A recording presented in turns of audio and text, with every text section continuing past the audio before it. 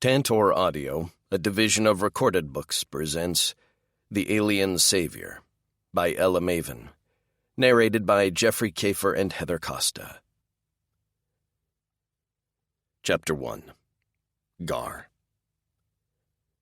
She sat with her back to me, her bare skin glowing in the first rays of the morning sun while she brushed her hair. The ends of her shining locks touched the top of her heart-shaped ass. In a moment she'd stand, and I'd get a full view of her perfection before she slipped her short pants on. I hated those clothes. I'd spend all day sneering at them, wishing I had the honor of shredding them with my fangs and burying my face in the sweetness of her cunt. Of course, I'd never get that honor, and I shouldn't, especially because of acting like this, standing in the shadows outside her window every morning watching her like a flecking wretch. I didn't want to, but this was where my feet led me daily. I couldn't function without seeing my Naomi every morning, hearing her quiet voice as she talked to herself. I'd worn a groove in the dirt with my boots outside her room from spying on her. My brother always said I was stealthy for my size, and I'd never cared more than now when I could use that skill to get a glimpse of the one thing I wanted most on this world. Well, that and the head of every old Donnie on a spike. I was more likely to get the latter. I could not bind Naomi to me. Not that Fatus would ever give me a mate, but if she did, no way could I let Naomi see the flecked-up shit in my head. Even I didn't want to see it, and I lived with it every day. No, I wanted Naomi to stay sweet and unblemished from my darkness. She was better off without me. Just then she rose, and I inhaled as I caught a glimpse of her lean legs. She was tiny, the smallest of the human females, with big round eyes, tiny brown dots splashed across her face, and gleaming hair which swirled around her waist. Her breasts were large, and I'd heard her complain to the other females about the lack of a proper bra, which I understood as a sort of support for her breasts. I preferred to watch them swing free beneath her shirts. She angled her body, and I saw one pink-peaked nipple. My mouth watered. My cock thickened in my pants, but I didn't touch it. The pain of no release was not even close to what I deserved for this. If she just moved her leg, there. Just a glimpse, but it would fuel me from many rotations, probably the rest of my life. Her cunt covered in a patch of dark curls. I ached to get closer, to kneel at her feet and worship her as she deserved. But she should get that from someone else, a better male with a clean mind like Xavi or Nero. I growled, thinking of them touching her, and she jerked. As her head turned toward the window, I ducked out of the way with a muffled curse. I didn't wait to see if she'd seen me. It didn't matter now. This was the last time I'd watch her, the last time I'd torture myself with what I couldn't have.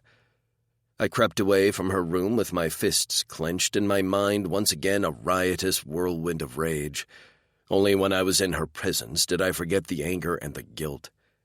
As soon as she was out of my sight, it came back stronger than ever. I stayed in the shadows until I was far enough away from her room to show myself, then strode toward the dining hall.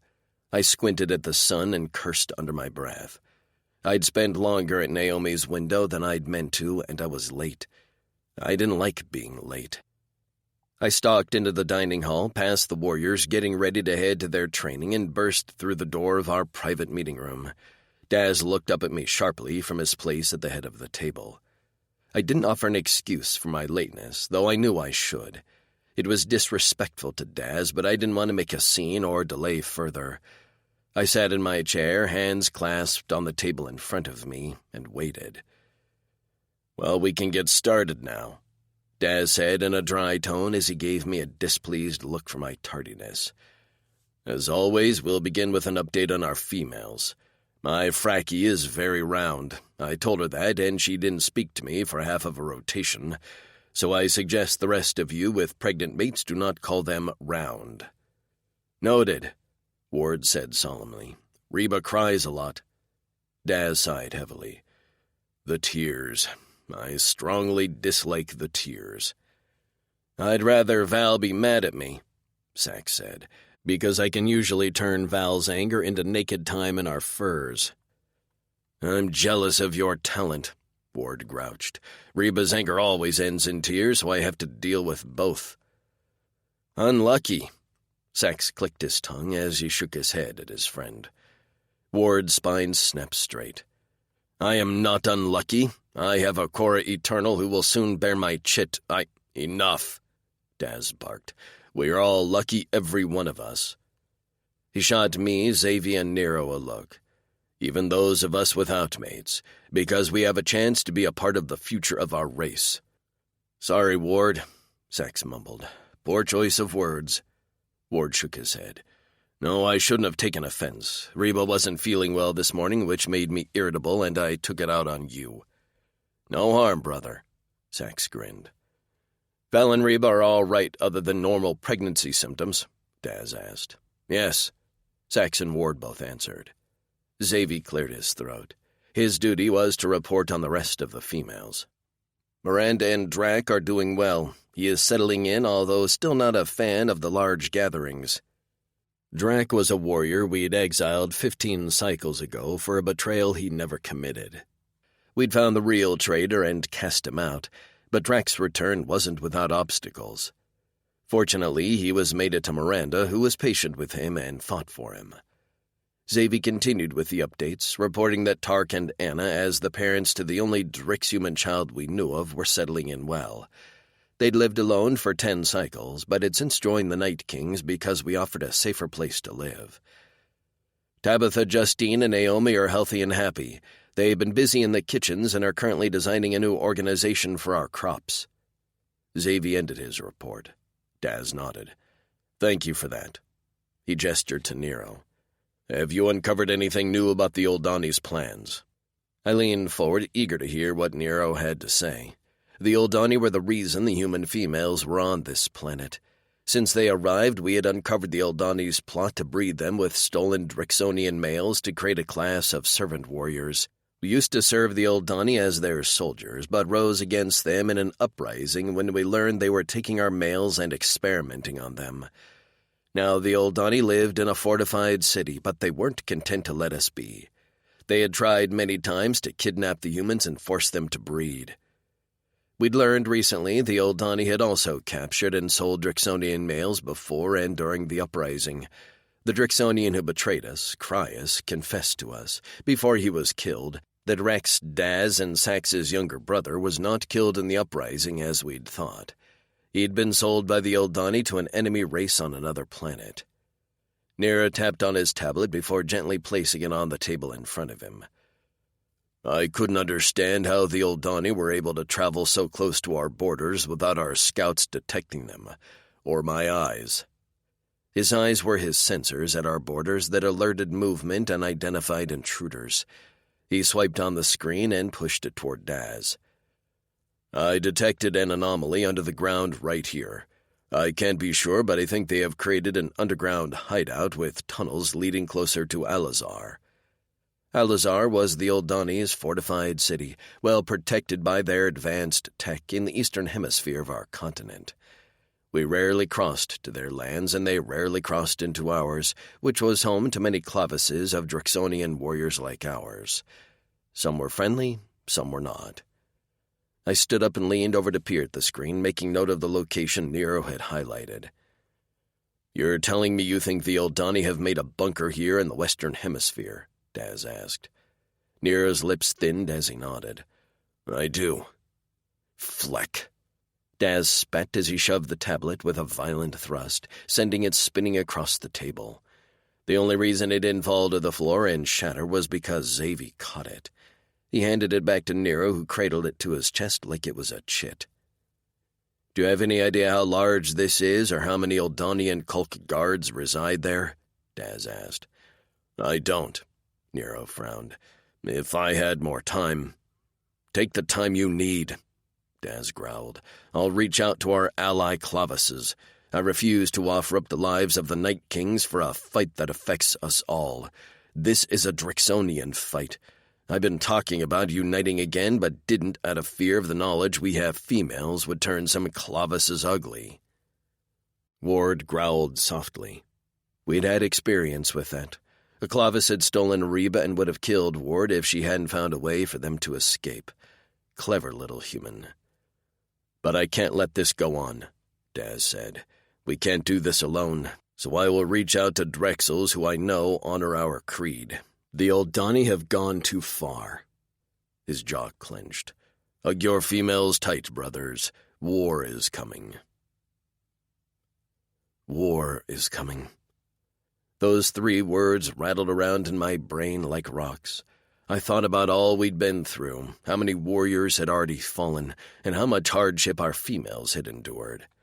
Daz might have trusted some of the other Drexels, but I didn't. I trusted my Night King's counsel, and I trusted myself. I had limited skills and wasn't good for much of anything, but I was an excellent warrior. I could track, hunt, and kill.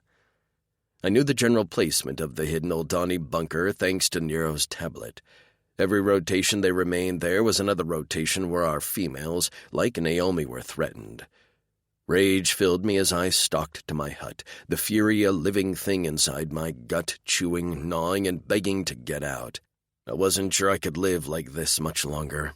I could do one thing to make the lives of my brothers and the precious females better. I knew what it was, and fleck it all, I was going to do it. I entered my hut and slammed the door shut behind me. As a member of the Night King's Council, I received my own hut, even though I didn't need it.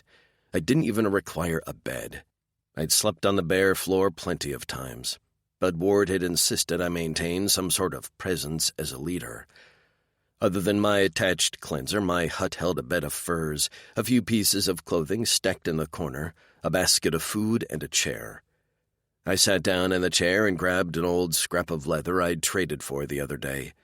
I laid it flat on the ground and filled it with a few pieces of antella jerky, some dried fruit, and hardy roots to chew on. After that, I tied the leather edges into a bundle. I inhaled deeply and looked around the room. There was nothing here that mattered to me. The furs were cast-offs. All the good ones I had acquired had been given to the human females, which was where I wanted them. I had the corner of my room where I knew just below a layer of dirt lay a weapon I'd taken long ago during the days of the uprising. I'd been waiting for a time to use it to the benefit of my race. Now was that time. I started toward it just as my door burst open. I turned to find Ward's frame filling my door. I shoved the leather bundle in the back of my pants. "Brother." He slowly sauntered into my space and glanced around. "Really love what you've done with the place." I didn't find him humorous. "Did you need something?" He placed his hands on his hips and stared at the floor before meeting my gaze. "Are you okay?" His question wrapped around my throat and squeezed. I didn't want to answer that, and before meeting his Cora Eternal, I wasn't sure Ward had ever said those words to me. But Reba had made him a little softer, more observant, which meant he seemed on a mission to fix me. Make me okay. Make me happy. It was a pointless as fleck mission, but I hadn't bothered to tell him yet. "Fine," I answered. He narrowed his eyes in a way that reminded me so much of my twin sister. My gut churned like it always did when I thought of Maeve, followed by the white-hot flush of anger.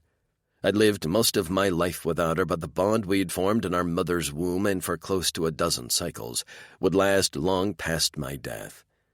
Laughter drifted in from outside. A knock rapped at my door, followed by a loud, "Ward?" "Yes, my mate," he called to Reba. He swung the door open, and her swollen belly made its entrance before she did. Her face was flushed from the heat and the exertion of walking only a short distance. When we'd first met, I blamed her for my brother's injuries, since her escape was the reason he'd been wounded. But since then, I'd come to respect her for her cleverness, devotion to Ward, and most of all for the chit she was currently growing in her belly. The next generation of my family. She blew a strand of hair out of her face that had escaped its tie. "Sorry, I know you said to wait outside, but the sun was getting to me." Immediately, he looked stricken. "I'm so sorry. I shouldn't have asked you to—" She cut him off with a wave of her hand. "Relax, I'm not going to die. The heat just makes me grumpy." She shot me a look that I couldn't decipher before she called over her shoulder. "They're in here. Come in." I stiffened because I could sense her before she took one step into view. Naomi. She crept inside on silent feet, a trait that surprised me because I could hear the rest of the females coming from a far distance. She wore a long pair of pants, boots, and a small shirt, which was only a band across her breasts. The muscles in her taut stomach shifted when she moved, and I longed to run my tongue along her ribs. When she reached Reba's side, she looped her arm through her friends and smiled brightly at my brother. "Hey, Ward." He nodded at her. "Naomi?" Her eyes flicked to me and color rose in her cheeks. Sometimes she looked away quickly, but not today. Today her gaze hooked mine and held. "Hi, Gar." I knew I was supposed to answer her. I could feel my brother burning a hole in the side of my face, but I couldn't speak. She must have seen me this morning. There was a challenge in her eyes. Would she tell my brother? Had she laughed with the other females about how pathetic I was? I remained silent, and with each passing moment, Naomi's bold stare weakened until she winced and her eyes dropped. "Gar," my brother barked. My room was too small. There were too many people in here. My skin felt tight and my scalp around my horns itched. I needed to get out of here before I started throwing things. I started for the door. "I have some tasks to get done. You're coming to morning meal with us," Ward all but growled. I hesitated and prepared an argument, but when I whirled to find Ward glancing at me and Reba rubbing Naomi's back, I knew I had to make amends. I was imagining things, making up problems where they didn't exist. Naomi hadn't seen me watching her this morning. She'd only wanted a greeting, which I couldn't even bring myself to do. If this was the last I saw my brother, his pregnant Cora Eternal, and the only female to ever make me feel desire, then I had to make the most of it. So I swallowed my refusal and gave my brother a sharp nod. "I will." His eyes went wide with surprise for a moment, probably because he'd expected me to argue. Then he blinked. "Great, let's go. You're joining us, Naomi?" "I am," she said in that soft voice of hers. Ward gestured for the women to walk ahead of him, and they walked out the door arm in arm. I discreetly placed the leather package near the door. I'd have to return to get it. My brother and I followed the females out of my room and headed in the direction of our barracks, where the kitchens were located and a large dining hall. The girls talked quietly about Reba's pet whelp, Luna, who was now full-grown. Reba had to start letting Luna out of the walls occasionally to hunt for her own food. She always returned, tongue lolling happily, teeth stained with Entella blood. In the dining hall, we heaped the food offerings on our leaf plates, as the females called them. The food had improved since the humans took over most of the cooking.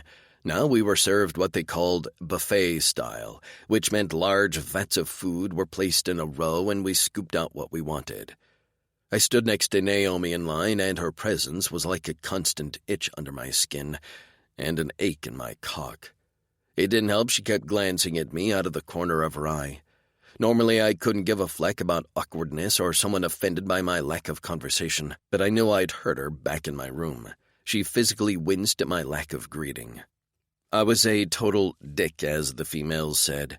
Well, they didn't know I was aware they called me that, but I'd overheard it. I still wasn't sure what a dick was, but they sneered it with curled lips. Naomi never called me that, though. I'd heard her defend me a time or two. Why? I wasn't sure. I didn't deserve it. Whatever a dick was, I accepted the title and probably deserved worse. With full plates, we both turned to sit down to find that the only seats available were right across from each other. I took my place next to Ward, and Naomi took her seat next to Reba. I was forced to look at her, to feel the coolness of her breath when she blew over her hot porridge, to smell the scent of her hair. I itched to touch her, but I hadn't dared, not since the rotations before we reached the safety of these walls. She didn't need me now. She was safe here. Naomi remained quiet, offering only a few words when Ward and Reba tried to draw her into conversation. She watched me from beneath her thick, dark lashes, as if trying to hide her glance. But I didn't have to see it. I felt it. Finally, I couldn't take it anymore. I cleared my throat. "Hello, Naomi." She froze with a handful of food halfway to her mouth. Reba choked and coughed before gulping down some quaw. Ward sucked in a breath, then held it. Naomi blinked at me rapidly as I sat still, barely able to believe the words were out of my mouth. I rarely talked to her, too afraid I'd lose my mind, grab her, and never let her go. But I couldn't hurt her, not if it were the last memory she had of me. She dropped her hand back to the table and I swallowed. My Cora pounded. Then her lips split and she gifted me with a rare, bright, full-out Naomi smile. Just the sight of it made the air clearer, the food taste better, the sunshine brighter. "Hi," she said, her little tongue peeking out between her blunt white teeth. She beamed at me, then at Reba before tucking back into her food, a pretty flush on her cheeks highlighting the small brown dots on her skin. Reba stared at Naomi, then at me before sighing heavily. "Denial isn't just a river in Egypt," she muttered. "What was that?" Ward asked. "Nothing," she answered. Naomi elbowed her and they both laughed. I closed my eyes, imprinting that sound into my memory. I'd need it where I was heading next. Chapter 2. Naomi. Something was off about Gar. Well, something was always off about Gar. But today he was even more gruff, distracted, and downright irritated at my presence than normal. I wasn't sure why I felt responsible for Gar's emotions, or rather why I felt it was my duty to make him happy. Nothing made Gar happy. But like an idiot, I kept trying, even though every interaction with him was like bashing my head against a wall. I wouldn't have bothered, except just when I felt like giving in, he'd let a whisper of truth slip through, in the way his eyes tracked me at all times, or the way he flexed his fists when I got too near, like he had to hold back from touching me. I still remembered when we'd first arrived on this planet, kidnapped by the gross Raghouls and rescued by the Drixonians. We hadn't known if the blue-horned aliens were the good guys at first, but they'd taken us to their hideout and kept us safe. With no translation implants yet, we hadn't been able to understand them, but they'd been patient, fed us, and were as gentle as could be. It was just my luck I got my period and woken up to my borrowed furs covered in blood. I'd never forget Gar's panic as he scooped me up and raced to the cleanser, where he'd searched my body for injury. His big hands had touched every inch of skin, looking for the source of the blood. At the time, I'd been terrified, but looking back, I realized now he'd been out of his mind with fear I'd been hurt. I almost wished that hadn't happened, that I didn't know what it was like for Gar to care so much. He spent so much time with a face like stone and pitch-black eyes, but then his anger had taken on another form, his eyes a stormy purple as he growled, handling me possessively. I fully believed at the time he would have fought an entire army single-handedly if they were responsible for one drop of my blood. Gar didn't like when anyone stared at him, not even the other warriors, and definitely not the women. I wasn't sure if it was a vanity thing, although I couldn't imagine Gar really gave a crap about how he looked. He did look different from the other warriors. The left side of his face was a spiderweb of scars that marred the blue flesh with white lines. His left horn was broken, the ends sharp and jagged. As far as piercings, each nostril was adorned with large golden rings, and he had the tongue piercings all the warriors had.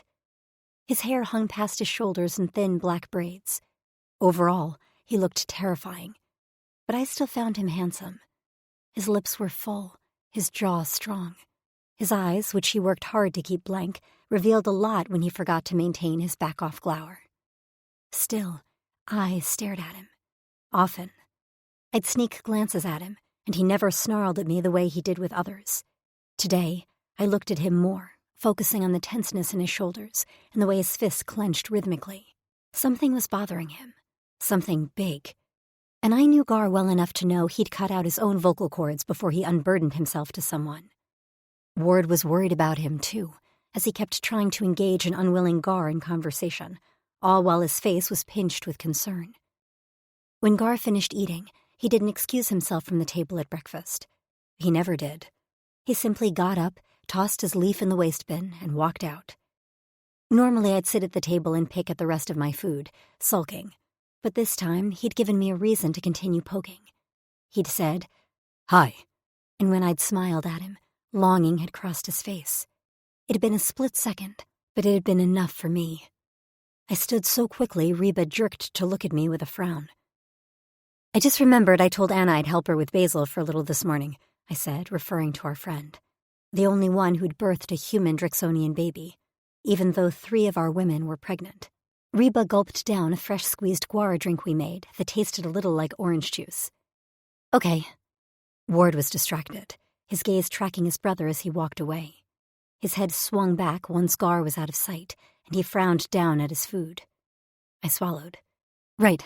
See you guys later." With a small wave, I jetted out of there before anyone could stop me. I was worried I'd lost him, but when I walked out of the dining hall, I spotted Gar entering his hut.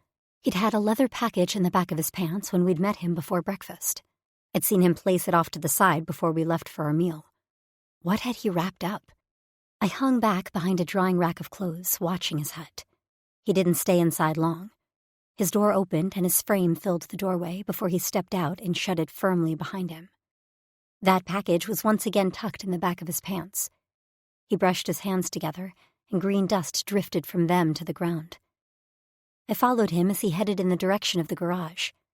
I kept to the shadows at a near crouch. Luckily, I was small, and the warriors were so tall they often looked right over my head. Gar walked into the garage, which was full of gleaming hoverbikes. I hadn't been on one since we arrived within these walls, but I still remembered what it felt like to sit in front of Gar, his big arms caging me in while the powerful bike vibrated between my legs. The other women had been terrified of what was to come, and I had been too.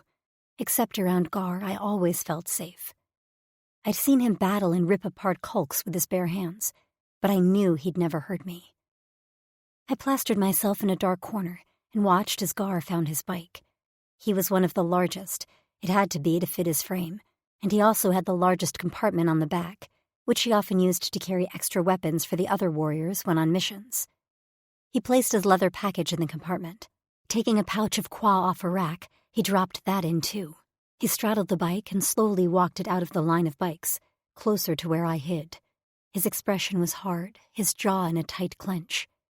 I ached to go to him, to smooth the frown in his nubbed brow and tell him he could unburden his thoughts on me.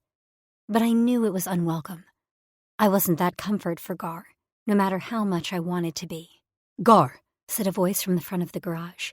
The big warrior's head went up, and irritation thinned his lips before he unstraddled his bike with a low growl. "What?" He strode toward the front of the garage and out of my sight. I heard his voice, mingled with one of the younger warriors who often cared for the bikes. Something about fuel and polish. Then Gar asked him to open the gates. "Where are you going?" the warrior asked. "None of your business," Gar shot back. The other warrior muttered an apology, because that was what everyone did when Gar got grumpy with them. I fisted my hands at my sides. So, I'd been right. He was leaving. He hadn't said a word to Ward, which bothered me. Where was he going? This wasn't a normal hunting party, and few warriors ever left the gates alone, unless they were scouts, and that was a planned schedule which they completed on foot. I had 2 options: confront Gar and ask him where he was going, which most likely would result in him shutting me down and me crying about it in the privacy of my room. Gar wasn't magically going to open up and tell me what was wrong and where he was going. My other choice was not a good option. Several of the other women warned of the dangers outside the gates, and I believed them. Their stories scared me. But my concern for Gar ran so deep, I made a split-second reckless decision. Before Gar strode back into the garage, I raced to his bike. Throwing up the lid of the compartment, I climbed inside. After much contortion of my limbs, I curled into the fetal position. Just as I heard booted footsteps returning, I reached up and closed the lid.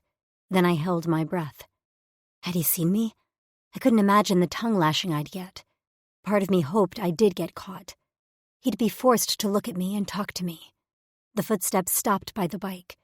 I waited, blinking into the dark, staring at the lid, waiting for it to open, and Gar to haul me out by the scruff of my neck. But that didn't happen. My stomach dipped as the bike shifted. I could feel Gar's presence near my head as he settled on the bike. A flip switched, and the engine roared to life. The bike rose, and my head spun with vertigo. Oh God, the last thing I wanted was to throw up in here. The bike moved forward, and after a few moments I heard the gates close, and we picked up speed. The bike dipped and rolled. Oh God, oh God, oh God, I whispered to myself. I'd really done this. I'd hidden in the back of Gar's bike while he drove outside the walls. This was not good. In fact, this was really, really bad. If Gar didn't kill me himself when he found me, which he inevitably would, then Miranda would kill me. I squeezed my eyes shut, clasped my hands together, and hoped this was just a joyride. If I could get back and out of here without anyone noticing, I might just survive this. We rode for what felt like hours. I dozed off here and there, lulled by the swaying and vibrations of the bike. I took a few sips of the qua and nibbled on a bit of Antella jerky from his small leather pouch when I got hungry. Gar didn't stop. He just rode, and I couldn't make sense of it. Why would he be traveling so far, and without any warriors to have his back? They were a pack race, and stronger together. A bit of light crept into my hiding spot, and it was then I realized the rushing wind had exposed a small slit in the leather of his compartment, probably a result of a past battle. Wiggling my finger into it, I was able to open the cut just wide enough I could see out of it. Blue and green flew past us, making me dizzy, so I turned away, wincing as my cramped legs protested. I needed to get out here. I could yell for Gar, but he wouldn't hear me over the wind. I was praying he'd turn around from this little joyride and we were on the way back. Stupid Naomi, I chastised myself in a whisper. This was really stupid. Except when the bike finally slowed. I squinted through my peephole to find we were in an unfamiliar area. The trees were less dense here, and tall blue grass blew in the breeze of an open plain in the distance. Gar settled the bike down and turned off the engine. For a moment, he didn't move, and I held my breath. Should I tell him I'm here? I should. He'd yell at me, but at least he'd keep me safe. The bike shifted, and then two thick legs came into my view. A rustling sound followed, and part of my vision was blocked by blue leaves. Was he hiding the bike? Then he strode away and stopped nearby, thankfully in my line of vision. I could see all of him now, and he stood with his giant hands braced on his hips, head tilted back facing the sun. He remained motionless for a long time, his great chest inhaling and exhaling. I couldn't tear my eyes away, even though I felt like I was watching a private moment. He closed his eyes, and a mighty grimace crossed his face. Pain etched into his features so deep, I thought he'd crack open. My lips parted, and I curled a finger around my peephole, just as he fell to his knees with a thud. He pulled a small disc from his pocket and flipped it through his fingers like a poker player with his chips. Then he lifted his opposite arm, unleashed his machetes, and sliced into his wrist.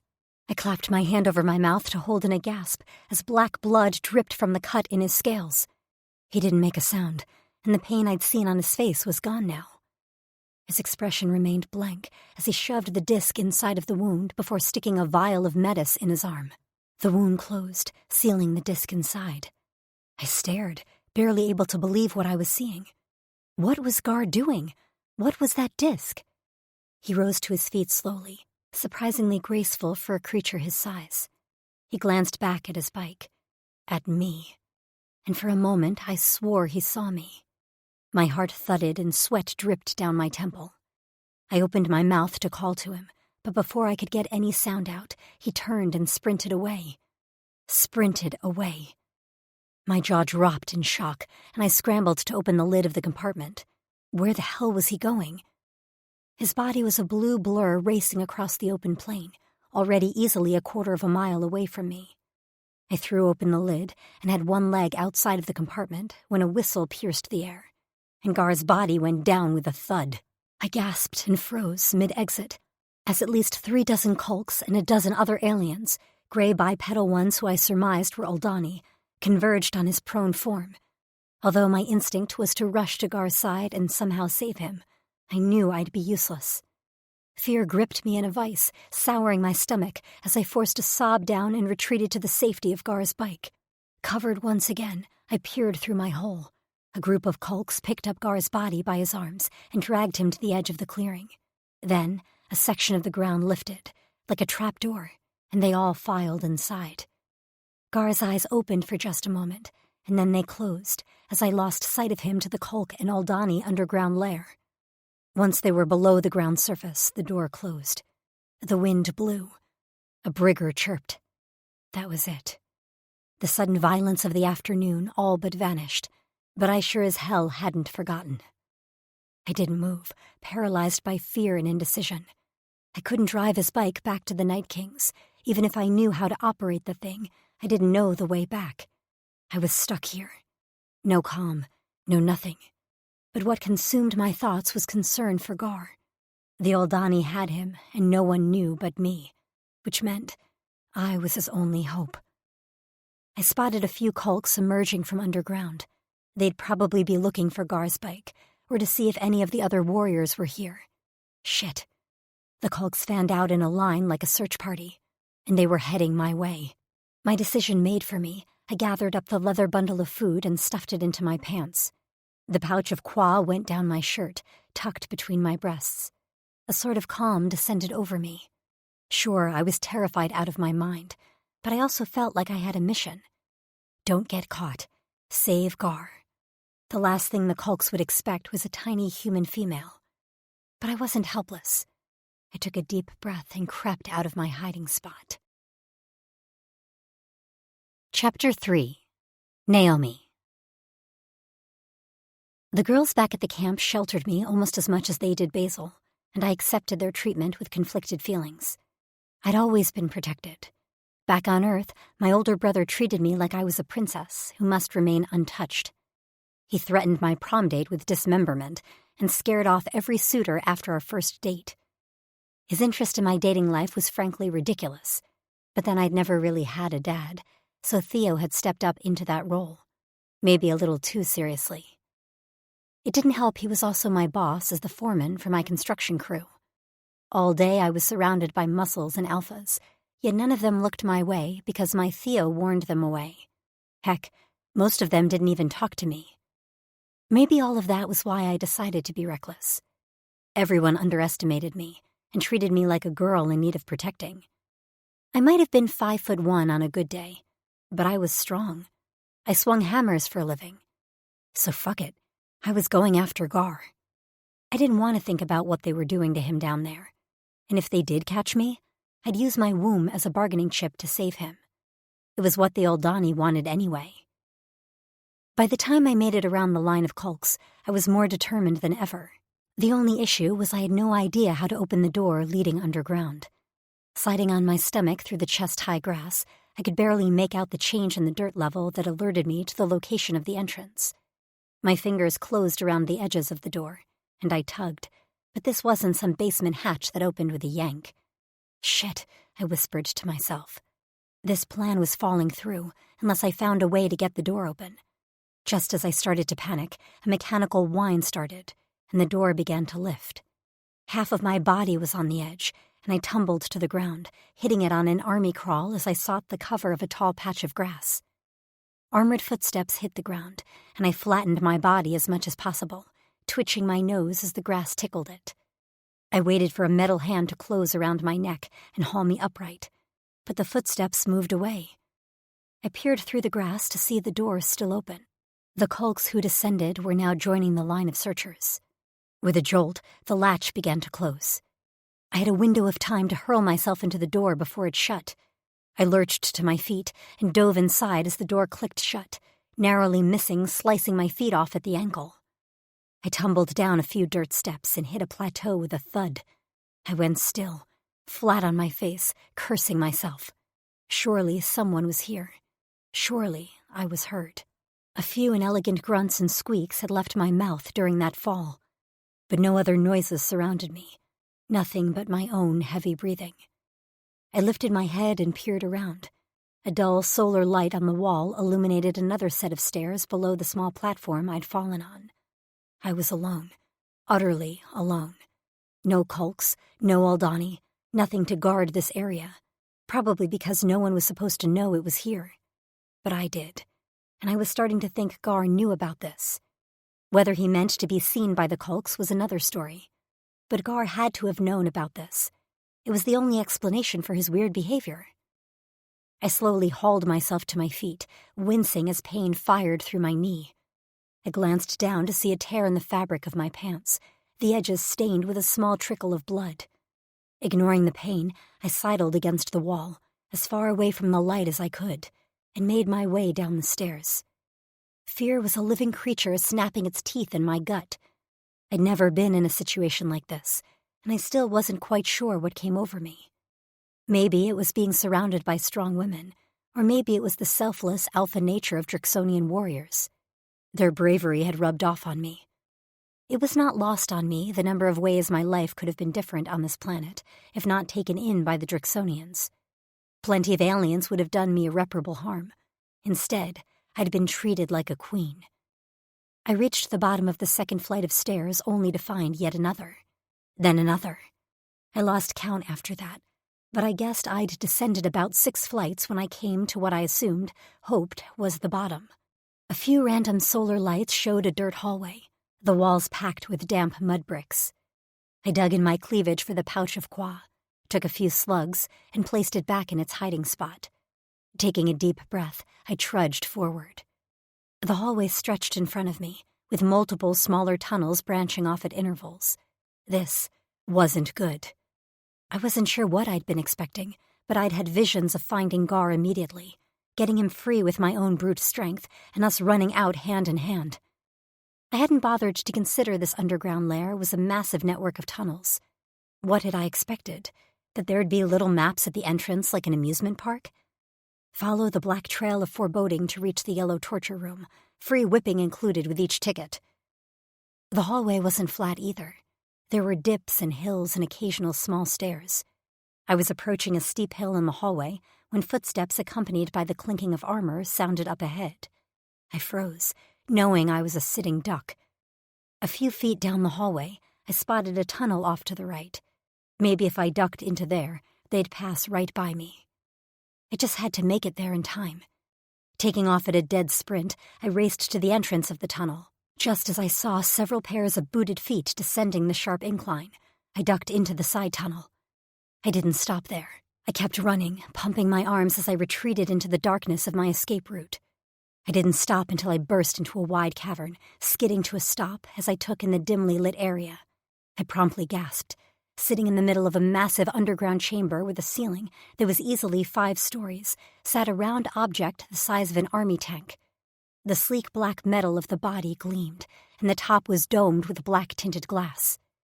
It looked like a plane or even a spacecraft, something that flew, and I blinked at it, barely able to believe what I was seeing. I took a step forward, entranced by the massive machine, when a hand clamped around my neck. I screamed just as my body was hoisted off the ground, and no kicking of my legs or squirming could dislodge the grip. I was roughly turned around, only to come face to face with a gray-skinned face. Its thin lips pulled back into a semblance of a smile as it gleefully declared, "Human." Gar. My plan had mostly worked. I had hoped to stay conscious the entire time they hauled me underground, but their drug was strong.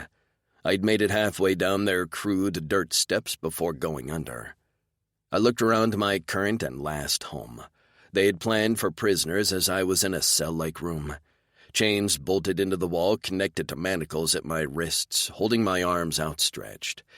If I tugged hard enough, I believed I could break the chains, but I didn't want to do that. They had to think I was beaten and helpless without my clavus. They'd already done a number on me. I'd woken to the pummeling of fists and boots. My ribs ached fiercely, and there was a ringing in my ear which would have been concerning if I planned to live to sundown. My blood dripped to the dirt floor, and I sniffed through a clogged, probably broken nose. Wouldn't have been the first time. I cracked my neck, wishing there were some fleckers in here for me to glare at. I wasn't ready to detonate the weapon in my arm. I wanted some high-ranking old Dawnian here with me so I could see the looks on their faces when I detonate the explosive, and they realized that they were about to be blown apart along with everything else in this bunker. I wanted to flash a bloody grin at them to show them that I'd won, even if this was my grave too. The Oldani were soft and unskilled in battle, but they were not peaceful.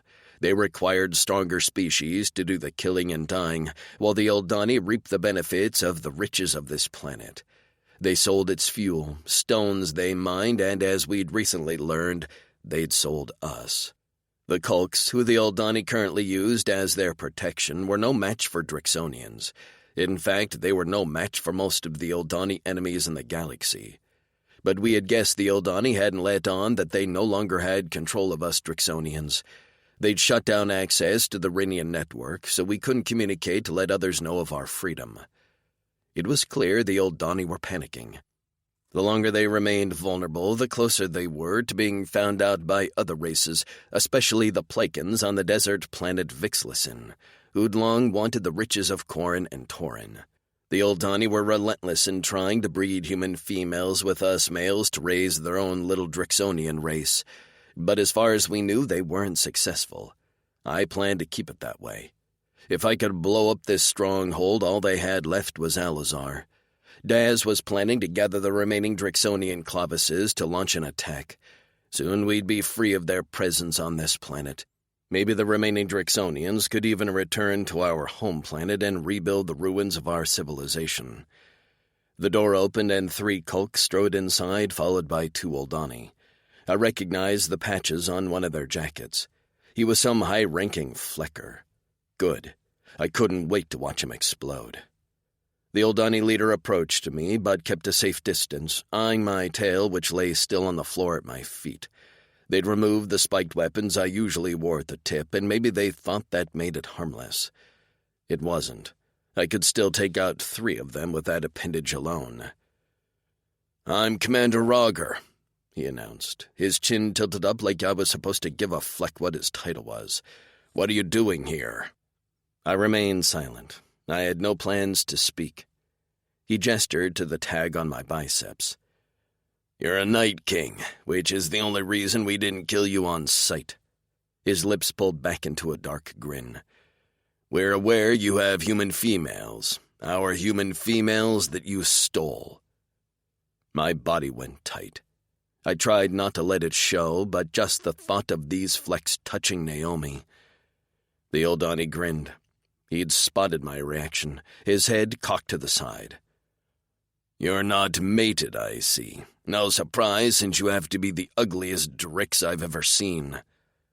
I only stared at him, like I gave a fleck if he called me ugly.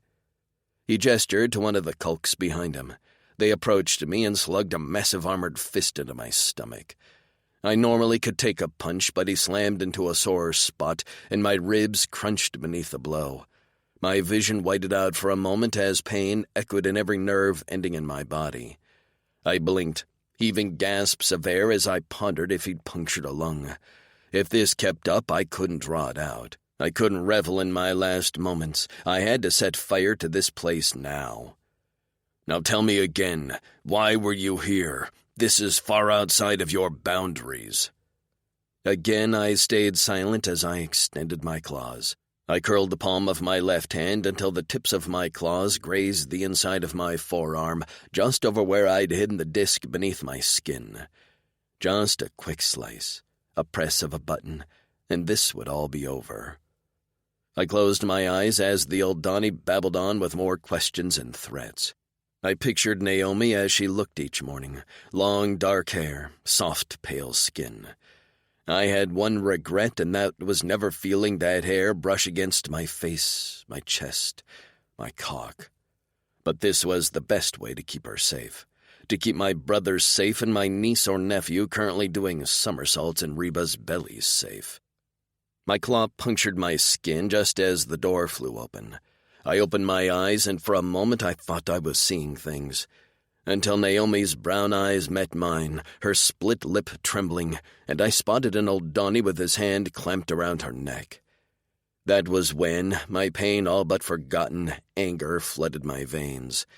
I threw back my head, roared, and promptly lost my mind. Chapter 4. Naomi.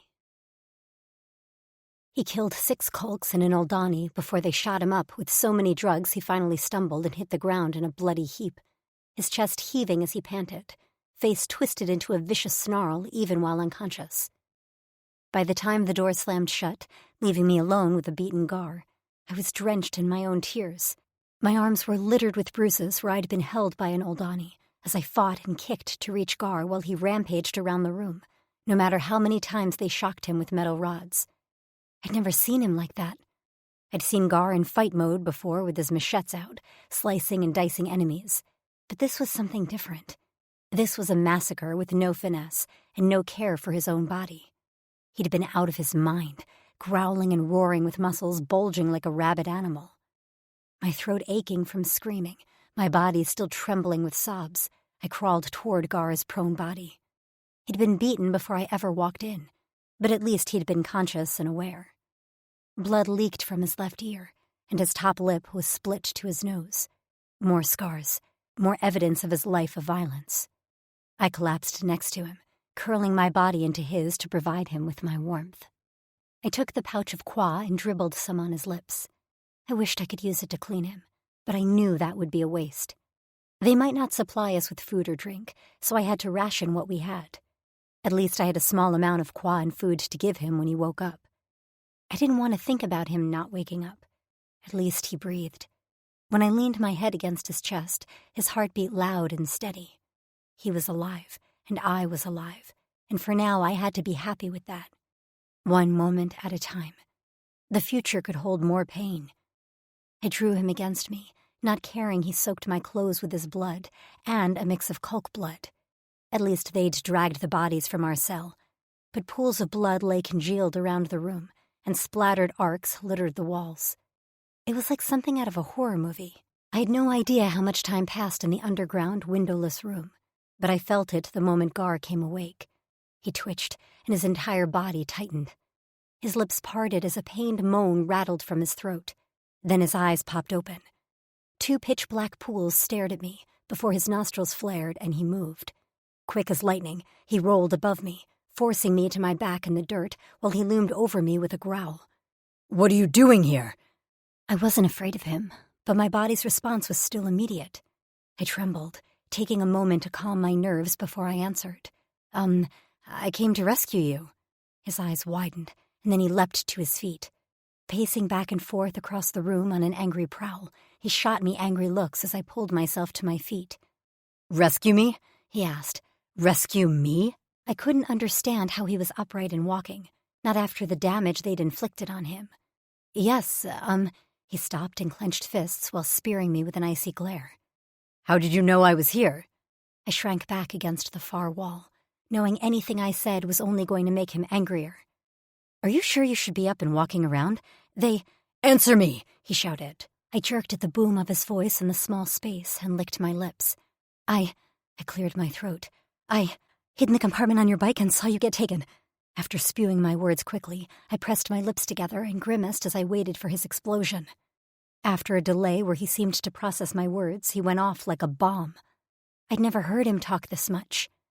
He chastised me on my carelessness and recklessness. He ranted about safety, and I felt my anger rise with each word. He was the one who was careless. Why did he leave the walls alone in the first place? "Okay, I'm sorry I got on the back of your bike, okay?" I ranted back at him. "I get it. I fucked up. But what the hell is so wrong with me trying to come save you? You know the Aldani won't kill me." "What is wrong?" he asked incredulously. "What's wrong is that you should have left me down here. What could you possibly do to save me from the Aldani?" I clenched my fists and shouted. "I thought I could bargain for your release with my womb." He went still, so still I didn't think he was breathing. He didn't even blink. Then he surged forward so fast that I stumbled until my back hit the wall. He was inches from me, arms caging me in as he bent at the waist to shove his face into mine. "You never ever use your body to bargain for mine," he rasped, his voice a low whisper. "You, Naomi, are worth 10 of me." I shook my head as tears gathered at the corner of my eyes. "No, I'm not." "You are," he insisted, as his hand lowered to clasp the side of my neck. I gasped as his thumb brushed the base of my throat, and his fingers curled until his claws just settled on the skin at my nape, sending a shiver down my spine. His forehead dropped against mine, and I felt a shudder go through his big body before he whirled away, giving me his back. I reached out and gently touched the spot on my neck where his palm had been, wishing I had the warmth of his skin back. Even when he was furious at me. "I'm sorry," I said to his back. He propped his fists on his hips with his head bowed. He heaved a deep sigh and looked to the ceiling. "I have a mission of my own choosing, and that's why I'm here. But first, I'll make sure you get out of here safely." "What's your mission?" I asked. He shook his head, but otherwise didn't move. Dread gripped me, and I slowly walked around to face him, peering up into his black eyes, which avoided me altogether. "Gar?" He remained silent, face stony. I stepped closer and reached out to brush my fingers along his chest. He closed his eyes, and the muscle beneath my touch jerked. "What mission, Gar?" He opened his eyes, and a deep purple greeted me. "I came down here to blow up their hideout." I must have misheard him. Blow up? The disc I placed beneath my skin. Understanding dawned on me, and my stomach churned. "No!" He nodded. "Yes. It can't be detonated remotely. I was going to blow this whole place to bits with me in it. Now I can't, because first I have to get you out. Then I'll finish my mission." Tears leaked from my eyes. "No!" His jaw clenched. "Yes, I will. You will not win this, little one, so don't try to change my mind. I will see this through. My last act as a Drixonian warrior." Gar. She wasn't speaking to me, and it was better that way. I was furious with her. No, furious wasn't the right emotion. I was something else, something I'd never felt before.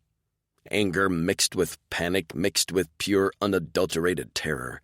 She'd put herself in danger for me, and this was only further proof that I was no good for her, that my tainted existence would only harm her. Already her pretty arms were covered in dark spots the humans called bruises. Her knee bled, and she'd bitten her lips until they were red and cracked. All that for me. A waste. They hadn't bothered to chain me up again, probably assuming I was too injured to be any harm. That was a mistake. The females said us Drixonians healed fast, and compared to them we did. Naomi would carry those bruises for several rotations. Those cuts even longer. Their thin skin couldn't take many injuries, but us Drixonians were born for battle. We carried scars, though. Many. Our scales could knit themselves back together quickly, but it wasn't pretty. Drank carried a nasty gash across his throat, and the left side of my face was a crisscross of lines like tree roots. The injury sustained during an explosion during the uprising should have killed me. Instead, I woke up with a flecked-up face and a cracked horn while a healer shot me so full of medis I hadn't been able to think straight for 2 rotations. I cheated death. That should have been it for me. I was the only one who set off the explosion, fully expecting to be a victim to it, along with hundreds of Oldani and thousands of Kulks. Instead, I woke up, and now I was just on borrowed time. We'd done it, though. That had been during our last advance when we'd pushed the Oldani back to the main city Alazar and where they now stayed. Or were supposed to stay. Instead, they were here, once again encroaching on our territory. I was sure they hated how much they needed us to protect themselves. Their time would have been better spent developing better armor for their own soldiers and training them to defend themselves. But they preferred their soft, weak life behind walls and employing other races to die for their protection. Fleck that. I wouldn't die for them. I'd die for me, for Naomi, for my brothers, for the right to continue our race. Naomi hadn't said a word to me since I confessed my plan. She sat on the far side of the cell with her knees pulled to her chest, facing straight ahead with a blank look on her face. Despite the ache in my ribs, I stood up with a moan and tested my body. Pain was everywhere, but it had lessened to a dull throb. I could deal with that. While I bent to the side, something soft hit me in the thigh. I frowned down at the ground where a pouch of qua lay. I raised a nubbed brow at Naomi, who now had my leather bundle in her hand, the one I'd put in my bike bags. With her face scrunched in anger, she pitched that at me too, hitting me in the chest. Then with a huff, she purposefully turned and faced the wall. I picked up the qua. "You need to drink." "I already drank some," she snapped. "You're the one who nearly died just now, so you drink." "I didn't nearly die. Drink the damn qua, Gar," she shouted, whipping her head to face me. Her long dark hair pulled back in a braid slapped the wall and her eyes blazed. "Drink and eat. I'm sorry your last meal isn't exciting, but that's what you get for going off on this stupid-ass mission." I'd never heard her raise her voice. I'd never heard her use those words the humans called swear words. "Nate, don't," she said through clenched teeth as she rose to her feet. "You never talked to me back at the Clavis. I'm not sure why you have to now. A day ago I would have soaked up any scrap of attention you gave me, but now it's too late. I'm not going to give you any more of my heart now that you're committed to dying for your cause." "It's not my cause," I growled. "It's for the rest of the Dricks and for you, the females." "I didn't ask you to die for me," she shouted. "The only thing I ever wanted from you was some sort of sign that you tolerated my presence. Why am I worth dying for when you can't even look at me?" I hadn't known this Naomi existed, this brave little hellion who yelled and challenged me. And now that I knew she had this in her, I wanted her even more. "I can't look at you," I snarled as I stalked toward her. She didn't back down, only tilted her chin up as I approached. "Because when I do, all I can think about is that you're everything I can't have." Her expression immediately shifted like the sun's rays appearing from behind a cloud. All anger fled from her pretty features as her mouth gaped and her eyes widened. "Me?" "You." The answer felt like blades slicing into my gums. "But I don't... Why?" I turned away from her because the warmth of her body scrambled my brain. "Why what?" "Why can't you have me?" That wasn't the question I thought she'd ask. I swallowed, my throat dry. "Because I will not be given a mate." I didn't bother to tell her I knew Fatus had not blessed us to be Korra Eternals. I'd already killed the old Donnie who spilled her blood and cut her lip. He'd been one of the bodies who dropped at my feet in this room. My wrists held no locks, which were the permanent markings that appeared when I killed the one responsible for drawing my mate's blood. If Naomi was my Korra Eternal, she would have had matching locks. As I suspected, Fatus would never give me a mate, let alone a Korra Eternal. I pushed aside the disappointment and told myself it was better she wasn't my Korra Eternal. This way she wouldn't have to be subjected to my aura. I didn't even want to live with my brain. When my twin Maeve died, half of me did too, and it resurfaced as a cruel, wicked thing that lived on bloodlust. Silence met my statement until her voice came again, softer now. More than Naomi I'd always known. "What do you mean?" "Fatus has other plans for me." "How do you know?" "I know," I growled. Her teeth clacked shut. "I know," I repeated. I had visions, dreams. I refused to share that with anyone, let alone Naomi. Her hand settled on my back, warm and so incredibly soft. Her fingers moved, tracing a line I knew was a scar I'd received in a long-ago battle with a Plaken while I worked for the old Donnie. "Well, I refuse to believe that." Her voice shook. "I think you have a greater purpose than dying for me." I closed my eyes. Didn't she understand? I was a Drixonian warrior. Dying for her was the greatest honor I could ever hope to achieve. My family line would carry on with Ward, and that was the way it should be. He was the best out of the living Garundums. The best out of all of us died in my arms after suffering for far too long. Heat blanketed my back and little hands rested on the side of my waist. I felt a tickle along my back and opened my eyes as something warm pressed right against my spine. Heat raced through my body and my fingers twitched. I slowly turned my head and glanced over my shoulder to see Naomi pressed against my back, her lips dropping a gentle kiss to the nastiest of the scars on my back. My Korra pounded and a roaring sound rushed through my ears just as she tilted her head back, brown eyes like liquid, and smiled. A longing sparked in me, sharp and hot, stronger than the charge rod the old Donnie had slammed into my side. What would it be like to wake up to that smile, to roll over in my furs and see her creamy shoulder bared, knowing I'd pleasured her the night before until she fell asleep full of me? I'd never dared to let myself want and dream. That was why I stayed away from her. But now there was no escaping, no getting away from the sight of her looking up at me like I was her hero, her everything. I had to act now, get her safe and complete my job before I changed my mind and flecked this all up. I had always been strong, my willpower unmatched. Naomi reduced me to a whelp pup. If I let this go any longer, I'd be following her with my tongue out, wagging my tail and begging for attention. A banging came from outside our cell, and I went still. Naomi plastered herself against me, but now she trembled, and a small squeak left her lips.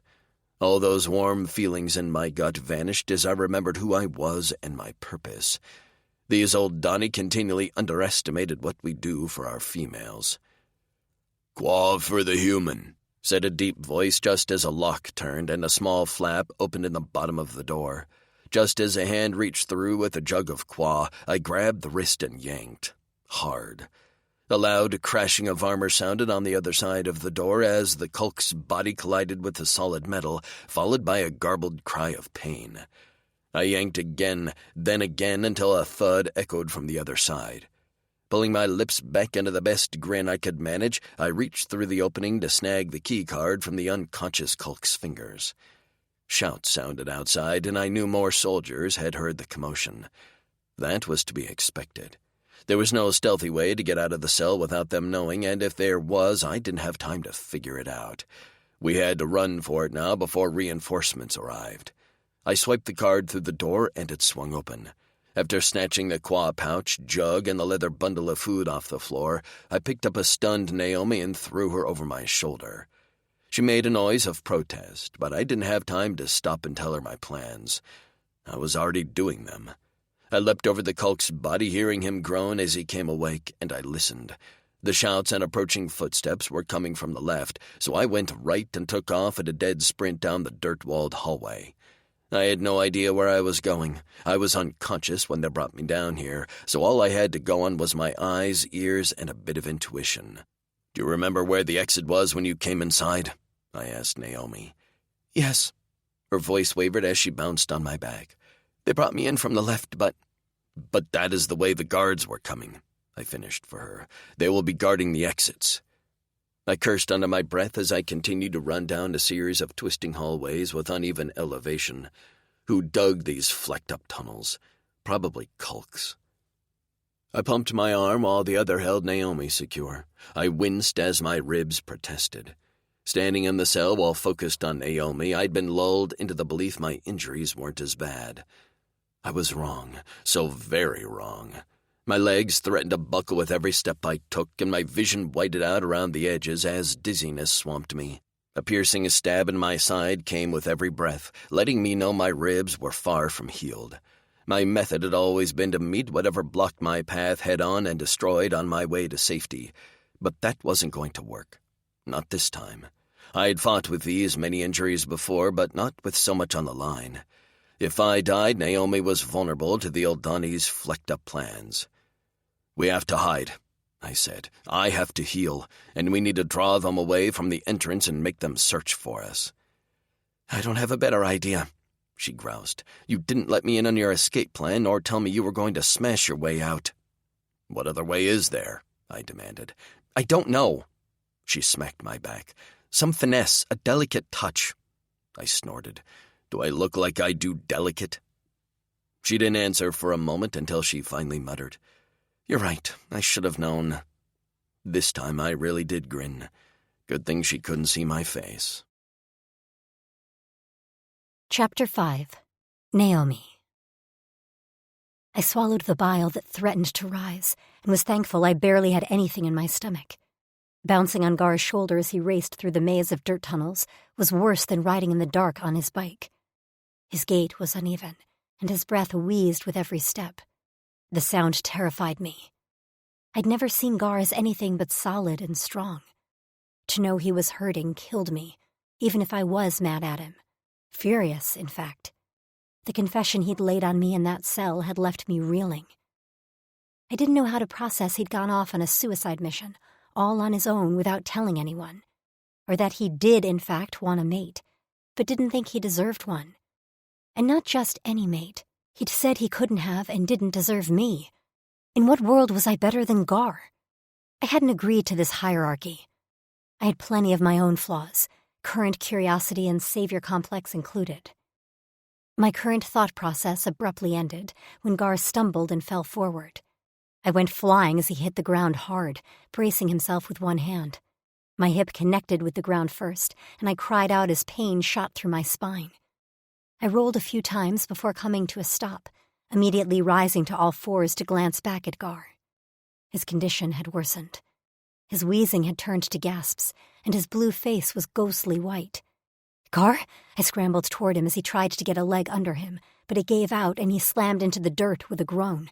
"Trying to get up," he gasped as pain turned his eyes a deep, fathomless black. "Stop trying, you dumbass," I said. "You curse lot," he rumbled. "Yeah, well, when you work in construction, it just kinda rubs off on you." Helplessness bubbled in my gut as I watched as Gar struggled to breathe, his limbs shaking with tremors of pain. We had to hide. That was the plan Gar had before he'd taken a nosedive. Hide. I glanced around, searching for something, anything, and found a small alcove a few yards ahead. I ran toward it, ignoring Gar as he angrily called my name. I pressed my ear against the wooden door, listening for any voices or sounds. The last thing we needed was to bust into a fully occupied room of Kulks. Closing my eyes, I tuned out Gar's wheezing, swearing, and crawling shuffles. I couldn't hear a single sound from the other side of the door. Surely if someone were in there, they would have heard us by now. Gar had hit the ground like a felled elephant. I was surprised the thud hadn't caved us in like a mine collapse. The door was locked, and I ran back to Gar, slipping the keycard out of his pants pocket where he'd stowed it. He offered up some sort of protest, but I was getting good at ignoring him. I raced back to the door and swiped it through the lock. It clicked open just as Gar lurched to his feet and braced himself up on the wall by the door. "Smart little one," he rasped. "Let me check the room first."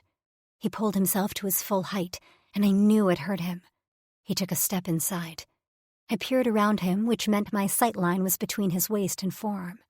The room, which was about the size of the cell we'd just left, was mostly bare. It looked like some sort of storage unit that wasn't well used. A few digging tools lay at the back. I pushed Gar inside. It spoke to his injuries that he let himself be moved, and shut the door behind us. We were plunged into complete darkness. The only light was a thin strip under the door from the solar light across the hall. "Fleck," he muttered, and then groaned. I heard a thud and knew he'd hit the floor. "I need to rest," he said. "I'll be okay, just time." I felt around until my hands closed around his broken horn. He jerked away with a growl. Sorry, I said. "Just trying to, oomph." Arms closed around my waist and tugged me down to the floor next to a big, hard, warm body. I heard him swallow a few times before the qua jug the Kulk had given us was pressed into my hand. "Drink. Hungry?" I took a long swig of qua. "No," I said. "You eat, please. I'll have something later." When I heard chewing, I knew he had to feel pretty hurt not to protest about me eating first. "Sleep, little one," he said. "We should be safe here. There's a lot of area to search. I'll hear if anyone comes outside." I yawned. "You need to sleep, too." "I will be fine," he rumbled. "Sleep." His fingers closed around the back of my neck, and he pressed the side of my head onto his biceps to use as a pillow. I listened to his heart, which beat strong and steady, and I focused on his breathing, which had evened out and sounded less raspy. I slowly reached out until my arms rested on his chest. He'd never let me get this close to him before, and the power under my fingertips overwhelmed me. Even hurt, he was a threat to any Kulk or Oldani. I brushed a scar over his heart, and his skin twitched between my palms. It had been a long time since I'd been next to a male member of any species like this. And not just next to, but touching. We were connected from toes to head. Well, my head on his biceps. His head was somewhere above me in the dark. My toes were somewhere around his knee area. Maybe. I'd never had sex. Just never. A few guys had fumbled fingers around my general vaginal location, but that had never amounted to much as we'd been teenagers. By the time I finished high school and started working for my brother, he'd chased away just about every date of mine. So yeah, I was a virgin. I didn't think it was a big deal. I wasn't holding on to it for marriage or someone special. I had just been kinda shy, and then busy, and it never happened. I had blurted it out one time while a little drunk on Xavier's spirits, and the girls had made it a whole thing. They acted like I had to be preserved and protected, as if my intact hymen meant I couldn't be trusted to make my own decisions about what I did with my body. I didn't think it was a big deal. There was no actual card I carried in my pocket. I had made out with men and used a vibrator. I just never had an actual penis enter my body. The thing my brother never understood was that touch was my love language. He wasn't a hugging type of guy, and neither were our parents. Miranda and the other women were the only ones who seemed to get that I liked physical touch. It soothed me, which was why Gar's rejection of me, from his physical presence to his eye contact, hurt. But now, he'd tugged me against him, and I wasn't sure he even realized his hand, connected to the biceps I was resting on, had lowered to support my back. His tail curled around my thighs. I was caged in, warm and protected, and I fucking loved it. I never really admitted it to anyone, but I was jealous of the girls who'd found themselves mates. I liked to be connected to someone, and despite his damage, I wanted that someone to be Gar. I had from the beginning, when his gaze had settled on me, hard and deadly, but his touch was gentle and unsure. He'd tried to tell me I wouldn't talk him out of this mission, but he didn't know me. He thought I was sweet, innocent, and meek, but I was also a pit bull when there was something I wanted. And I wanted Gar. I wanted his touch, his smiles, his devotion, and most of all, I wanted inside his head. I wanted his aura, because I knew there would be a lot of spring cleaning. Good thing I didn't mind getting my hands dirty. I ran my fingers south, ghosting over the sharp ridges of his abs. The muscles beneath me tensed. "Little one," his deep voice boomed a warning in the dark. I smiled to myself, glad he couldn't see me. "Sorry," I chirped the lie. His body went still, and his heart pounded. "You're lying." "How did you know that?" I demanded, then shook my head. "Never mind. Yes, I'm lying. I wanted to touch you, and I'm not sorry I did it." He didn't say anything after that, only continued to chew whatever food he'd picked from our leather bundle. After a while, my eyes closed, and despite the hard floor and the imminent danger outside of our door, I slept secure in Gar's arms. Gar. I woke up uncomfortable, not because of my injuries, but because of my cock. The flecked thing stood at attention, the tip poking the back of Naomi's thighs as she slept tucked against me, her long, soft braid tickling my chest. I ignored my cock's current stiff state to catalog my injuries.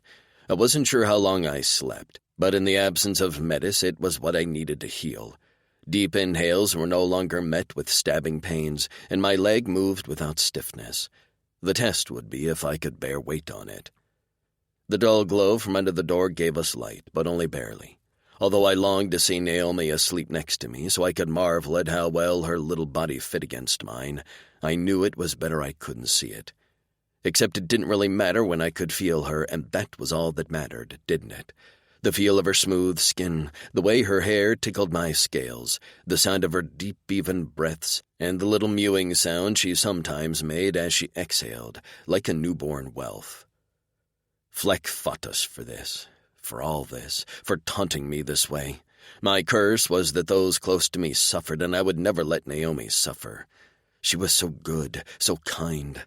Breathing her in was like inhaling the scent of the freshest as the sun rose, clean and untainted. The women were protective of her, and I understood why. Naomi called to all my protective instincts, but I let down the last female I was supposed to protect. I shook my head, pushing away the dark thoughts which always lurked in the shadows of my mind, threatening to take over. I rarely felt the sunshine anymore. Food had lost its taste. Everything had dulled, and that was my penance. Fatus had told me so. I'd die a painful death, but one worthy of a warrior. That was all I could see in my future. God, I was a depressing Fleck. Why did she tolerate me? Why did she want to touch me? I indulged myself for one moment, pressed my nose against the top of her head, and inhaled. Sweet, clean Naomi. Suddenly her groggy voice mumbled, "Did you just sniff me?" I froze, blinking into the dark. Slowly I withdrew my nose from her hair. I couldn't lie. It wasn't in the Drixonian nature, so I embellished. "I was only breathing," I grimaced, "near your head." She let out an inelegantly adorable snort and turned in my arms.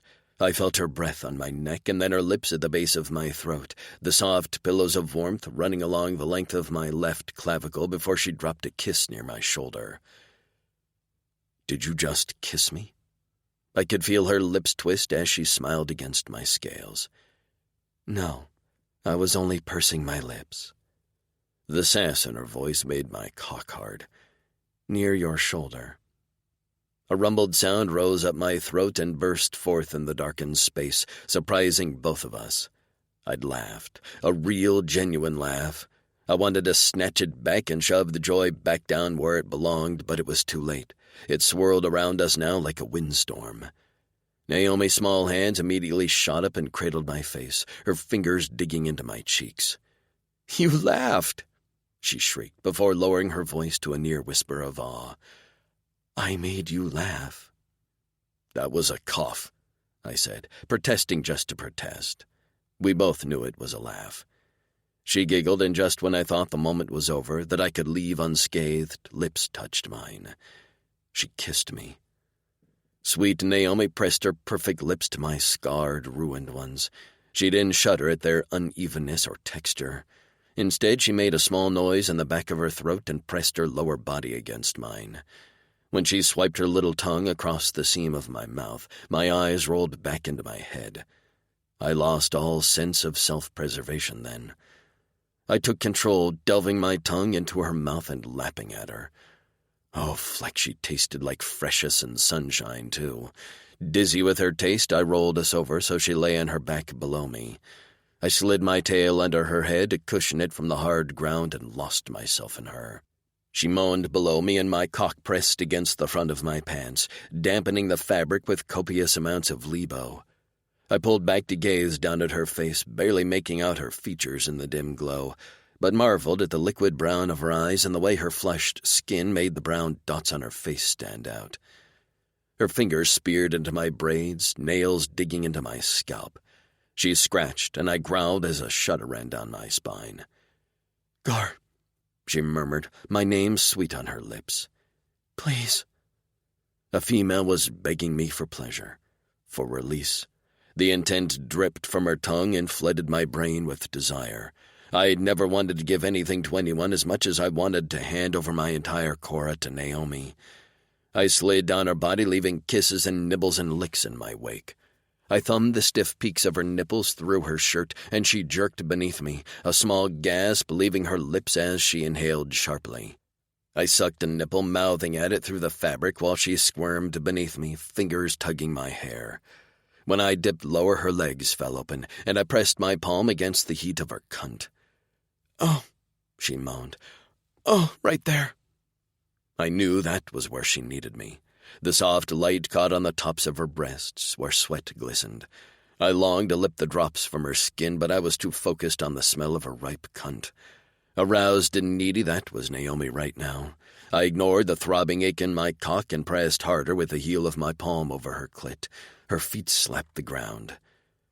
"I'm taking these off," I growled, feeling nearly feral as I gazed up her body. "And then I'm going to eat you until you scream." "Oh, fuck," she whispered. "Yes." That was what I needed to hear. With a swift yank, I tore her pants down her legs and positioned us closer to the door. If she were giving me this chance, one I wouldn't likely repeat, I wanted to see what I was feasting on. Dark curls covered her mound, soft as a Moira's fur. I took my time, spreading her slick fluid all around her cunt and clit, while she wiggled beneath me, gasping and panting. I pursed my lips and blew on her heated flesh. Her legs clamped around my ears as she squealed. I couldn't hold back anymore, not with the scent of her all around me. I dove in, lapping at her folds and circling her clit with the balls pierced through my tongue. Her back arched on a cry, and she slapped her hand over her mouth to keep her noises down. I growled as I smothered my face with her. When I licked at her entrance, I nosed her clit. I gripped her thighs where they pressed tight to my head and growled. The sound sent a vibration straight through her, and she let out a muffled scream from behind her hand. Nothing had ever felt like this, tasted like this. I hadn't enjoyed food for many cycles, but one drop of Naomi on my tongue and I craved the flavor. I needed more. Better leverage. I cupped my hand on her and lifted her in the air with her thighs on my shoulders. She cried out as I lifted to my knees, spun around and braced her back on the wall near the door. With my hands bracing her tight ass, I dug into my buffet. One of her hands slapped the wall behind her while the other held my head. She ground that sweet cunt into my face, her hips working as she sought her release. I circled her clit with my tongue before taking a breath and spearing her entrance with my tongue. She jolted against me like I'd shocked her, and my name left her lips on a long, breathy moan. Gar. I tongued her, wishing it was my cock giving her pleasure, but knowing this was right, this was perfect, me kneeling with her above me, the servant to my queen. I'd never knelt for anyone, but for her I'd walk on my knees through jagged rocks. If she asked me to remain in this position for rotations with my tongue out, ready to service her any time she wanted pleasure, I would. I would do anything for her. I began to prush, something I'd never done before, but I let the vibrations leave my chest and rumbled up my throat until they reached my mouth. As my tongue began to vibrate inside of her, she went off. She bucked into my mouth, her nails digging crescent shapes into my scalp. Holding her with one hand, I reached around and plucked at her clit. That was the last sensation she needed because she went off like a spark. She cried out and shook as tremor after tremor racked her little body. Her inner walls clenched around my tongue and I moaned, which only caused the tremors to go on longer. Until finally she let out a long sigh and collapsed, draping her body over me as she went nearly boneless. Reluctantly, I pulled my mouth from her cunt and lapped at the juices covering my face. My cock pulsed in my pants like a living thing, and I gritted my teeth as my balls throbbed with the need to release. I lowered my sweet Naomi to the ground where she flopped onto her back, half-closed eyes watching me with a blissed-out expression of peace on her face. I'd done that. Me. A switch flipped in my brain as I understood our mantra now. Before it had been about duty, but now I knew it was far, far more than that. This was why she is all. Because seeing a female this at peace because of my actions was a worthwhile purpose. She should always be this happy and this fulfilled. I got it now, and I understood why my brothers with me said our creed with much more reverence. Except Naomi wasn't mine to keep. This would be the last time I'd get to see her like this, and I mourned that we weren't outside, where the sun's rays would make her skin glow and eyes shine. Instead, I'd done this in a dark, dirty underground cave. That was all I'd been able to offer her. Chapter 6. Naomi. I wasn't quite in control of my faculties. My legs were jelly. My body was floating on a cloud, and my brain was foggy. I still felt the after effects of that earth-shattering orgasm zinging through my body. That had been better than anything I'd managed myself, and certainly better than any fumbling done by the few men who'd gotten to second base. Gar's eyes were thrown into shadow by his prominent brow, but his expression seemed almost awed. I smiled, pleased I could make him look like that for even a second.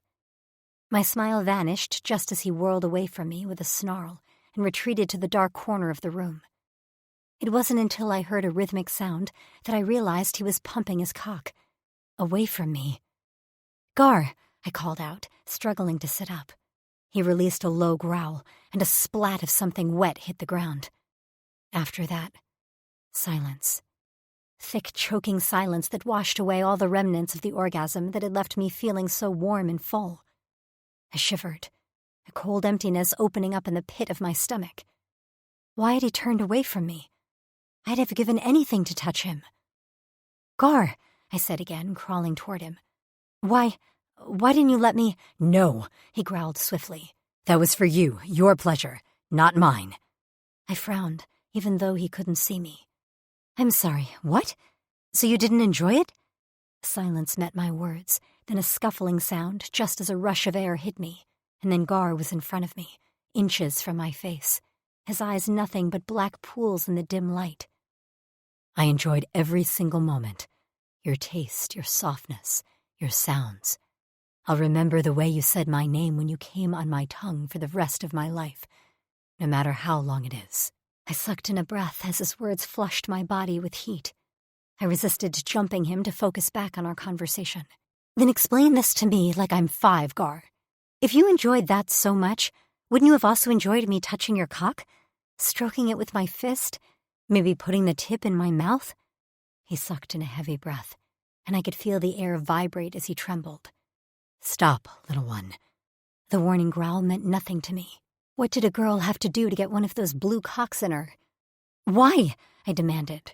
Why should I stop? It doesn't make me feel good to think I just used you like a sex toy. Mates should give and receive. You are not my mate, he roared so loudly that I jerked, falling back on my ass with my arms braced behind me. He rose over me.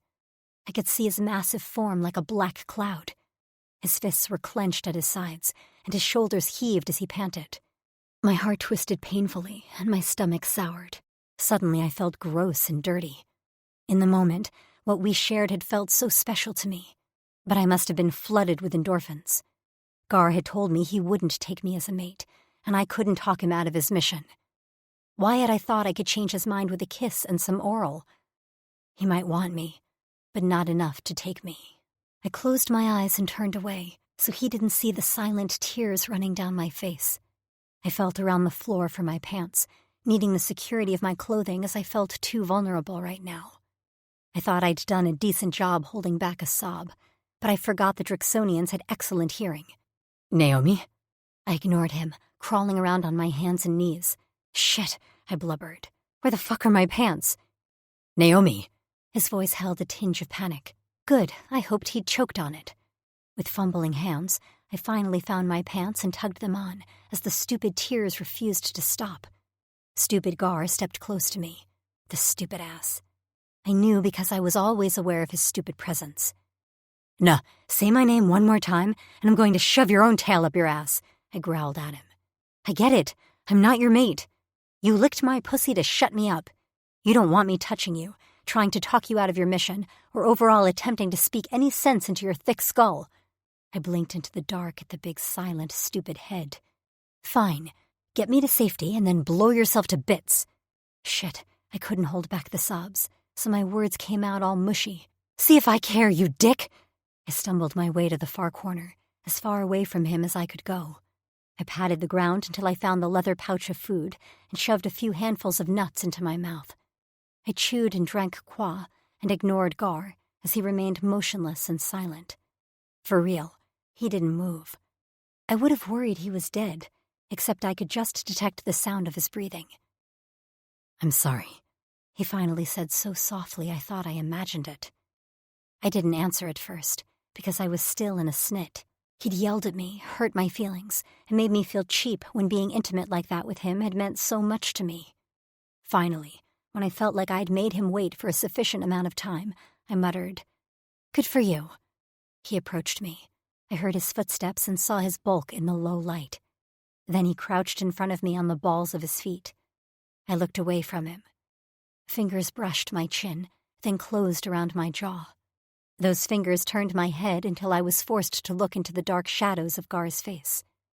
Little one, he breathed, his voice a low, soft rasp I'd never heard him use. A commotion outside our door cut off whatever he was about to say. He lunged to his feet and stood at the door, his bulk seeming to swell. I gathered our supplies and shoved what I could in my shirt and pants before hurrying to his side. He stood motionless with his head cocked slightly to the side. I mimicked his posture and made to step closer to the door to get a better listen. His arm shot out, stopping me in my tracks. I got the message. Stay put, don't get closer. Armor clinked somewhere in the distance outside the door. Kulk voices rose. I could hear them shout back and forth to each other. Rear left and right quad are clear. Check here. On it. They would find us. It was only a matter of time. Even now I could hear the distant sound of a door opening and the pounding of armored feet. They must be searching each room in this hall one by one. There was nowhere to hide in here. At least, nowhere to hide a 7-foot-tall Drixonian. We had no plan. We'd spent our time in here sleeping, fighting, or making out.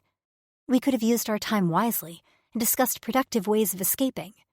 Of course, the Kulks and Oldani would search for us. For a while, in our dark little hideout, I'd been able to believe we were safe. Guilt soared in my gut. This was real life to Gar. He'd spent most of his life fighting the Aldani, and for the survival of his race, and had the many, many scars to prove it. I'd done nothing but pick at the scabs until they broke open. He had a right to choose how he ended this battle, and his life. It wasn't my decision. I didn't have the decades of hurt behind me he'd had to live with. And I had a feeling I only knew a small, small portion of what he'd been through. I'd apologize when we were safe again, and with a broken heart, I'd let him walk off into my past. The thought raised a lump in my throat, but now wasn't the time to get sentimental. We had a storage room to break out of. "So," I whispered, "what's your—" With a vicious kick, he sent the door flying off its hinges. It slammed into the opposite wall, and when it splintered on impact, 2 unconscious Kulks were among the debris. Big hands grabbed me, hauled me over a dark blue shoulder, and then the walls were a blur. I'd thought Gar was fast before, but now that he was healed and rested, his speed was lightning fast. He raced down hallway after hallway, away from the shouts of guards. I couldn't see much from my position, but a few times he'd lash out with the hand that wasn't holding me, taking down some guards with his machetes, and others with a vicious whip of his tail. I vowed never to get in the way of that thing. None of the other Drixonians used their tails in battle as effectively as Gar. He seemed to have more control over it, or maybe it was just stronger. Either way, he was able to smash an entire Kulk's head against the wall with one lash of the appendage. It was magnificent. The violence didn't bother me anymore. Not now I knew what the Kulks and Aldani were capable of. I'd seen Miranda's bruised face from those armored bastards. If I had any sort of chance, I would have bashed a few skulls myself. Something about the hallway we were in caught my attention. I propped myself up as best as I could with my hands on his shoulders, so I could see the direction we were going. Yep, I was right. I pounded on his shoulders. "Turn at your next right." "Why?" "Because there's something in there. Something I think you need to see. And lots of places to hide." He didn't slow down, and I glared, thinking he was ignoring me. But at the last minute he took the turn so sharply I groaned at the whiplash. He slid into the giant room where I'd first been caught. He dropped me on the floor, immediately took out 2 guards with slashes of his machetes, and then slammed the door shut behind me. We listened, but no further sounds came from outside. The solar light that had been here before was rapidly losing its charge, as only a dull glow illuminated the bodies on the floor currently bleeding out. No sounds came from them, and I scrambled away on a frantic crab walk, holding down the bile that rose in my throat. I didn't think anyone had seen us run in here, but it was only a matter of time before they searched this room and found 2 dead bodies. And us. We had to hide. I stood up on shaky legs and turned to see if the spacecraft was still there, which of course it was. Why wouldn't it be? "This is what I wanted to show you." I gestured toward the very obvious object in the room. "Do you know what it is?" I turned to Gar to find him staring at it, his entire body still, every muscle tensed. The expression on his face was a mixture of awe and longing. In fact, I'd only ever seen him make that face right after he'd licked me to orgasm. But now, he wasn't looking at me. He was looking at the spaceship. And I knew why when he finally spoke in a voice choked with emotion. "That's a Drixonian stealth cruiser," he said, his unblinking eyes coming to rest on me. "And I never thought I'd see one again." Gar. I could barely believe my eyes. There in the middle of an underground cavern built by the Aldani was one of our cruisers. We'd thought they were all gone. It was the Aldani who transported us here in large cargo ships back when we made our bogus pact. We'd flown a few of our own spacecrafts, some cruisers like this one used for scouting missions, and our infamous warships. The rest remained on Corin. It wasn't until the uprising that we learned our ships, which the Aldani had promised they would keep safe, had been destroyed.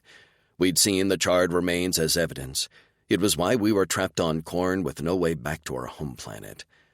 That had been my belief for over 50 cycles, and now sitting in front of me was proof it had all been a lie. Why did we believe anything the Aldani tried to get us to believe, and why was the cruiser here rather than in Al-Azhar? I had so many questions and no answers. All I knew was that this was a massive revelation. I didn't know, obviously, Naomi was saying as I worked to thaw the shock that had frozen my body. I ran in here on my way in and saw it. I quickly explained to her we thought they were all destroyed by the old Donnie during the uprising. This changes everything, I said. Did you see anyone around it while you were in here? No, she said. How do you think they got it here? I don't know, I said, striding toward the base as she jogged to keep up with me. Only a Drixonian can operate our spacecraft. What do you mean? I fumbled around the back of the circular craft, searching for the panel that would give me access to the entry pad. When I found it, scratches and dents marring the surface indicated it had clearly been tampered with. The old Donnie had certainly tried to gain access to the ship, but they weren't Drixonian. Any other species trying to board our ships were faced with an immediate shutdown of all systems. For the old Donnie, this cruiser was nothing but a hunk of metal. For me, though, she'd come alive. I placed my palm on the center of the console and waited.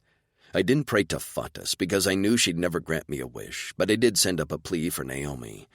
Fatas had to provide her safety. For a moment I worried the ship had no charge in its internal generator, but then a weak red light scanned my palm and a soft click sounded throughout the cavern. Holy shit, Naomi breathed as the panel peeled back to reveal a small basin. Releasing my machete, I slashed at my wrist and held it over the bowl. A few drops of blood splattered on the surface, and then the recording of a husky female Drixonian voice, one I hadn't heard since I was a chit, spoke. Board now. I could barely believe it. With a hiss, a door lowered underneath the ship, and I grabbed Naomi's hand, tugging her along behind me as I ran up the platform. Once inside, I slammed my hand on the lever inside, the actions instinctual, and watched as the door closed, securing us inside the cruiser. I turned to Naomi, who gazed around the craft with wide eyes. We're safe in here, I explained. The old Donnie can't access it, not without a Drixonian palm print and fresh blood. She swallowed and promptly braced herself on the wall. I think I need to sit down. I yanked out a seat from the wall and placed her on it. Her legs dangled, not touching the floor, and she looked like a chit in the massive seat meant for a full-grown Drixonian warrior. I crouched in front of her and yanked the pouch of qua out of my pants. Drink. Right, she gasped and lifted the pouch to her lips. After a few gulps, she wiped her mouth with the back of her hand and placed it back in my hand. Your turn. I wasn't thirsty, but I drank a little anyway, just so she didn't argue with me. Okay, she said. So you're saying we're safe inside here? I nodded. They can't see through these tinted windows. The walls will protect us from heat signature detection. A Drixonian scouting cruiser is one of the most secure crafts in the galaxy. I think I need a bit of a history lesson, she said. Weren't you young when you came here to work for the Oldani? By your human standards, maybe, but not ours. I'd been trained since I could walk from my place on a Drixonian warship as a warrior. I was always bigger and stronger than the other chits. Ward was the same, although he was already showing signs of becoming a squad leader. Daz was on track to train as a warship pilot, one of the most important positions in the entire Drixonian fleet. Sax was to be his co-pilot. Nero was training as a developer of the craft systems, while Xavi was to be a cruiser pilot. Before the virus struck our planet, we'd already been in training. It was the Drixonian way. We knew our roles inside and out. It was only a matter of time before we grew into our bodies, which happens for Drixonians around 10 to 15 cycles. Her eyes bugged. You're full-grown at 10 years? I'm not sure our years and cycles are comparable. She bit her lip. Yeah, maybe not. Silence descended on us, and I reached out, intending to wipe off a streak of dirt on Naomi's face, but she flinched away from me, startled. I quickly yanked back my hand and turned away, not wanting to see her disgust. I deserved that with the way I'd treated her, and I didn't know how to fix it. I could describe battle strategies and Drixonian history, but when it came to the complicated feelings knotted in my gut, I had no idea how to untangle them. I knew she was still angry, and I wanted to beg her forgiveness. I wanted to kiss her feet and worship the ground she walked on. But she'd made it clear my attentions were no longer welcome. And it was better that way, even if my very core felt cracked and bruised from self-administered pain. That was nothing new. I focused on the dark control panel. Getting inside the cruiser on a weak charge was one thing, but could I actually make this craft come alive for me? I couldn't imagine the power source still worked or enough fuel remained in the thrusters to get this thing off the ground. I squinted up through the dome covering. Even if I could get this thing in the air, all I had above me was dirt. A lot of dirt. The most pressing question was how they had gotten this ship down here, because the entrance could also be an exit. Either way, I had to find out quickly. Soon they would search this room and find the dead Kulks along with our footprints. We couldn't hide in this ship forever as we had limited supplies. I had to get out, and I wasn't leaving without Naomi or this cruiser. I sank down in the pilot seat and felt the armrests made of Antella leather. I wondered which long-lost Drixonian warrior had piloted this cruiser. Was he still alive? Had the virus taken him? I could still see worn places in the leather where he'd gripped the seat, claws digging into the padded surface. I ran my fingers over them, the knots tightening in my gut until my stomach rolled. So much death, so much loss. In the past and in our future, too. And for what? I heard a noise behind me and glanced over my shoulder to see Naomi picking up a small wooden doll that had been left on a shelf. I hadn't meant to talk, but the words tumbled out as I watched her caress the small trinket. It was common for warriors to take something of their chits for good luck on missions. She jerked her head up, small rivers of tears running from her eyes to drip off her chin. Sniffling, she wiped her face on her shoulder. Carefully, reverently, she placed the doll back on the shelf and gazed at it. I hope it brought the warrior luck. Me too, I whispered. So much death, so much loss. But as I gazed at Naomi, I knew she was the reason. Her care, kindness, and heartfelt wish for an unknown warrior. Drixonian pride, backed by the love of human females, was the reason we still fought. Get something to eat, I said as softly as I could. Rest. I need to work on the cruiser and find a way out of here. I heard rustling behind me as I studied the control panel in front of me. The first task was breathing some life into the cruiser. I found the switch for the evergreen generator and turned it on. A low hum surrounded us, and the main screen winked on, showing me that we had approximately 6 yoras for the generator to be at full power. For now, dim lights backlit the control panel in low energy mode, and I checked the fuel levels as well as ran a few diagnostic tests. Fuel, as predicted, was low, but the ground thrusters, meant for in-atmosphere travel, were intact. The generator, once at full power, would enable the thrusters as well as the defensive laser rounds. As of now, I couldn't do much but wait. It was only a brief time later when the soft mews of a sleeping Naomi filled the small space.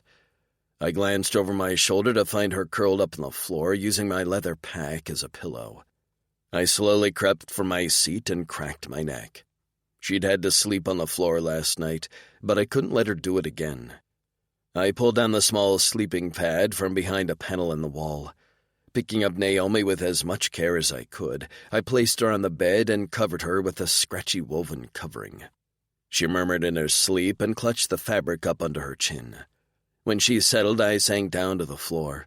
I ran my palms over the metal panels of the cruiser, barely able to believe it was here. Then the reality hit me. If it weren't for Naomi, I would have blown this cruiser to bits along with myself and all the Oldanian Kulks in this underground bunker. If she hadn't shown up and messed up my plans, I never would have discovered the cruiser. Nero would have never forgiven me if he found out I'd blown up one of our spacecrafts. Was this a sign from Fatus? It couldn't be. She'd already shown me my end. She'd already let me know why I deserved it. Maybe Naomi was here, so I performed one last good deed, getting her to safety and finding a way to place this cruiser back in the hands of the Drixonians. I watched her sleep, her dark lashes fanned over her pale, spotted cheeks. I had to apologize for the way I spoke to her. I had to show her that this discovery, for which she was responsible, meant everything. I couldn't finish my mission until she knew just how special she was. To us. To me. Leaning my head against the wall, I settled in to wait. Chapter 7. Gar. She woke up slowly, wriggling under the blanket and smacking her lips before blinking her eyes open, staring at the wall blearily.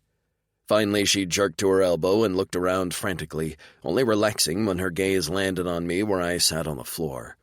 Her eyes flicked to the control panel where the generator's progress bar, about 3/4 finished, blinked on the screen. "Everything okay?" I nodded. "Did you sleep well?" She rubbed her eyes, looking almost like Basil in the morning. Yes." I gave her a brief rundown of what I'd accomplished while she slept and what the progress bar and the screen meant. "Don't you need to get some rest?" She sat up on the bed and her short legs dangled off the side. I shook my head. "I have some things I'd like to say to you." Her body tightened and a brief flash of panic flitted across her features. "This sounds like you're about to break up with me, which makes no sense because there's nothing to break up." I blinked at her in confusion. I wasn't sure what a lot of those words meant. Sighing heavily, she waved a hand. "Just say what you want to say." Her body remained stiff, and she clutched the covering around her shoulders like it was a protective shield. I deserved that, her fear, especially after the way I'd treated her earlier. "I wish to redo the words we exchanged in that dark room," I began.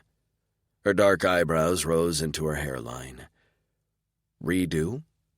"Yes, those words were not the ones I meant. So we forget those happened and I'll say the right ones now." She snorted. Okay. I mean, you can do that, but words are like toothpaste. Once they're out of the tube, you can't get them back in." I frowned at her. "Toothpaste?" Then I remembered. Drixonians had self-cleaning saliva, but the human females needed to use a sand mixture they'd made to keep their teeth from falling out, as they'd said. But I didn't understand her words about a tube. Once again, sensing my confusion, she huffed. "I just mean, those words, they were already said.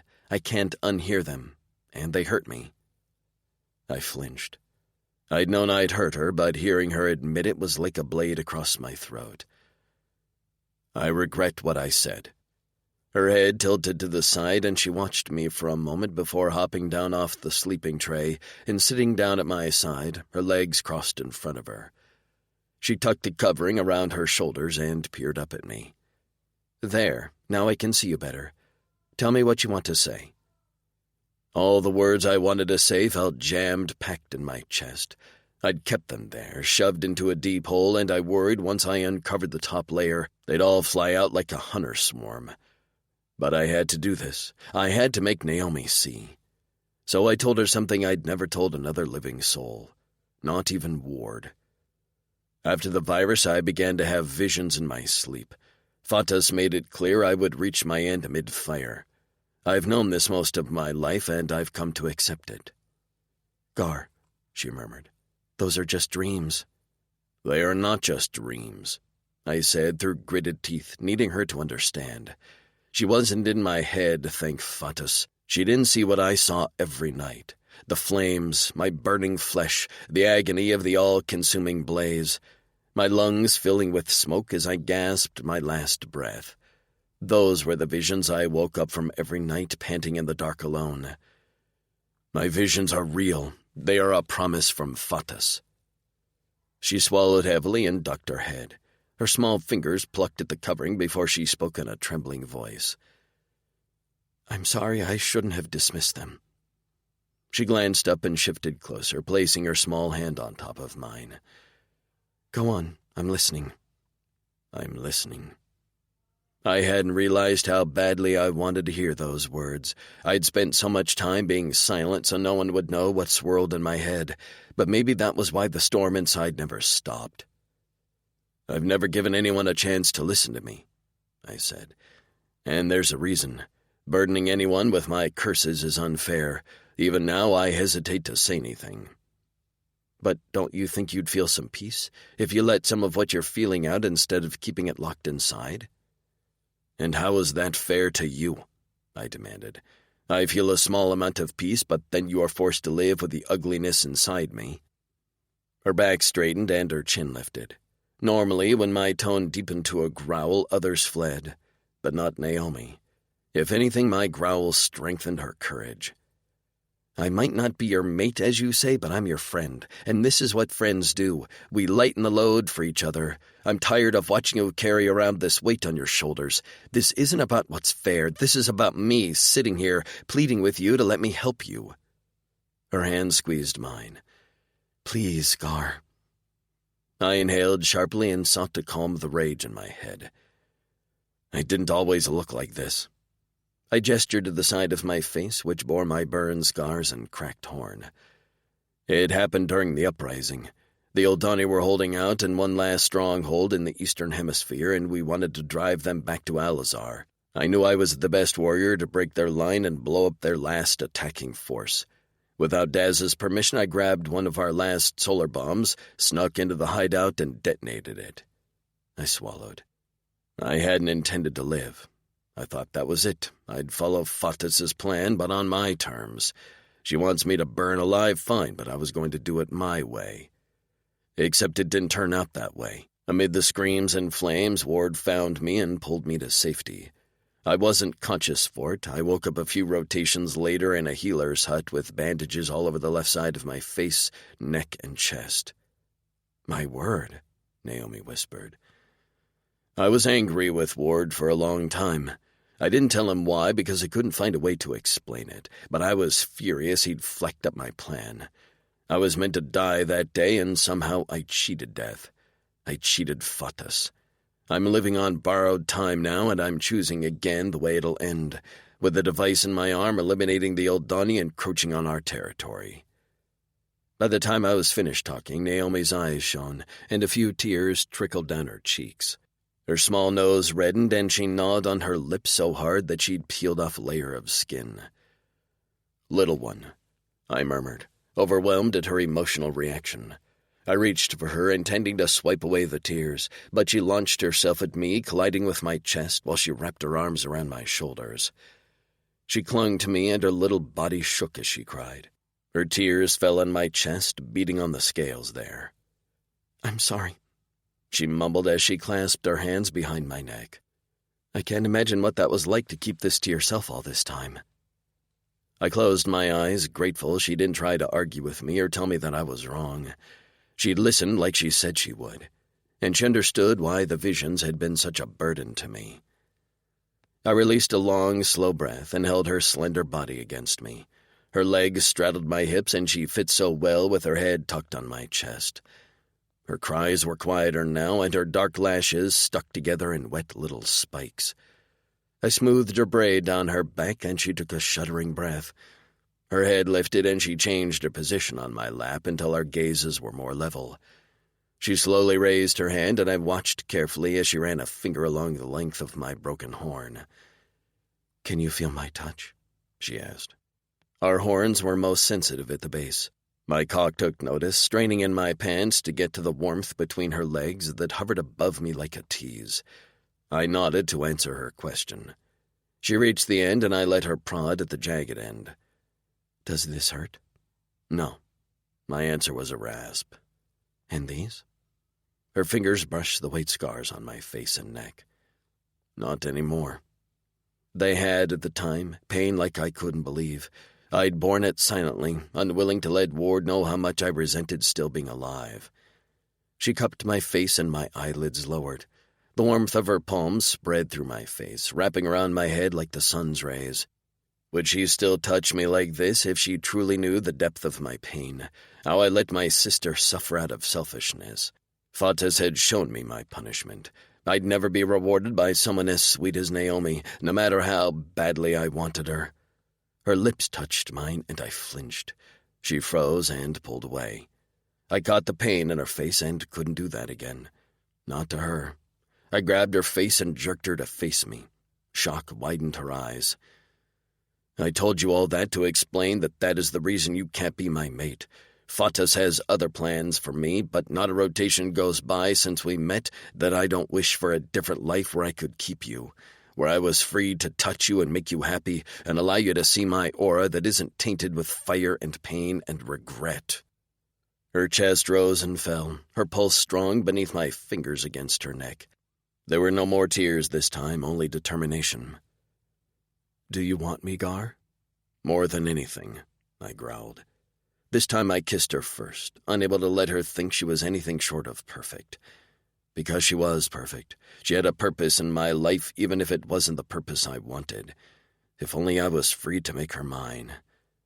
I delved my tongue inside her mouth as she collapsed against me, grinding her sweet heat on the ridges of my stomach as my cock thickened a painful length in my pants. She moaned a sweet sound into my mouth, and I gripped her hips, forcing her down onto my cock. Gasping, she pulled back, and her eyes rolled up as she bucked against the hard ridge. I cursed the layers of clothing between us, but I didn't trust myself to see her skin on full display.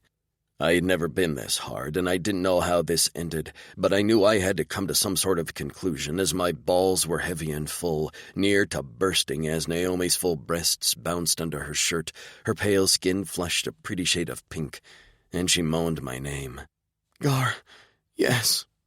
I growled, bucking my hips just as she cried out, her nails digging into my shoulders. My hands tingled, my spine snapped straight, and then my vision whited out as I felt my cock pulse with the first wave of release.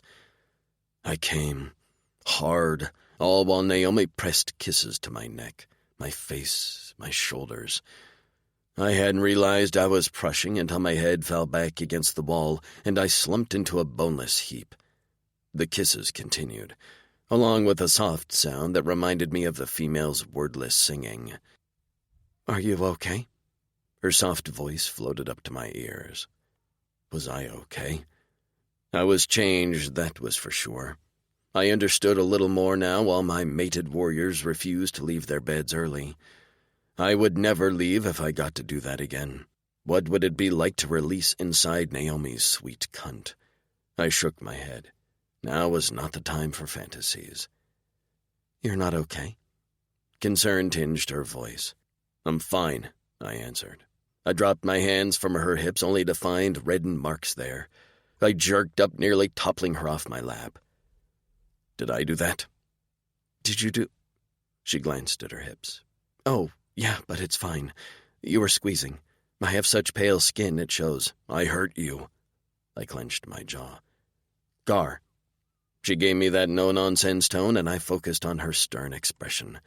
"I'm fine. You didn't hurt me, okay? This is normal for intimate times.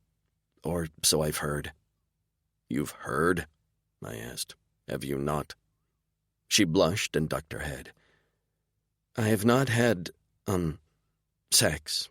Well, much of anything, really." I was surprised by this. The other females had previous lovers, even though that line of conversation was forbidden, as none of the Drixonian males wanted to hear about other males touching their mates. Good thing we couldn't get back to Earth, or I was sure Daz would pound every one of Frankie's former male partners into the ground. "It's not a big deal," she said. "It's not like I don't know what to do, I just haven't done it."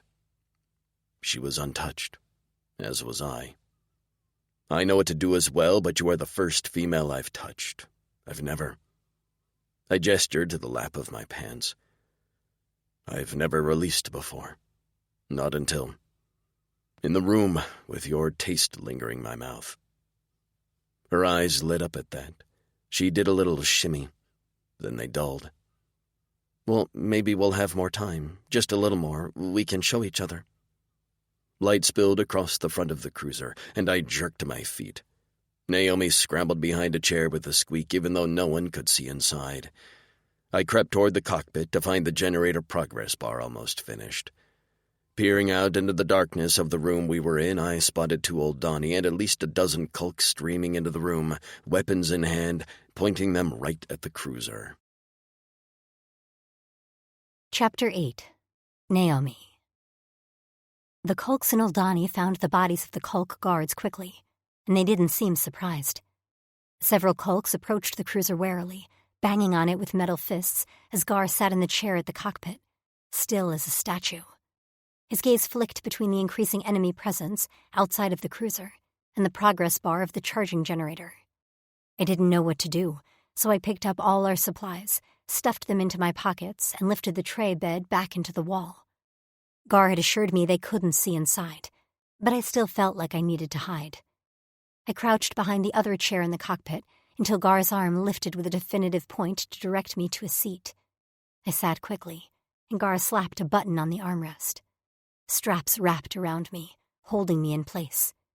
I felt a little like a bug in a flytrap, especially as the Aldani stood at the front of the cruiser, staring directly inside. Sounds came from the back of the spacecraft, and Gar's head whipped around, his eyes narrowing. This was the Gar I was used to. Every trace of vulnerability was gone. He showed no fear, no anger, only a concentrated determination. I still didn't know how he planned to get us out of here. Were there weapons on this ship? Guns or laser things? Maybe that was what he was waiting for. Once the generator charged, he'd kill everyone, and then we'd... What? Push this thing out? How the hell did they get it in here? None of this made sense, and I hated feeling so out of control. I had to place my trust in Gar, and while I did trust him, I didn't trust him with himself. A large part of me, more than I was willing to admit, was still hoping we'd both come out of this alive, and stay alive. A louder thud came at the back of the cruiser, and I started with a shout. "Gar, what's going on?" He didn't answer me. It was like I wasn't even there. He turned back around, his lip curled in a snarl, and tapped the control panel. "Come on," he murmured at the screen's progress bar as it moved achingly toward completion. "Come on." The shriek of bending metal made me hold my hands over my ears, a scream leaving my lips as my heart pounded in my chest. "What can I do?" I pleaded as my head throbbed along with my heart. "How can I help?" He didn't answer me. His hands were steady in front of him, one on a round wheel type thing with a knob at the top, and the other on a massive lever. Shouts came from behind us, and several Kulks raced around to the back where it sounded like they were cutting into the cruiser with lasers. "Oh God," I whispered. "Oh God, they're going to get in!" In front of us stood two Aldani, arms crossed, smug looks on their faces. If they thought they won, then that meant we lost. The completion bar seemed stalled, taunting us with a half-centimeter more to go. We weren't going to make it. They were going to bust in here, kill Gar, take me. More metal screeching, cursing. They sounded frustrated. "Gar," I screeched. "What can I do?" Finally, his head swung toward me, eyes so dark they were nothing but black holes in his scarred face. And yet, in the dim light, he looked beautiful to me. His hands tightened on the controls. "You can hold on. Hold on. Charge complete." A robotic voice filled the cockpit. A grin spread across Gar's lips as he spun the wheel wildly. A second later, he gripped a sole joystick and flipped up a case covering the top. "Burn, you fleckers," he gritted out, and depressed a clawed thumb on the red button. Bright white light flashed in front of my eyes, temporarily blinding me just as a rapid staccato-like machine gun fire filled the air.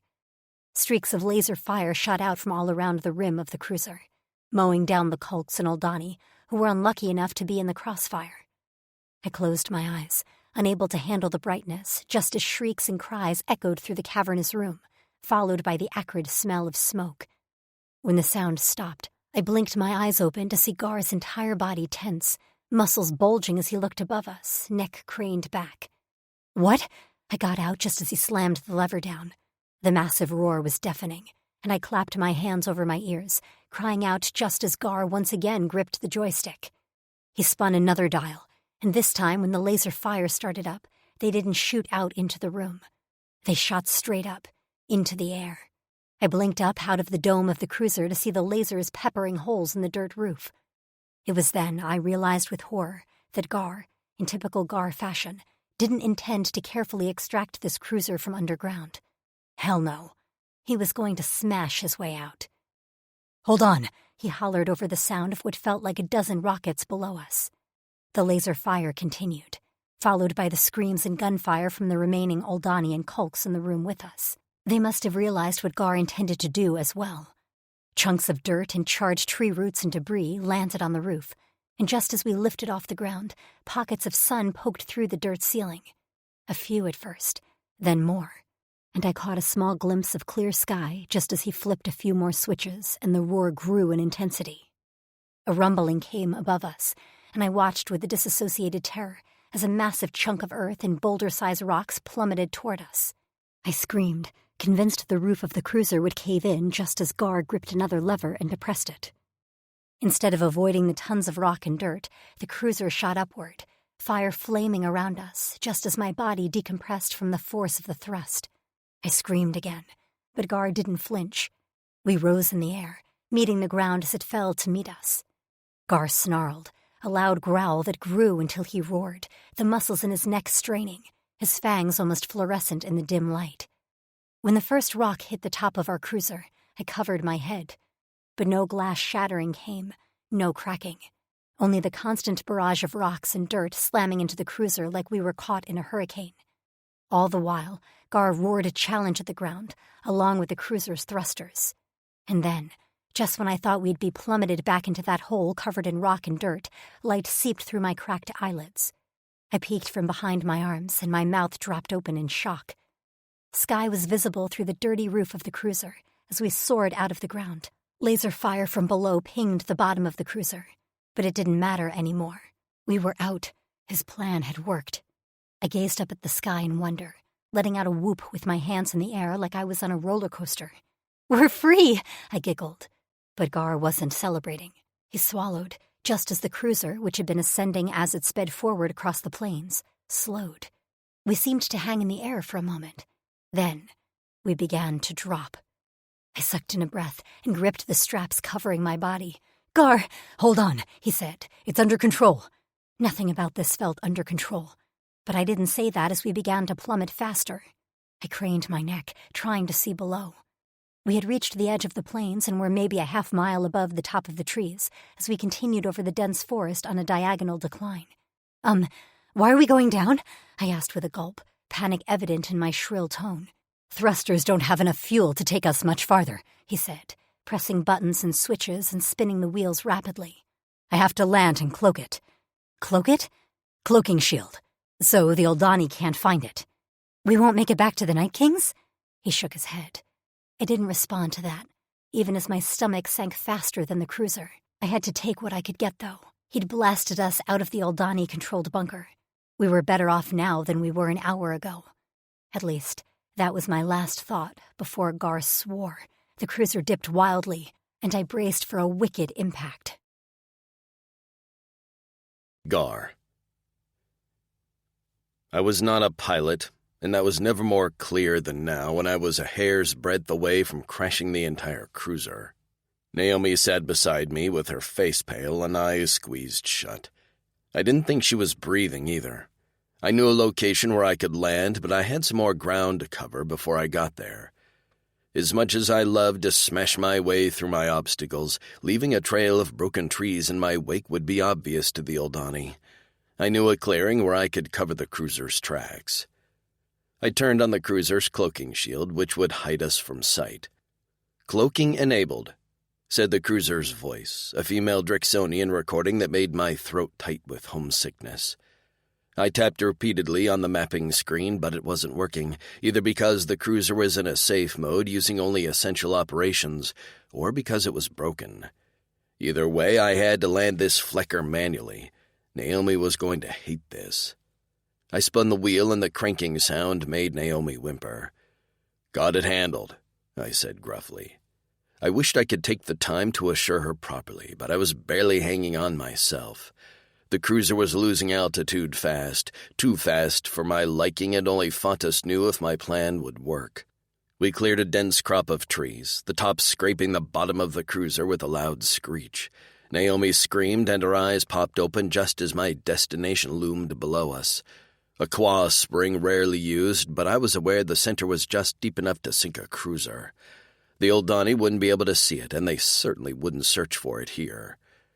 We hit the quah with a smack and loud splash. I jerked against my restraints and saw Naomi's body lift off her seat before the straps held her in place. She made a small sound of protest and gripped her seat with white knuckles. After that, we sunk fast, the quah bubbling around us. Naomi's eyes were huge in her face as she gazed around us. After descending to the depths, a soft jolt let us know we'd hit the bottom. After that, silence. The cruiser's controls shut down as the generator reached the end of its charge. I immediately flipped on the solar mode for it to recharge, thanks to the bright midday sun streaming through the quah. For a moment I stared out the front of the cruiser at a few curious huppas who swam by, thinking they could get closer, only to find an invisible wall blocking their way. Giving up, they swam away. Naomi's chest expanded and contracted rapidly. She still gripped the restraints of her chair with white knuckles. That was crazy. I could barely believe it had all worked. So much could have gone wrong, and there was still so much yet that could. We will have to remain here until the generator recharges. Then if all goes to plan, we will get back to the Night Kings. I pressed the switch on the control panel to release our seat straps, and Naomi's upper body fell forward until she braced her elbows on her knees. She turned her head to study me. That entire time I was absolutely terrified we were going to die. You weren't at all, were you? Death was a possibility, but I wasn't scared. She sucked in a breath. Are you scared of anything? My first reaction was to tell her no, that nothing scared me, but that would be a lie when the one thing that terrified me the most sat right in front of me, her flavor still lingering on my tongue. Yes. What? Plenty. She straightened. Tell me. I don't want to. She blinked, not expecting that answer. Are you scared of anything happening to your brother, the other warriors? I worry about that, but it doesn't scare me. She twisted in her seat and narrowed her eyes. The flush rising high on her cheeks let me know she was irritated. Then what does? I'm trying to get to know you, Gar. Maybe I don't want you to get to know me.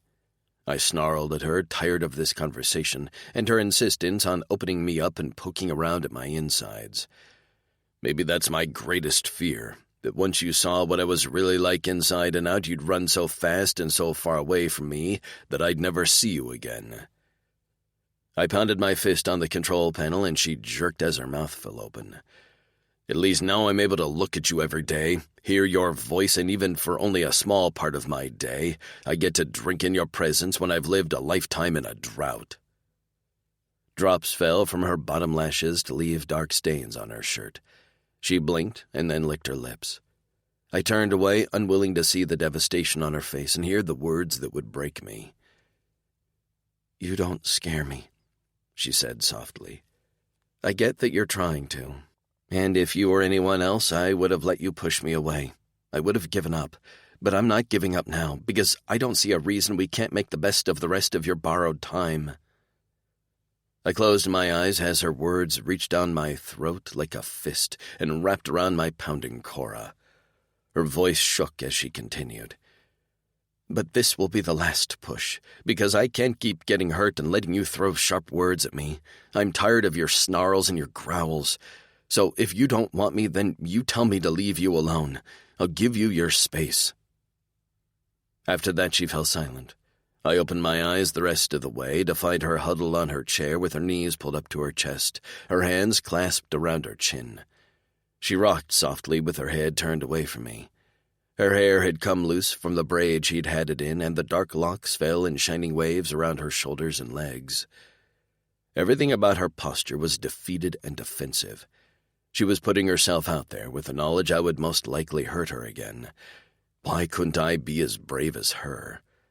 I'd fought countless enemies and just flew a cruiser out of a bunker before crash landing in a spring, yet I couldn't confess the truth to a small human female. She terrified me. I watched you every morning. She froze mid-rocking motion but didn't turn to face me. I kept going even though every word felt like blades in my gut. I gripped my knees and squeezed. I knew it was wrong, but I did it anyway, because I couldn't stay away. I wore a groove in the dirt outside your window. Sometime before every morning meal, I'd hide in the shadows and I'd watch you brush your hair until it shone. She turned her head slowly, and I tried to read her expression, but her features remained blank. I brush my hair after my cleanser and before I get dressed. I swallowed and nodded. She blinked. You watched me naked? I'm sorry, I said quickly. She didn't answer for a long time until she took a shuddering breath. Which window? The back one. She nibbled her lip. I sit with my back to that window to brush my hair. Once again, I nodded. Dropping her feet slowly to the floor, she slid to the end of her chair and gripped the edge. "Did you watch me get dressed?" I'd never wanted to lie so badly. "Yes," I replied with a hoarse rasp. "Tell me." Her voice dipped to a whisper. "Tell me what you saw." I swallowed, my cock thickening in my pants at her voice and the memory of her smooth skin in the sun's morning light. "From the back, I'd watched the ends of your hair graze the top of your round ass. We'd learned that word from the females, and we liked it." "Did you think about touching my ass?" "Naomi, answer me." "Of course," I hissed. She didn't flinch. "What else?" I didn't even have to close my eyes to picture the image of her naked. You turned to rise from your chair, and I'd get a glimpse of your breasts. I enjoy the way they move when they are not in your shirt, and the stiff peaks of your nipples make my mouth water. My gaze dropped to her chest, and I quickly darted it back to her face. She'd caught the look, and she stood, rubbing the palms of her hands on her pants. She took a step toward me, and her fingers brushed her hips, then her waist until they rose to cup her breasts through her shirt. Her thumbs moved over the slight bumps of her nipples. "What did you think about when you saw my breasts?"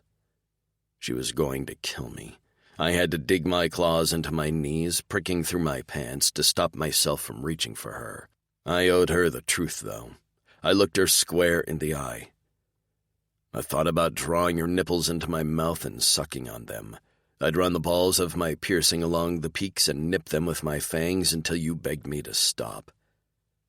"I'd beg you to stop?" "Fleck, yeah," I said. "You'd beg me to stop because where you really wanted my mouth was on your cunt." She sucked in a breath and shuddered as her eyes fell closed. Her fingers squeezed her breasts, and she rubbed her thighs together. "Gar." I licked my lips, remembering how she tasted on my tongue as I made her come. "My favorite was when you'd stand and I'd get a glimpse of your cunt. Just a small one, but it was enough to get me through the rest of the rotation. I'd take a moment to dream about how you'd feel and taste. Now I know. I know the sound you make when I rub that clit and how your greedy cunt sucks me in when I lick you inside. I know how you melt on my tongue and the way you shatter when I give you pleasure. I know it all, and I'm not sure what's worse, getting a taste of what I'll never have or dying with only the dream of you." Her eyes popped open, pupils dilated so they were nearly as dark as mine. "Which is better, the dream or reality?" "Reality," I answered without hesitation. "The reality of you is beyond anything I could dream." With shaking hand, she reached for the hem of her shirt and lifted it over her head. I sucked in a breath as her full breasts came into view, plump and splashed with dots, her rosy nipples extended. "I'm not a dream," she said. "I'm real." Her head tilted, and her hair fell over one shoulder, curling around a breast. "Be brave, Gar. Make us real." That was when I swallowed the fear, grabbed her around the waist, and gave myself something real for once in my flecking life. Chapter 9. Naomi. His kiss was hungry, starving. I'd thought last time we'd touched was intense, but it had nothing on the way he licked into my mouth and clasped my waist with an ironclad grip. His tail curled around my thigh, the tip teasing between my legs, and I moaned, slanting my head, clinging to his shoulders for fear my knees would buckle. He growled, a rumbling vibration that slid down my spine and pooled in my core like lava. I loved the way he touched me, how he craved me with every beat of his heart. I'd never felt this wanted in my life. "Please," I murmured as he nipped at my lips, careful of his fangs. "Tell me." He slid that wicked tongue down the side of my neck and sucked on a patch of skin at my shoulder. The heat of his mouth sent my brain into a tailspin, and my eyes rolled back. I couldn't think right with his tail flicking between my legs, and when his hand cupped my breast and thumbed the stiff peak of my nipple, my muscles went to mush. I don't know. Please."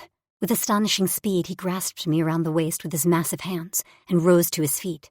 I squeaked in surprise as he sat me on the edge of the control panel and lowered his head to my chest. There, he closed his lips around a nipple and sucked. Hard. I cried out, arching my back as I speared my fingers into his hair, nails digging into his scalp. He pushed like a madman now, so in addition to the suction on my nipple and the occasional graze of his tongue piercings, my entire rib cage vibrated. With his free hand, he pinched and rolled my other nipple between his fingers, almost to the point of pain. I gasped, squirming on the control panel. Something beeped and a humming sounded from somewhere inside the vehicle, but that didn't stop Gar. He pulled off my nipple, blowing on the wet flesh so goosebumps raced over my skin. His tongue curled around my other nipple and drew it into his mouth. I bucked into him, needing something to relieve the ache in my lower belly, but unable to get anywhere near his cock because of our height differences. I rubbed myself on his hard stomach like a wanton thing until he took pity on me and brought his tail back into the action, tapping me right on the clit over my clothes. "Gar!" I cried, and he pulled back. His lips curled into a snarl as he tore my pants down my legs and tossed them somewhere behind him.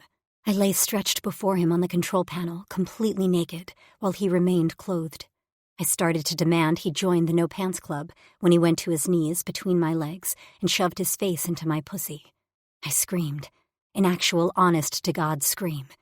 He didn't play this time. He went right to my clit, sucking it into his mouth and lashing it with his piercings. I went out of my mind. I thrashed and whimpered and shouted gibberish as he drove me to the brink. I didn't have to worry about being quiet now. When he plunged 2 fingers inside of me and curled them, I came like a rocket. My limbs spasmed, my mouth dropped open on a silent scream, and I shuddered as the orgasm roared through my body like a freight train. When I blinked my eyes open, Gar rose above me, mouth shiny with my juices, his eyes a vivid hurricane of purple. He didn't speak, only stared into my eyes as he palmed my crotch, fingers running through the wetness there while I continued to twitch. His expression looked pained, and one glimpse at the bulge, his pants let me know why.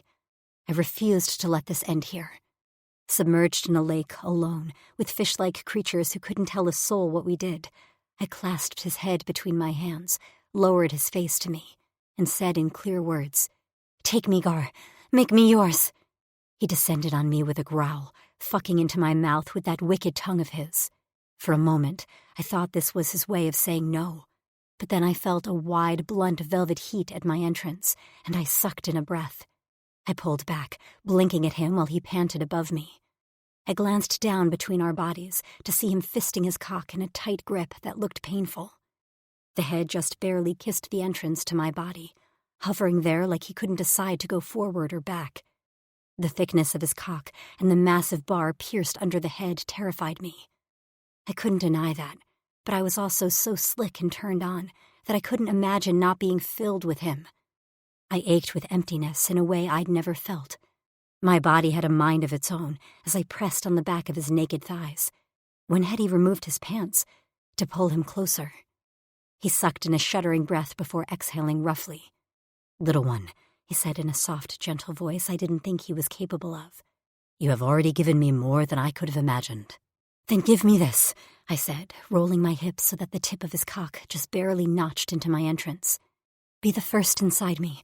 I don't want it to be anyone else." His groan, full of longing and a bit of defeat, filled the private space just as he surged inside. The breath left my body as he stretched me impossibly wide. There was a slight burning, and I gripped his shoulders, shoving my face into his chest as he let out a long moan. He drew his hips back, and the piercing dragged on my sensitive walls. Then he snapped his hips forward, plunging his entire length inside of me. A sharp pain made me clamp my teeth onto his skin, and he grunted above me. For a moment, the pleasure vanished, replaced with a burning stab inside that made me want to shove Gar away and curl up into the fetal position. But then his hand combed through my hair, and his lips nuzzled my forehead. He licked away the tears that squeezed out of the corner of my eyes. "I'm sorry, little one," he whispered. I forgot the first pains. I've heard of them." He went to pull out, but something made me balk at that. I gripped as tight as I could with my legs around his waist, and he went still. "Naomi?" "Don't leave me," I whispered, surprising myself at how much I meant those words in more ways than one. A shudder ran through his body. "I will not," he whispered back. He picked me off the control panel, holding me tight to his body. He sat back down on the chair in the cockpit, me straddling his legs, and held me there on his lap. He didn't press me to allow him to move. He didn't protest at all. He continued to comb through my hair as I adjusted to his size, invading the tight walls of my body. He told me I was beautiful and brave and kind. Then his words turned dirty as he told me how good I tasted, how there was nothing better than when I gushed on his tongue. I relaxed my tense muscles and began to slowly roll my hips. His breath stuttered, but he didn't try to direct me or force me up and down on his cock. Loosely gripping my hips, he let me experiment until I was able to rise on my knees, revealing the base of his cock before lowering back down to take him fully inside of me. His muscles strained, the cords in his neck visible, and his jaw ticked constantly, but yet he didn't make a move to take over or fuck into me with the power I knew he possessed in his body. The pain was now merely a dull ache, and the pleasure once again began to sing in my blood. His cock felt huge inside of me, and that piercing that terrified me with its metal scrape now felt like heaven as he brushed against all the nerve endings inside of me. My head fell back, the ends of my hair brushing my ass and his thighs. This feels good. His hands tightened on my hips, and I lowered my head to see his heated gaze watching himself enter my body again and again with every roll of my hips. His nostrils flared, and his eyes flicked up to my face. "You are so beautiful riding my cock, so soft inside, so flecking hot and tight." "Gar," I murmured, grabbing his shoulders. My gaze caught on my teeth marks visible on his pectoral, right near his nipple. I brushed my fingers over it. "Oh no, did that hurt?" His pupils swirled, and his fangs peeked around from between his parted lips. "I hope you left a permanent mark. I'll wear it with pride to signal the day I entered your cunt." Gar. She gasped at my words, and I felt her cunt gush on my cock. The sounds turned obscene as she continued to ride me, her juices coating my cock and dripping down my balls. I was torn between aching to release myself inside of her, but also wanting to feel her once again gush on my tongue. I let her set the pace, but it was taking all my strength to remain still. I tortured her nipples a bit more and nibbled on the underside of her breast as she whimpered. Satisfied her body carried my marks, I pulled back to admire her pale skin covered in red patches from my lips and teeth. Her face was flushed, hair wild, and I hung on by a thin thread as she continued to bounce on my cock. Her rhythm faltered, and her thighs shook with the effort. I can't. She slammed down on my cock, making both of us groan. "Tell me what you need, little one." I spoke through clenched teeth. She bit her lip and then tongued the abused skin. "Take over, Gar." Her eyes went stormy. "Fuck me." She'd let me off my leash. I surged forward, cradling her back with my arms and my hands hooked over her shoulders as I slammed her onto the control panel. Pulling my hips back, I plunged inside of her. She screamed, the sound tailing off into a loud groan as I set a punishing pace, flecking into her with everything I had. Her cunt gushed all over me, and my balls slapped her bare skin. She could do nothing but take my cock repeatedly in that tight, hot cunt. She cried out with every thrust, urging me not to stop, to never stop, and I didn't want to. I never wanted to. My release began to slide down my spine to clench around my balls, pulling them up tight as my body sought to spread my seed. The node at the base of my cock extended to latch onto her clit, and her mouth fell open in a silent cry. "Come, little one," I growled. "Come on my cock as pretty as you come on my tongue." "Oh, fuck," she gasped, her head falling back, that pretty bare neck on display. I latched onto it, grazing the vein there with my fangs. Naomi went off. She screamed out her release as her little body bucked and convulsed below me. Her inner walls squeezed my cock so hard I could barely breathe, and then I was coming to, pulsing inside of her as my vision blurred. My Cora pounded in my chest, a dull roar filled my ears, and then my body gave out, collapsing onto the soft pillow beneath me. For a moment I forgot where I was, and it wasn't until Naomi's steady Cora beat loudly against my own rib cage that I managed to pull myself upright. She gazed up at me with half-lidded eyes, her lips parted. Her arms were no longer clinging to me, but splayed out on either side of her body, palms up. And her skin. I'd left marks everywhere. Her lips were swollen, tears dripped into her hairline, and various red patches and teeth indents marred her breasts and inner thighs. I was a beast, and maybe yesterday this would have made me ashamed, but now I could only feel pride, especially as a soft smile curved her lips and her body twitched, reminding me my cock remained nestled inside of her.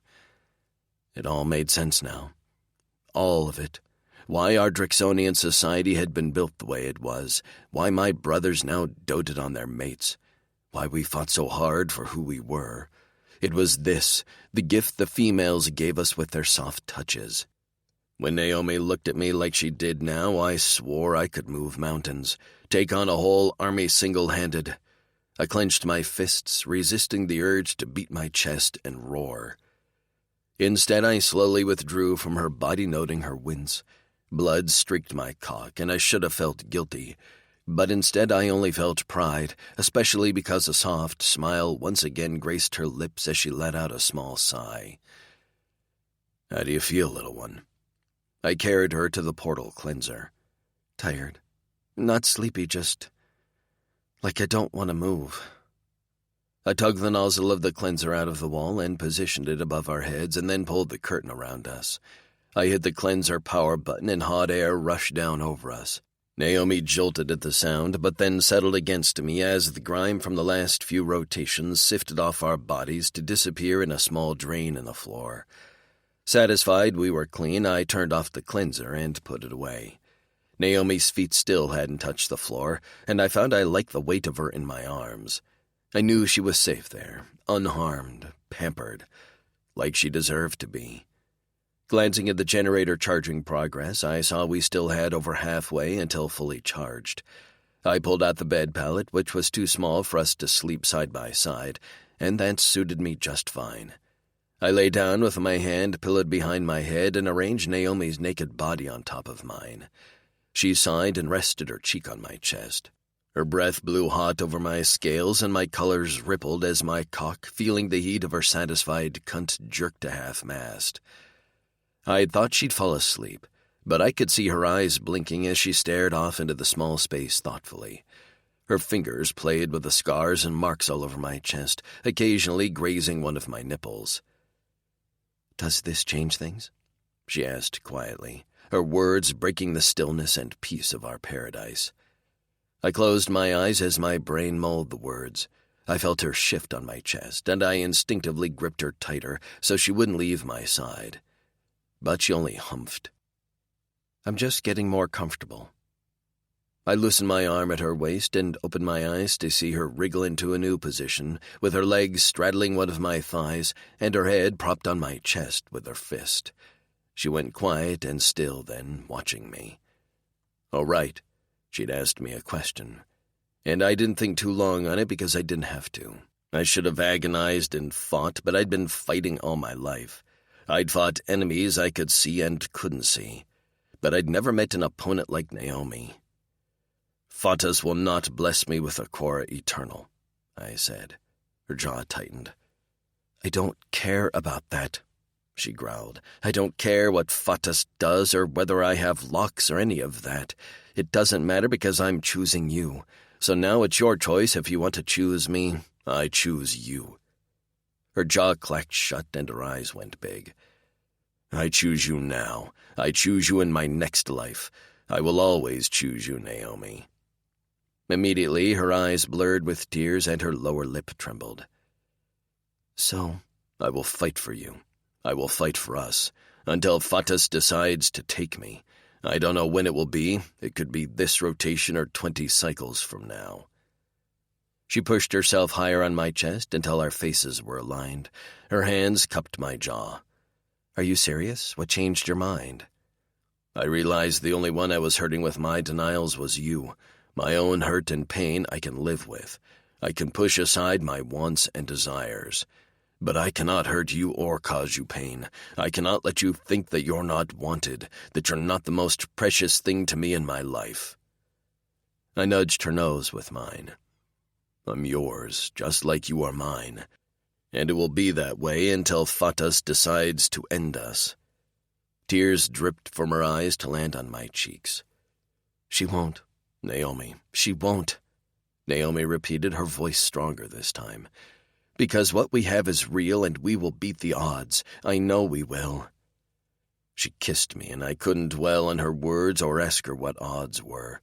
I gave myself into the kiss. Letting go of the tightly held control I'd maintained all my life left my muscles loose and my mind clearer. Without the Cora eternal blessing, she couldn't see my aura.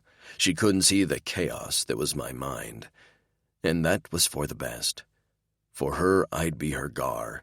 She'd never have access to the deepest part of me. I'd keep it separate. Forever. Chapter 10. Gar. The moon rose high in the night sky, and the rippling qua above us made the stars wink and flash. Only the dim lights of the cockpit lit the inside of the cruiser. The cloaking shield would cover any lights inside, but I was too warm and comfortable to rise and turn anything on.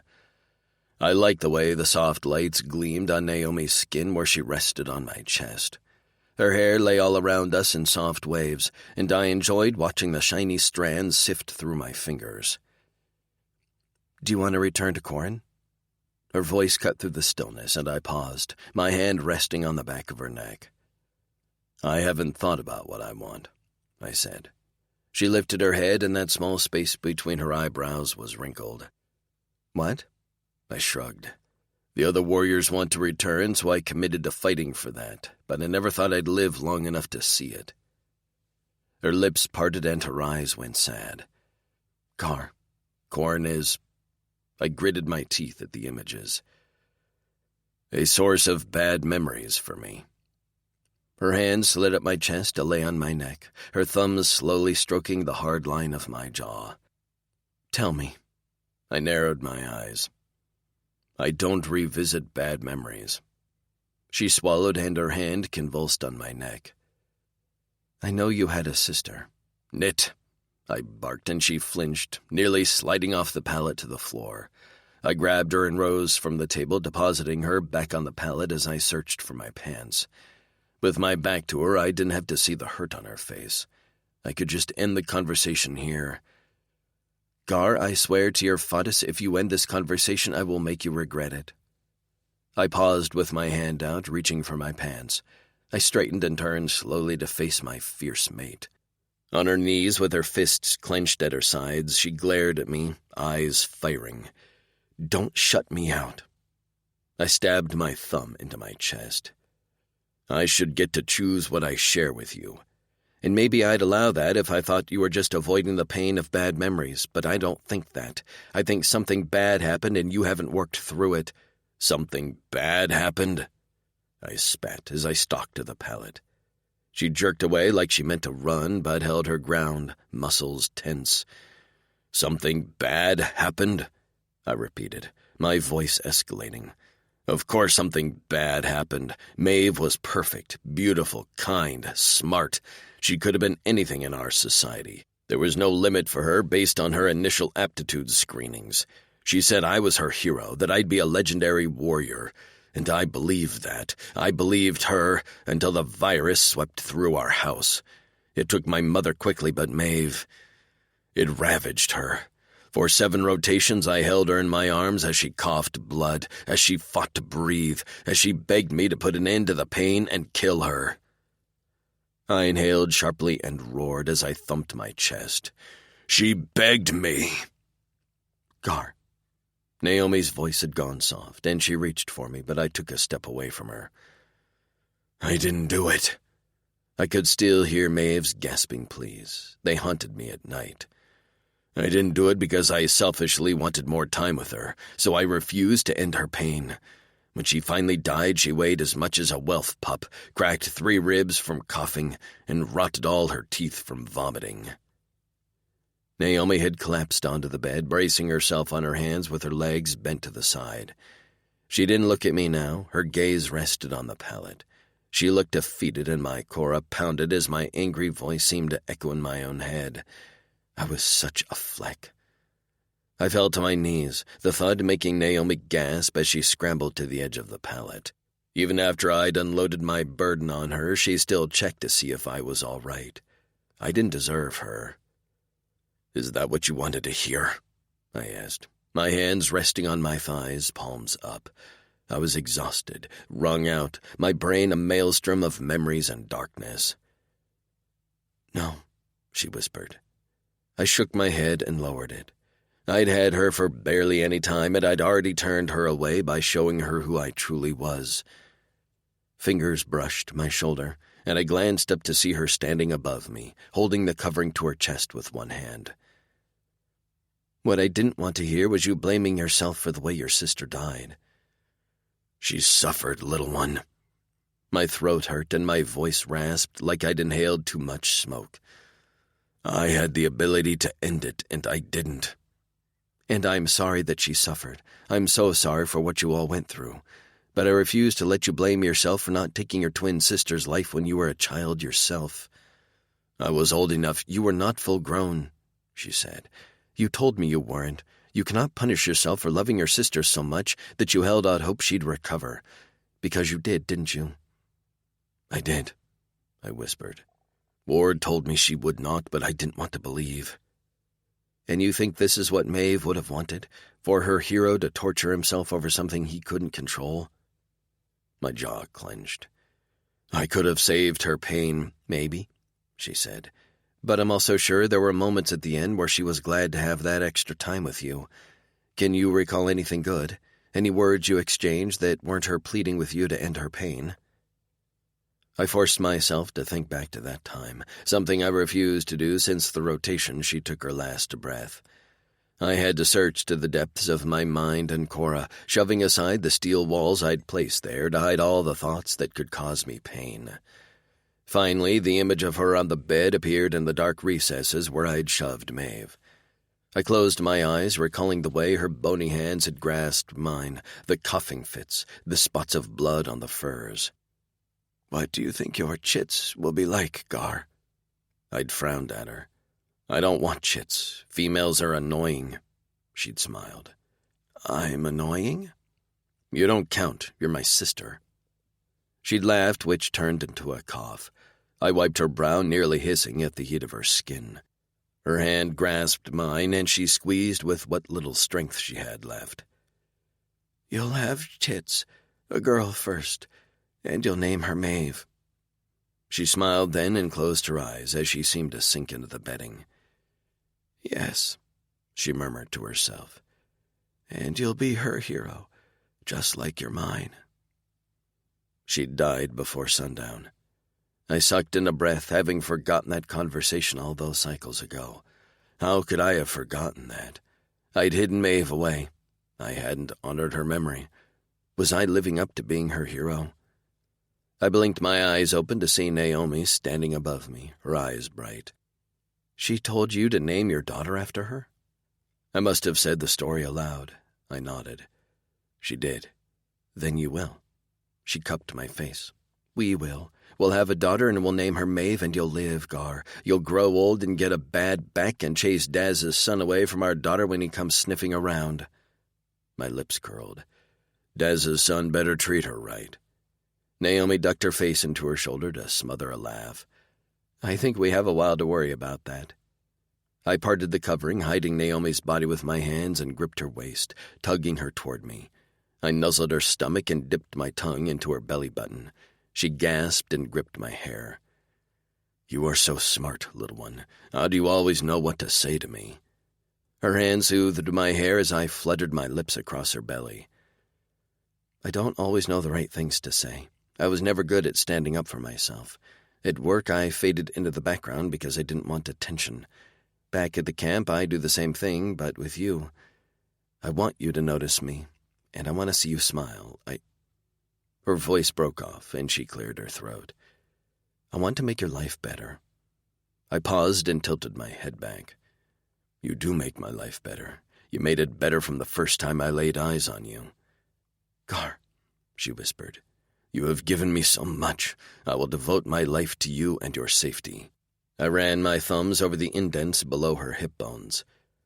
"I'll ensure Maeve lives a long life with her mother at her side."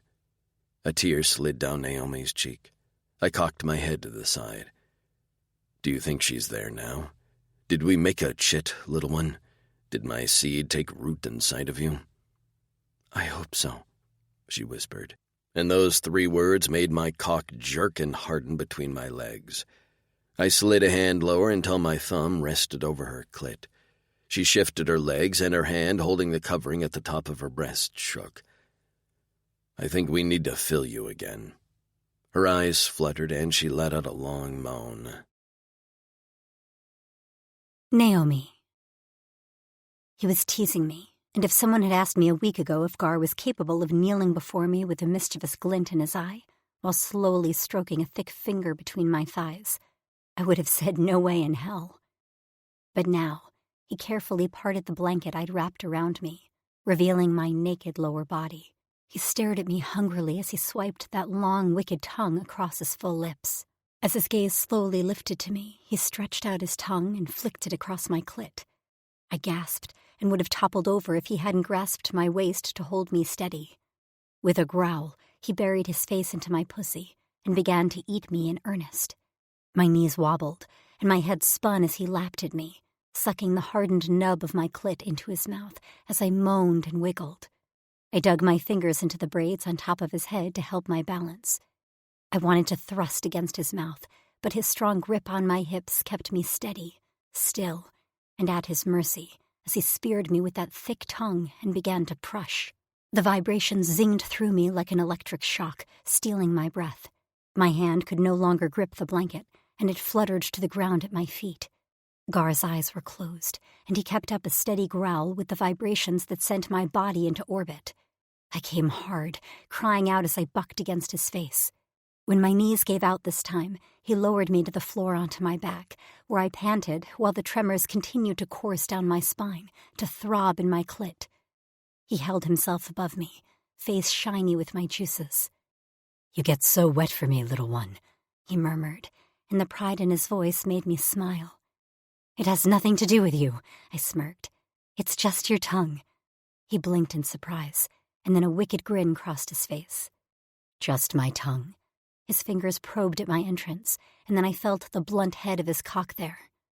"Well, something else too," I mumbled. "What's that?" He pressed against me, but then pulled back. I wiggled, eager to get his cock inside me and feel that fullness again. I said there's something else too. "Tell me what it is." He plucked at my nipple, making me gasp. "Say what you want, little one." I huffed.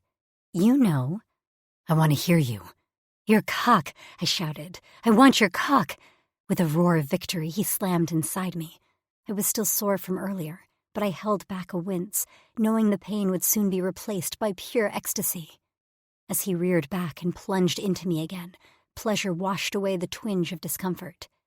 Gar took control this time. This was his pace, his race to release inside of me, to fill me with the chit he so longed for. I held on, accepting the way he slammed into me, and the way his hip bones dug into my inner thighs, while my legs were stretched impossibly wide. I dug my heels into his lower back, and he slammed into me, holding there as he ground his hips. I cried out as his cock reached new depths inside of me, leaving no part untouched. When the node at the base of his cock extended to latch onto my clit and suck, my eyes rolled into the back of my head. I bit down on his shoulder as another orgasm hit me like a tornado. I was caught up in the dizzying spin, while Gar continued his punishing pace until he too came on a shout, slamming into me one last time, with such force that he slid us across the floor a foot. No longer in control of my muscles, I let them flop to the side like a starfish. I blinked up at him through half-open eyes. "Don't expect me to get up any time soon." He rolled us so I lay on his chest instead of the hard floor. His hands ran over my skin, and he frowned at the red marks on my hips. "I was too rough." I yawned. "No, you weren't. I bit you." "But I like the bites." "Well, I like the red marks, so quit frowning." He chuckled, and I jerked to look at his face, because I'd never heard him make that amused sound. He caught me looking at him and let the chuckle trail off. Amusement still glinted in his eyes. I pointed a finger at his face. "You laughed." "I'm capable." "But I'd never heard you before you did it back in that storage room. And then I hadn't been able to see your face." I don't have much reason to laugh. You're around all kinds of funny guys like Sax and Xavi. He shrugged. Their humor annoys me. And my humor? His smile widened. You are very funny, especially when you're angry. I narrowed my eyes at him. I'm not supposed to be funny when I'm angry. Well, you are, like wet Celebri cub. I pursed my lips. Whatever. Laying my head on his chest, I yawned. How did any of the other warriors and women get anything done if sex made them this sleepy? He didn't speak, just casually brushed my spine with his fingers in a way that sent goosebumps racing over my skin. I traced the scars on his body, cataloging all the ways he'd fought and hurt for his race, for us females. I'd heard about Gar's battle skills, and I'd seen him fight firsthand. He was deadly, skilled, and creative with the way he took out his enemies. I shuddered as I remembered the way he'd plunged his horn into a Kulk's eye socket. Letting my fingers flutter lower, I ran them over the firm ridges of his stomach until I reached his groin. Drixonians had no hair around their cocks, so all his parts were just there, easy to see. The node at the top base of his cock fascinated me. I'd heard the girls talking about it and comparing it to a popular sex toy. As of now, it was barely noticeable, just a small bump with a slit, but I'd seen it in action, like a sucking sleeve that did wondrous things to my clit. I pressed on it slightly, and a shiver ran down Gar's body. His fingers closed around my wrist. Sensitive, he murmured. I'm sorry, I blushed. How does it work? My cock? Amusement rang in his tone. No, I know how that works. I mean, this. I tapped the node just barely. My subcock. It's a bit like my cock around you, he said. Uncontrollable. Really? I asked. You don't, activate it somehow? He snorted. I do not activate it. I think my body senses when you are near your release. Fascinating, I murmured. His cock lay against his thigh, half hard and curved to the right, a light blue color. I'd never actually seen a penis up close like this. My only experiences had been a few fumbling handjobs down a guy's pants. I wrapped my fingers around it and squeezed. Gar's body jerked. Little one, he growled. I released his cock. Sorry, I'm exploring. I don't mind your exploring. Just be gentle with the important bits. Big bad warrior can't take a little rough handling, I giggled. He stuck his hand under my armpit and wiggled his fingers. I squealed, arching away from him. You know how to tickle, no fair! He laughed outright, a deep rich sound that made my belly go warm. My mother used to tickle me and Maeve. I loved that he maintained a soft smile on his face as he recalled his sister. Tell me about your family. Gar's fingers traced my spine. About your life on Earth. I sighed and plastered myself against his side as the threat of more tickles disappeared. You know I have an older brother. Very protective. I worked on his construction crew, and most of the men weren't even allowed to look at me, let alone talk to me in any way that wasn't job-related. The ache of missing my brother never went away. No matter how much he pissed me off, he was my brother, and I knew he only ever wanted the best for me. Why? Gar asked. Did those men not have honor? Just like Drix, there are good guys and bad guys, I said. He was silent for a while. I don't like to think about the dishonorable warriors who turned their backs on our values and creed. I know, I said, but that doesn't mean they don't exist. Gar growled low in his throat, and his hand tightened on my ass cheek before he released it. I liked my life on Earth, I said. It was lonely sometimes. A lot of my friends worked different hours than me, and dating was out of the question thanks to my brother. We were roommates too, so it wasn't like I could get anything by him. You miss him, though. Of course I do. Tears threatened, and I sniffed. Theo was the dad I never had. My mom bailed on us when I was a teenager, and Theo was a legal adult, so he took care of me, made sure I went to school and got good grades. It hurts to think about how worried he must be. I bit my lip. I wish I could tell him I was okay. I wish you two could meet. Gar's hand rose to curl around the back of my neck. I have respect for your brother. It's honorable what he did for you. He'd like you too, Gar. I propped my head on my fist. Gar stared at the ceiling, fangs digging into his lower lip. His head was propped up by his hand behind his head, and I smoothed my fingers over his biceps. He'd like you a lot. Gar's gaze shifted to me. You think so? I know so.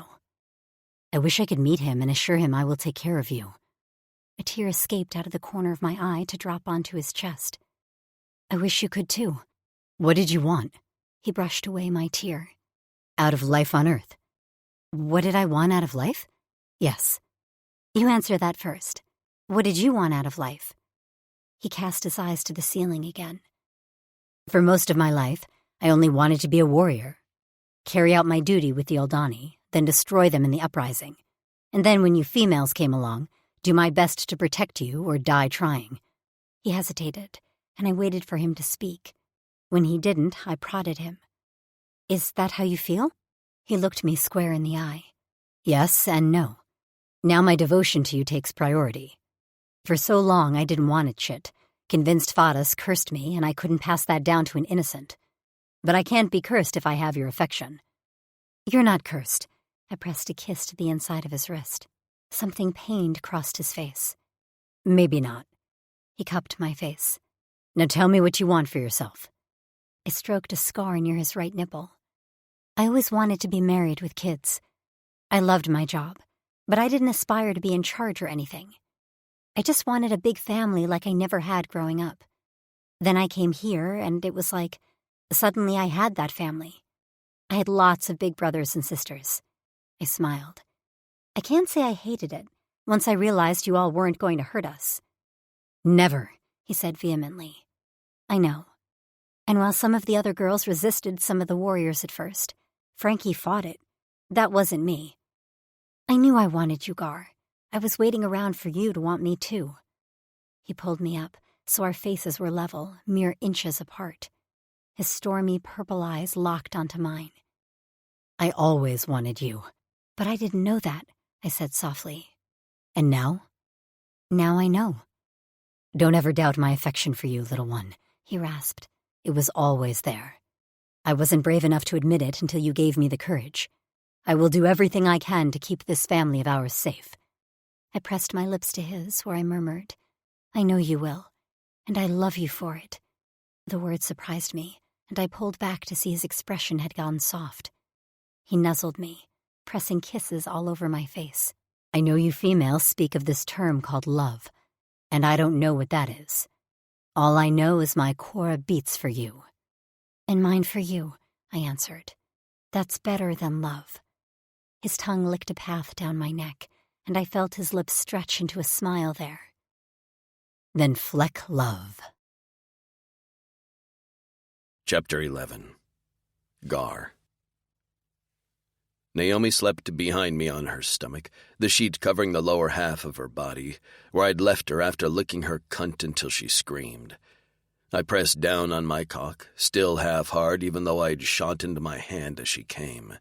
I wanted nothing more than to pull her soft body onto mine, but I had to focus on getting us to safety. This was only temporary. We couldn't stay down here forever as our food and qua supply was about to run out. The ship wasn't fully operational yet, but the generator was charged enough that I could access the communications program. I held my breath as I stared at the signal indicator. Since the uprising, Drixonians hadn't been able to access the Rinian network, which was how the rest of the species and planets in our galaxy communicated. We hadn't been able to contact the few allies we had, and because of that, we remained stuck on this planet with no way to get off. Our comms to each other worked because those ran off old tech, towers that were built long ago by the Aldani. We'd since moved them, so our enemies were unable to find them and destroy them. The Rinian network used satellites we couldn't access with our comms. The cruiser, however, could tap into the Rinian network via the satellites.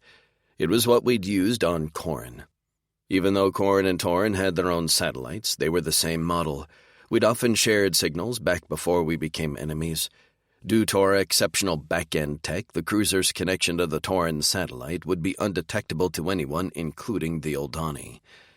The signal blinked, letting me know it was trying to connect, and I stared impatiently, nearly holding my breath. "Come on," I whispered under my breath. Naomi snorted, and I turned to find she'd rolled onto her back in her sleep with her arms over her head. My gaze fell to her breasts, full and still marked from my mouth. I nearly stood up to join her and almost did, just as a small beep sounded from behind me. I whipped my head around to see the most glorious sight of my life, other than a naked Naomi. The small speaker crackled. Connection to Rinian Network, Planet Torn is established. Fleck yeah, I grinned, and began to scroll through the screens with my fingers. Time passed in a haze while I sat hunched over the control panel of the cruiser. Naomi slept while my eyes pored over hundreds of files and communications. Most were protected behind a firewall I couldn't access, but as the Oldani were the only species using the Planet Torn network, they'd gone lax in recent cycles. Many of the communications among military factions and members of the elite were publicly accessible. I couldn't be sure what was behind the protected files, but there were many concerning conversations dating back to before the uprising, maps of Khorne, detailed descriptions of the Drixonian government and military operations. They'd been spying on us when we'd barely paid attention to them and chalked them up as harmless isolationist neighbors. A ball of dread gripped my stomach and I clutched at my thigh until my claws pierced the leather of my pants. The elite asked for proof that the rumors of physical experimentation on Drixonians were unfounded, and there were hidden backdoor conversations among the now-deceased Trupa, thanks to Daz and other military leaders.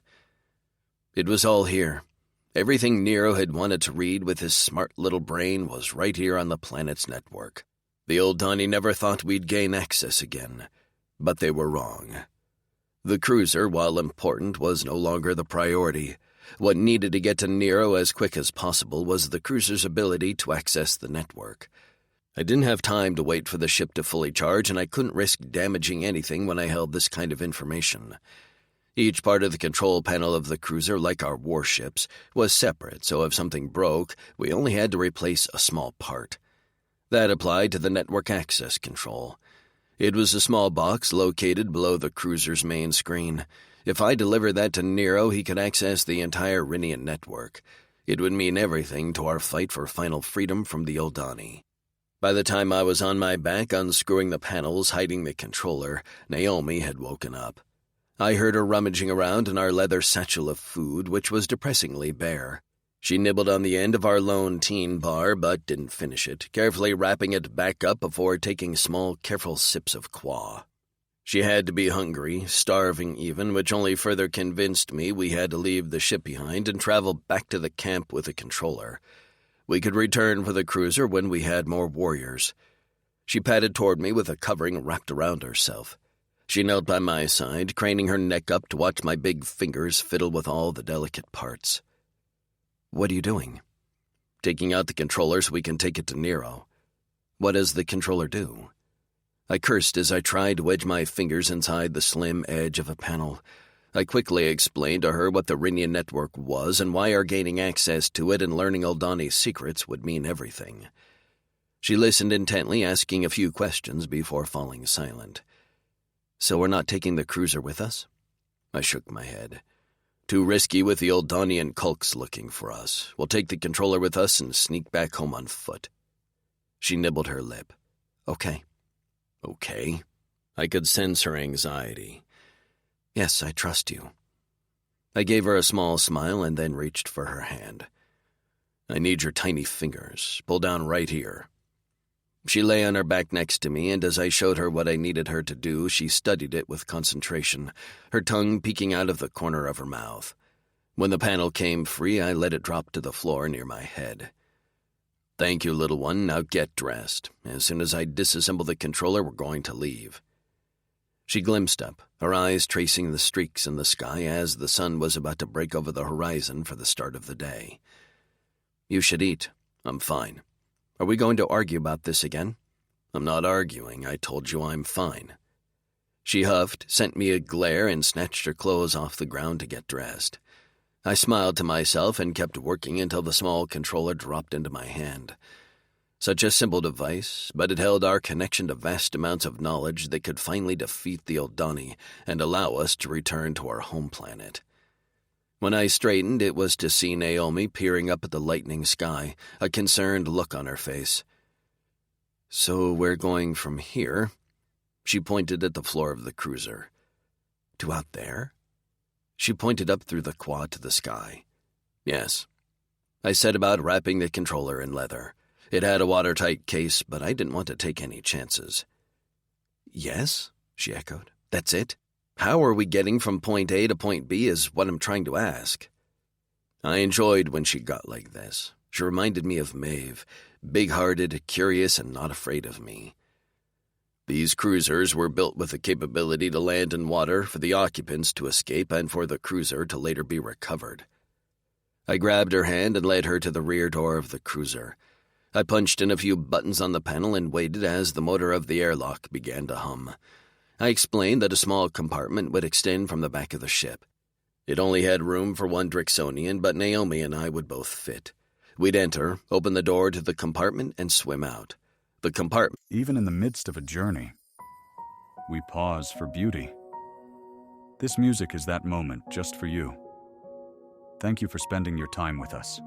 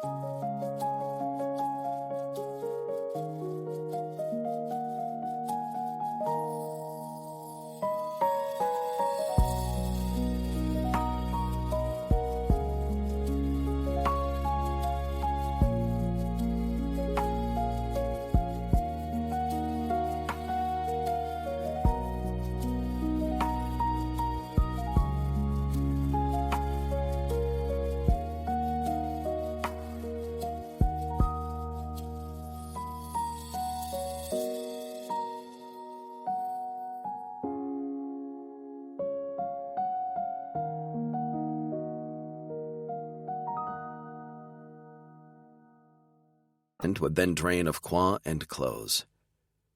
You can swim, right? After a momentary pause, she said. I can swim. I narrowed my eyes at her as the hum of the motor ceased. Are you sure? I can, she huffed. I just really don't like it. She twisted her fingers together. Holding my breath makes me panic. I kind of enjoy breathing. I stopped her nervous hand ringing and slipped my fingers in hers. Hang on to me and you'll be fine. I enjoy breathing too. I'll get us to the surface. She smiled, full of trust and gratitude. Okay, she whispered softly. I pressed a kiss to the top of her head and opened the door to the airlock. Once we were inside and the door to the cruiser was shut behind us, I gripped Naomi around the waist and pressed her to me. "Are you ready?" She nodded and inhaled deeply before holding her breath with a pinch to her nose. Adorable. I held my breath, opened the compartment door, and swam against the current of rushing Qua. Naomi. The Qua was warmer than I thought it was going to be, but the shock of it still made me gasp, which meant I got a mouthful of liquid. It wasn't that I didn't like pools or lakes. I did. I just didn't like when my feet couldn't touch the bottom, which was always since I was stupid short. I didn't have to worry, though. With one kick of those massive booted feet, Gar sent us soaring to the surface. With one arm locked around me, he pushed with the other, slicing it through the water as if there was no resistance. His strength amazed me, and soon, before I could panic about not breathing, we were breaking the surface. I sucked in great gulps of air as Gar, with no help from me, swam toward the shore. He heaved me out on a rock first where I lay on my back, sucking in oxygen, as he hauled himself to his feet next to me. He shook himself, not unlike a dog, and I glared as I watched the Qua roll off his scales in little beads. His hair didn't even look wet. Meanwhile, I could imagine I resembled a drowned rat. I pushed my wet hair out of my face and rolled until I could peer down into the Qua. Sure enough, the cruiser wasn't visible. At all. The entire cloaking shield situation fascinated me. I flopped onto my back again to find Gar's hand in my face. I took it and he pulled me to my feet with more strength than necessary, so that I landed against his chest with an oomph. He peered up at the sky and then scanned the tree line. We were in a small clearing near the Qua, but all around us was dense forest, the blue leaves of the trees swaying slightly in the early morning breeze. I shivered, feeling the chill of my drying skin, and the knowledge we were now vulnerable. The Oldani would be looking for us. We'd stolen a damn spaceship from them in addition to blowing up a hole in their secretive bunker. I'd bet they were pissed. Gar dipped our Qua canteen into the lake, refilling it before screwing the cap on tight and shoving it into the back of his pants. As I wrung out my hair and pulled it into a knot on my head, Gar leaned down so he could speak quietly. "I need you to do as I say. Not that I think you're not smart, but this is my planet. These are my enemies. And I know the best route and what to do, okay?" "I have zero arguments over that," I said, shaking out my limbs and doing a few stretches. "You lead, big guy. I'll follow quiet as a mouse." He cocked his head to the side. "What's a mouse?" "A very small, furry thing." I formed a circle with my hands to show the size of said rodent. "This big. They are known for being quiet except for little squeaks when they're scared." "Despite your stature, you are not a mouse," he frowned. I propped my hands on my fists. "I'll have you know that I have a reputation for being meek and shy." He snorted. "Meek? My Naomi isn't meek." It hit me that he wasn't wrong. Around him, I wasn't meek Naomi, at least not anymore. "Around you, I'm not." He held my gaze as he asked. "Why is that?" I blinked at him. "You make me feel invincible. With you at my back, I swear I could fight an army of Kulks even though I don't know how to throw a punch. And now that I know how you feel about me, I have the strength to stand up to you, to be honest with you. I'm not worried you're going to leave me." I hadn't realized this was how I felt until the words tumbled out of my mouth. "Your devotion makes me stronger." As I spoke, his back straightened until by the time I was finished, his chest was puffed out like a blowfish, pride bobbing to the surface of those purple eyes of his. He thumped his chest. "I do that for you." It wasn't a question, but I answered as if it was. "Yes." A smile crossed his lips. "There is no greater honor than strengthening my mate." "Well then, wear that badge with pride, because you earned it." He pressed a kiss to my lips, and then touched our foreheads together in a tender gesture, which reminded me of the greeting the warriors often gave each other. Then he reached for my hand and gripped it. "As much as I'd prefer to stay here with you, we need to move. Fast and quiet." I nodded. "Fast and quiet. I can do that." With a squeeze of my hand, he took a step into the forest, and I followed, feeling as though home was in our reach. Chapter 12. Gar. I was impressed with how well Naomi kept pace with me, despite her legs being half as long as mine. When she began to stumble around midday, I hauled her onto my back and carried her. I missed my bike, which would have reduced the time of this trek back home, but I didn't dare return to where I'd stashed it. I had planned to never see it again, and the thought of once again feeling the vibration between my legs filled me with longing. It had been a long time before I felt like I was capable of more than dying for my cause. Naomi made me feel like just maybe I was meant for more. Had Fatus really changed her mind about me? I traveled through the forest with every sense on full alert, so I could detect any enemies or predators. This wasn't a safe part of the Western Hemisphere. Pivars roamed here, and we crossed over many trails trampled down from Rhizar packs who used them as a path from their hunting grounds to their coastal caves. I knew the area, but I was uneasy. So much could go wrong here, and while I'd never been afraid for myself, I was terrified that one momentary slip of concentration would mean Naomi would come to harm.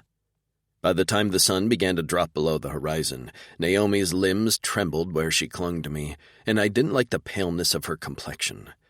If I were alone, I would have pushed myself to keep going, but I knew my fatigue was causing my senses to dull. I didn't trust myself to keep her safe, not without some food and rest. I wasn't comfortable resting on the forest floor, where we'd be ripe for Celebri or Pivar attacks. The only other option was up. I scanned around us for the largest tree I could find, and then stopped at the base. The branches were dense, and with a bit of work I could make a pallet out of leaves. I shuddered. I flecking hated heights. Flying in the cruiser was different, but climbing trees and buildings had never been something I enjoyed. I couldn't believe Drac had lived in a flecking hut in the trees for 15 cycles. "Gar?" Naomi's voice was hoarse. I patted her thigh. "We'll eat and rest," I pointed up. "In there." "In the tree?" I held back another shudder. "Yes." "Why?" I helped her to the ground and kept her steady when she wobbled. "Pivars and Rhizars can't climb." She wrinkled her nose and plastered her body to mine while she scanned the small clearing with wide eyes. I patted her back. "Don't worry, we're safe now. But we both need rest, and the only way either of us will get it is if we're somewhere they can't reach us." "Yeah, okay." She finally stopped her desperate searching for predators. She peered up. How are we going to get up there?" I flexed my hands and my claws lengthened. "These." She swallowed as she studied them. "Right." After directing her to my back once more, I made the ascent with her clinging to my shoulders. I didn't look down, only up, but even that made my head spin as the air seemed to thin. Was I imagining that? Fleck heights. By the time we reached a dense network of branches, I was panting in my machettes, sensing my fear threaten to rise. I carefully helped Naomi onto a branch where she could rest her back against the thick trunk. She was eyeing me warily, and I took a moment to close my eyes and get myself under control while I hunched on a branch in front of her. "Gar?" Her soft voice flowed through the air as fingers brushed along my scalp. I exhaled and blinked my eyes open. Concern tightened her features. "Are you okay?" I swallowed, hating to show weakness, but not wanting to lie either.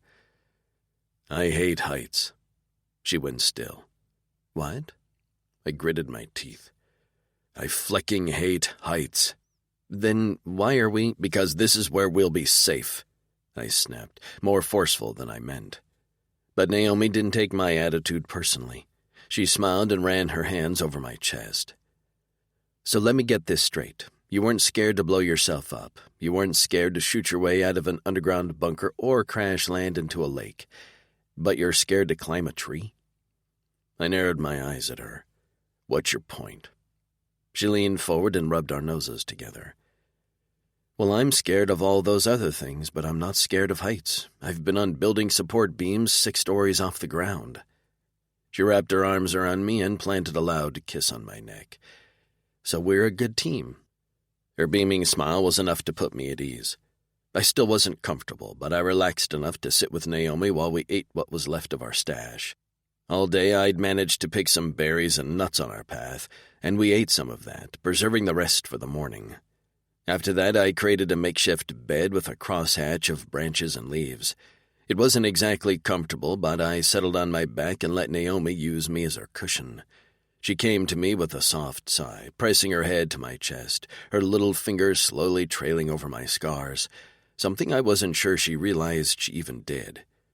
Her touch followed the same pattern every time, and the gentle rhythm and predictable path of her fingers settled me. So what happens next? Her low voice carried on the breezy night air. What do you mean? When we get back, what will that controller be able to tell you? We won't know until Nero gets a hold of it, but it could mean an end to our battle with the Old Donnie once and for all.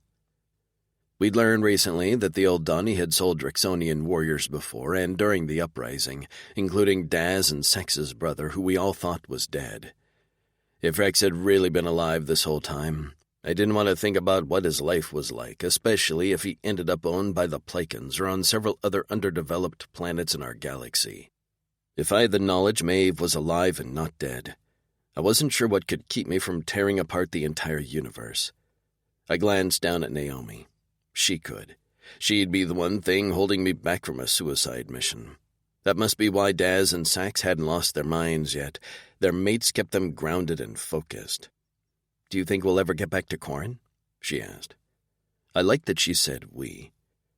For the first time, I feel confident in saying yes. I think so. I'm not sure I'll see it, but maybe our Maeve will. I pressed a kiss to the top of her head, and she flexed her hands on my chest. And what comes next, for us? I ran my hand on her spine to coast over her lower back before palming her ass. Despite the weariness settling into my bones, my cock took notice of her proximity, plumping in my pants until I was sure she both noticed it and felt it. I will be loyal to you. I will protect you with my life, and I'll care for you until my last breath. That is what is next for us. She gasped and picked her head up so the stars glistened in her shiny eyes. I still didn't know I deserved to have a creature as sweet as her. When she looked at me like this, I could believe I was a hero. Thank Fleck she couldn't see my aura. Even if she knew my secrets from the truth about Maeve, to my fear of heights, she was spared the violence and anger that lived in my head. Those are the vows we all dream of, devotion and loyalty. Bigger than love, I grunted. Right, she grinned. Fleck love. Fleck it. I hauled her up my body and slammed my lips onto hers. Immediately she melted in my arms and a moan slipped from her lips to dissolve on my tongue. Her legs straddled my hips and I felt the heat of her sweet cunt on my stomach. Such a tiny thing, my Naomi. My cock pulsed in my pants, seeking her heat. I reached down and squeezed, letting it know it had to wait, that I didn't want to rush her, especially as she lost herself in the kiss. But she knew what I wanted and slowly rose above me. She drew her shirt over her head and looped it over a branch near her shoulder. The moonlight shone through the leaves above us in streaks, highlighting the small brown that raced over the pale skin of her chest. I thumbed a nipple and she arched her back. "Take off your clothes," I rasped. "I want to see my mate." She blinked at me, her dark eyes nearly black in the darkness. She slipped out of her pants quickly, hanging them near her shirt, and then settled over my crotch, rubbing her cunt along my shaft, still trapped in my pants. I ached to let my cock free, but there was something about the glint in her eye that had me fisting my hands at my sides. The sweet smell of her arousal was torture, and I couldn't look away from the bouncing of her breasts as she worked herself on me. She continued to grind on me as she bit her lip. My sweet, untouched mate liked being in control when we first began our touching. I was more than happy to let her, especially because she'd shown she'd let me know when I needed to take over. I watched as her face flushed and her sweet little moans escaped her lips. She braced her hands on my stomach and bucked her hips, riding my trapped cock with increasing strength. I helped her keep her balance with my tail wrapped around her lower back. Just when I thought I couldn't take it anymore, she gasped out a little cry of frustration. "Gar, I know what you need." My voice was a near growl as I tugged with my tail.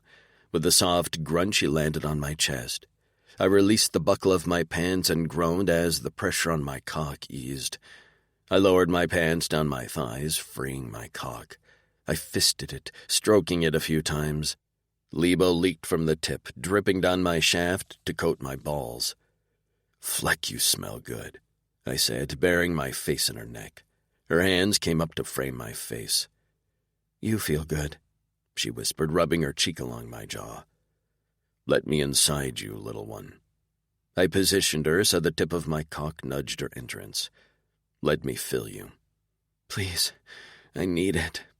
Fleck, her voice was so sweet. "I'll always take care of you." With more power than I intended, I entered her with a punch of my hips. She gasped out a cry and dug her nails into my scales. "Oh, fuck," she murmured.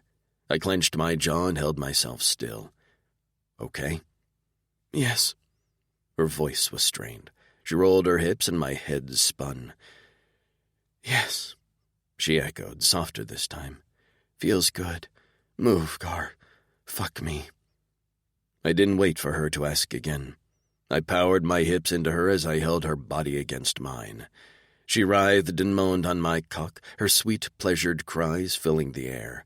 Heat raced south, pooling in my groin until all I felt was fire licking at my balls.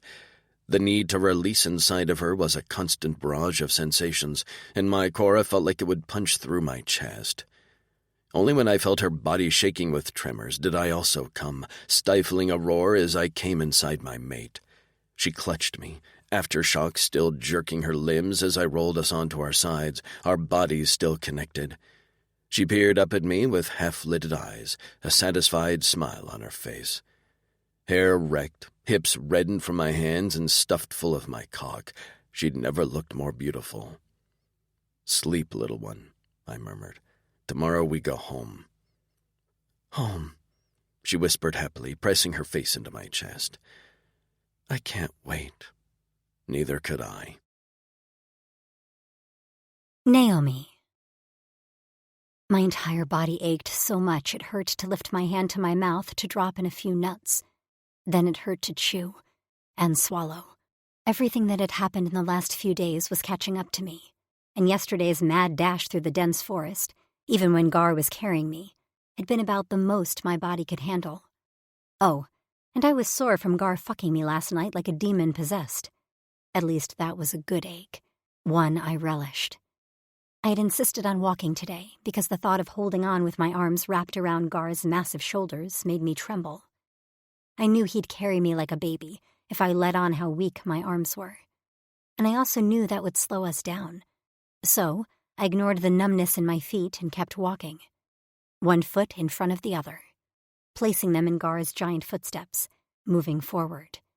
Which was why when Gar suddenly stopped, I nearly crashed into his back. I let out a little shriek, and he immediately spun around, smashing me to his body with his hand clamped to my mouth. My eyes went wide, and I struggled for half a minute on instinct until I forced myself to stay calm. This was Gar. Safety. I blinked up to find him staring off into the forest, focusing on a specific point. His eyes were black as night, his nostrils flared and his teeth slightly bared. It was then I heard the scrape of something on tree bark, followed by a rustle of leaves. Gar's hand dropped from my mouth, and my eyes went wide as he hauled me into his arms and took off at a sprint so fast that the entire world was a blur. I didn't know what we were running from, and I didn't care. I didn't make one sound of protest, since fear was currently clogging up my throat. There was no way anything could outrun him, right? Nothing could catch us now, not an Aldani or Kulk or... Gar came to a sliding halt so quickly my stomach revolted. I glanced up and nearly pissed myself. Standing in front of us was a line of crocodile-looking creatures. They stood about 6 feet tall and had elongated snouts revealing rows of gnarly teeth. They had stumpy tails and massive spears clutched in their 3-fingered hands. And worst of all, they reeked like dead fish mixed with rotten fruit with a side of spoiled milk. I gagged.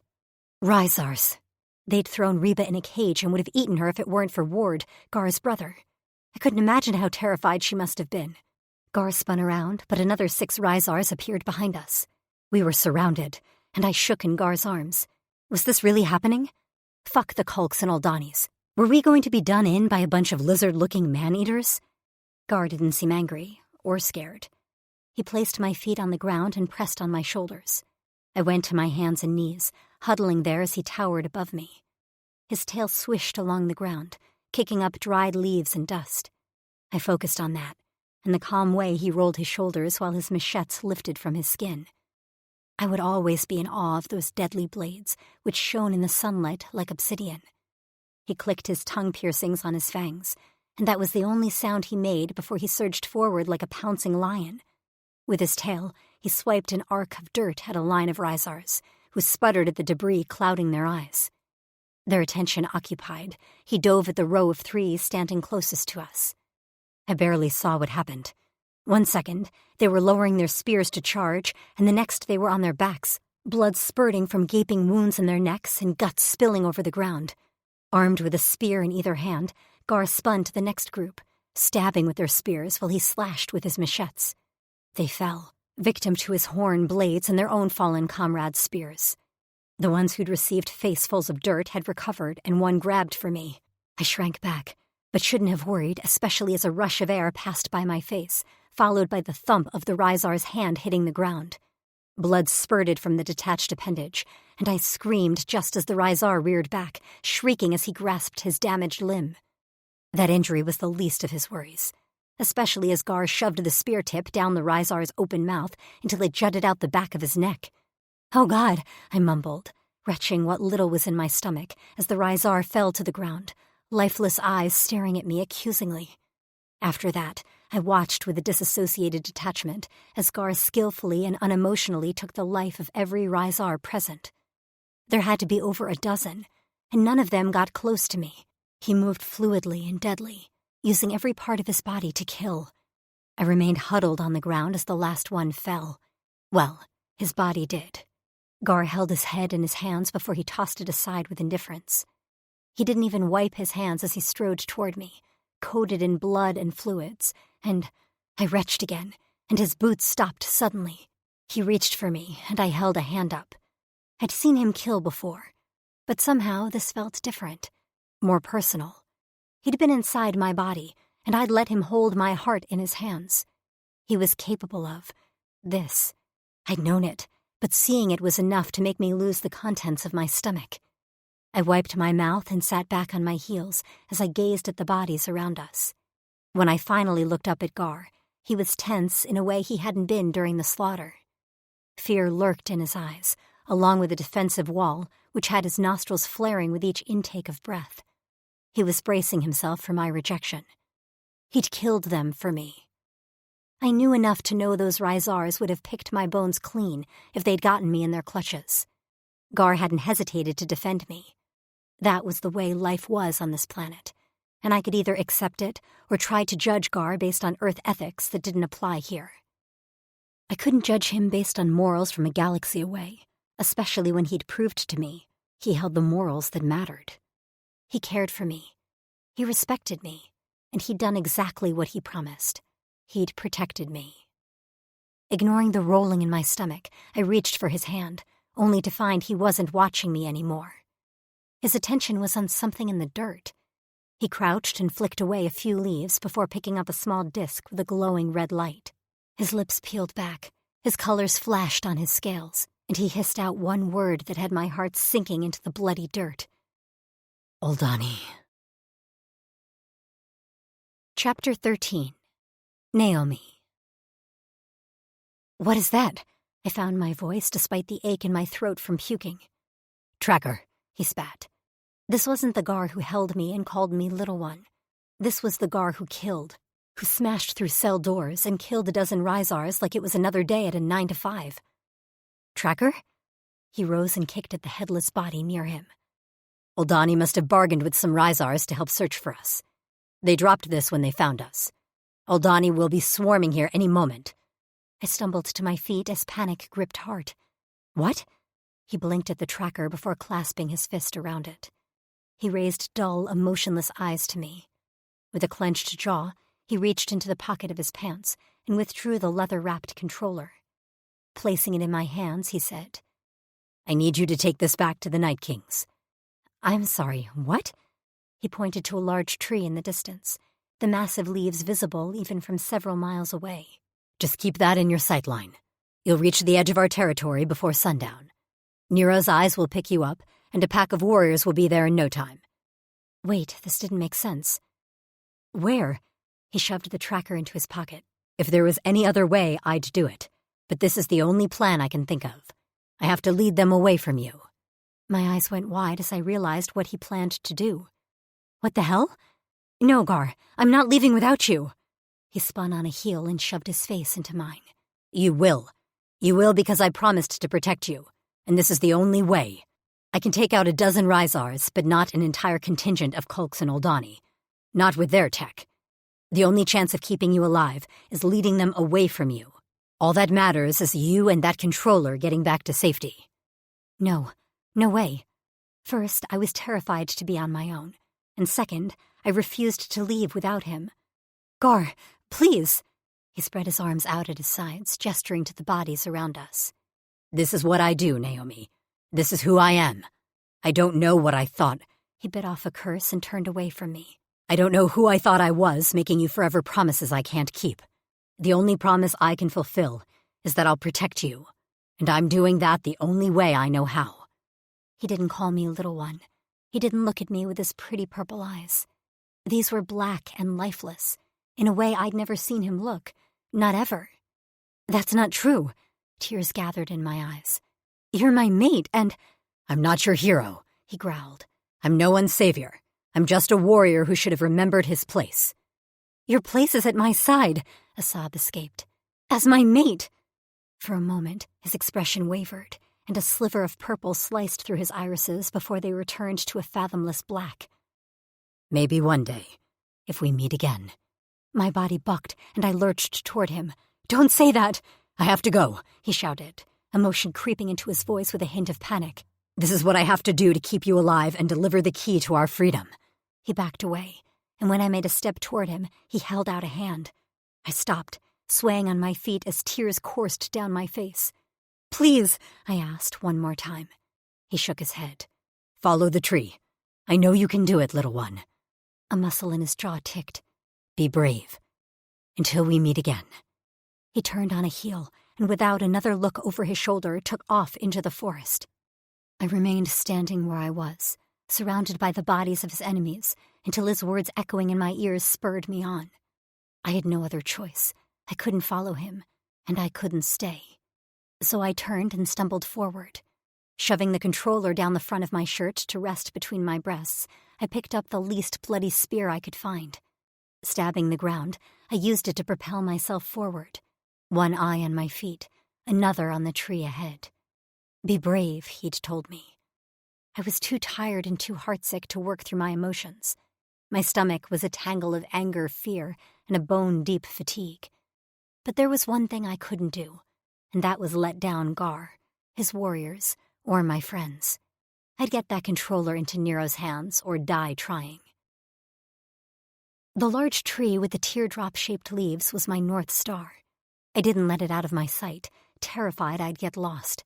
I started at every noise but refused to slow my pace, and all the while I worried about Gar. I could see he'd been torn leaving me, but I also understood his dilemma. Stay with me and put me at risk, or separate and save me from our biggest threat. Before we ran into the Rysars, he'd told me we'd entered a territory rarely used by Pivers and the Rysars, which was why I'd been so surprised to see the lizard aliens. But as Gar said, they must have been sent on a mission by the Oldani to help find us. I clutched the spear in my hand and trudged on, wincing at the blisters that were starting to open on my palm. However, the spear was the only thing keeping me upright. My feet ached, my thighs burned, and all I wanted to do was lay down and take a nap. The sun was high in the sky by the time I slid between two trees into a clearing. And there, standing about 10 feet away, was the massive tree with teardrop-shaped leaves. I gazed up at it, exhaling a long breath. Before I could take another step into the clearing, a slight buzz filled the air. I froze, terrified I'd stepped on a hunter nest. The sound grew and grew until the air vibrated, and it was then I began to hope, with a spark in my chest, that the rumbling was from Night King bikes. I retreated to the large tree where a small hollow was carved in the trunk. I tucked myself inside, spear pointed out, and waited. A bike entered the clearing and landed. I held my breath until I spotted the red armband and familiar mohawk. "Xavi!" I screamed as I burst out of the tree, running toward him with a limp as my legs cramped from my crouched position. His head whipped to me, and his entire face lit up.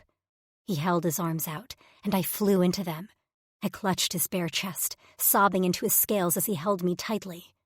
More bikes landed in the clearing, and I blinked to find Sax and Ward, plus 2 other warrior brothers, Pika and Nuka. Hey, you're safe," Xavi crooned. I reared back to blubber in his face. "Gar isn't. We have to find him. We have to help him." "Gar?" He looked over his shoulder at Ward, who frowned fiercely as he peered into the forest from where I'd traveled. I reached into my shirt and shoved the controller into Xavi's hands, who looked bewildered at my emotional state. "There!" I shouted. "This seemed so important Gar was willing to risk his life, so it better be fucking worth it."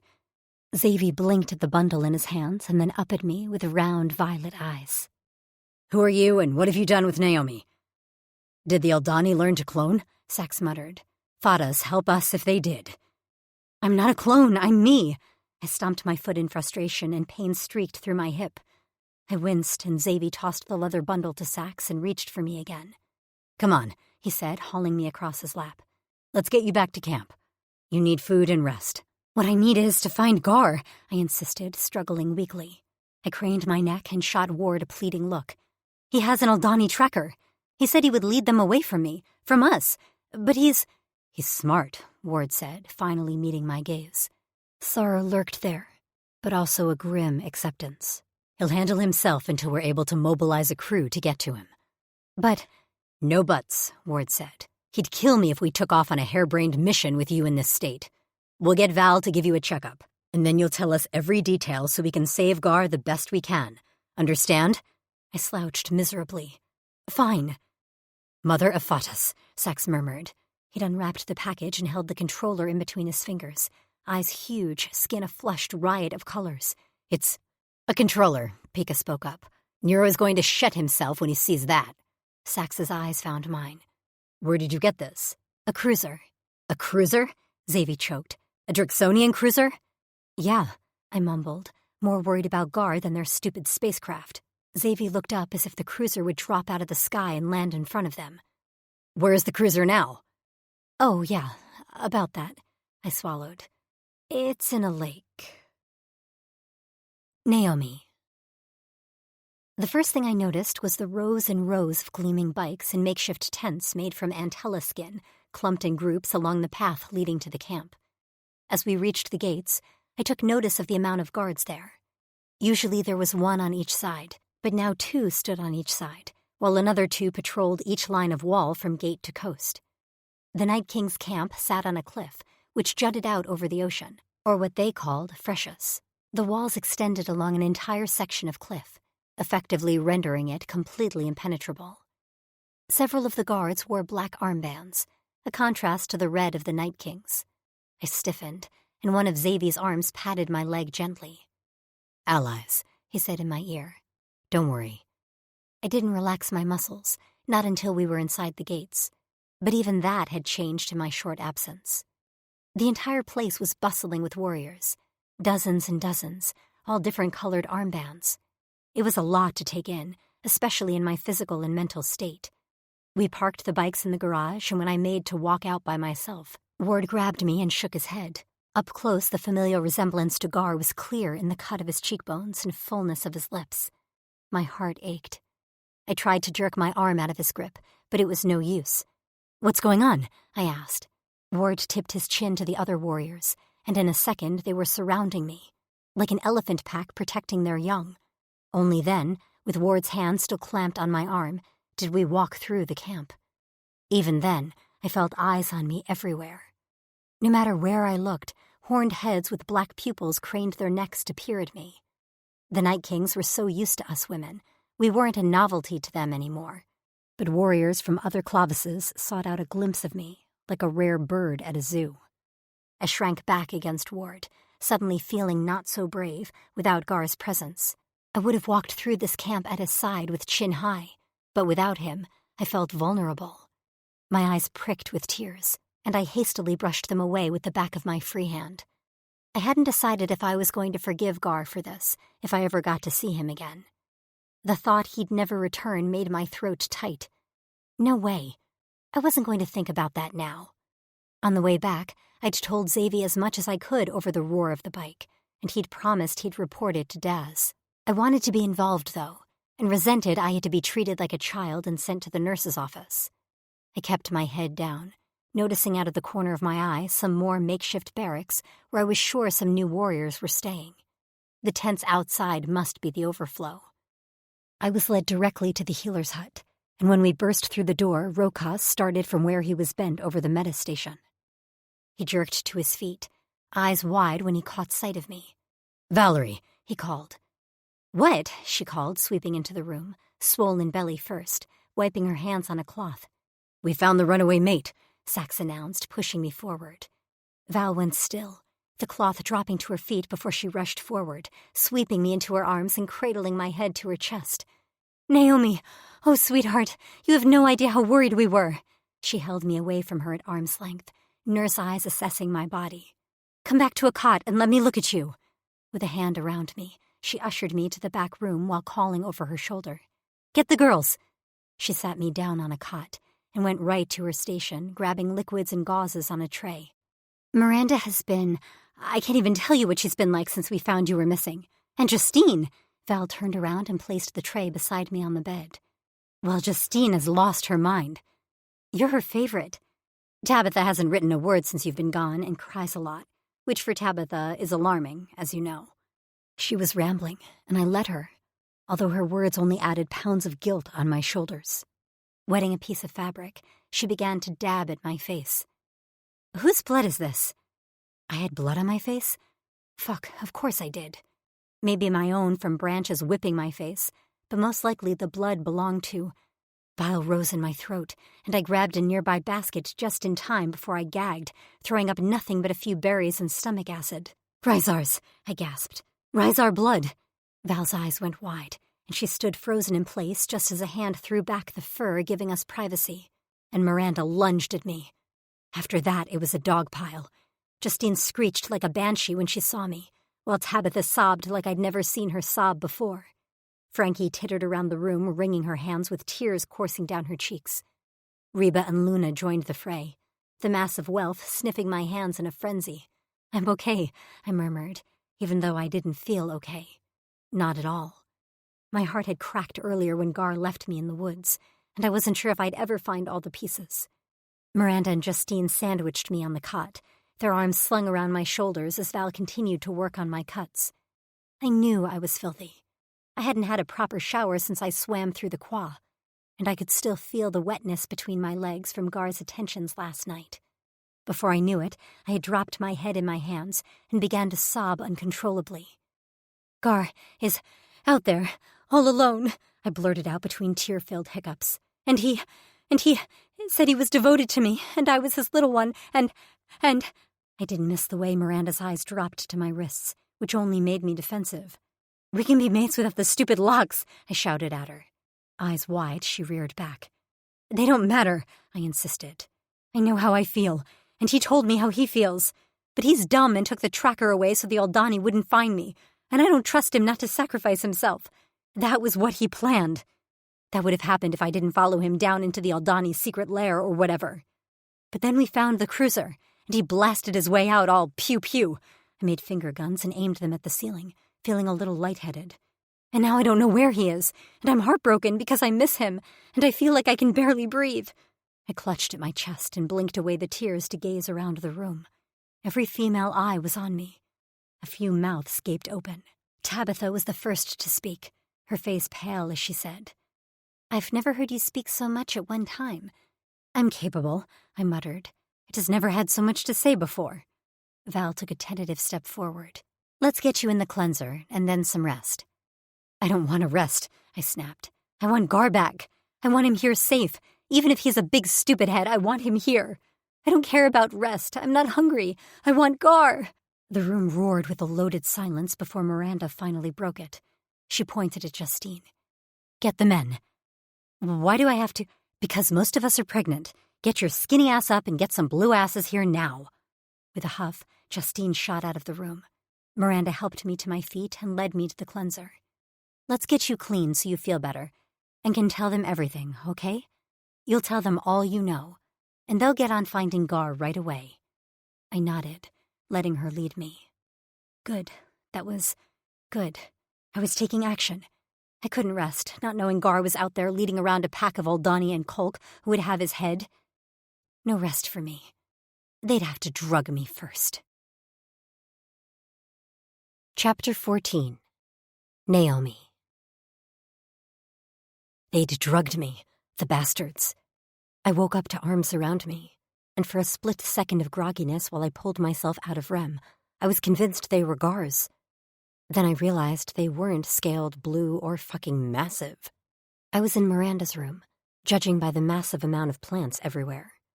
One leaf extended down to tickle my nose, and I blew it away with a huff. I turned to find myself spooned by Miranda. She was still asleep, with her mouth wide open and loud snores rattling her throat.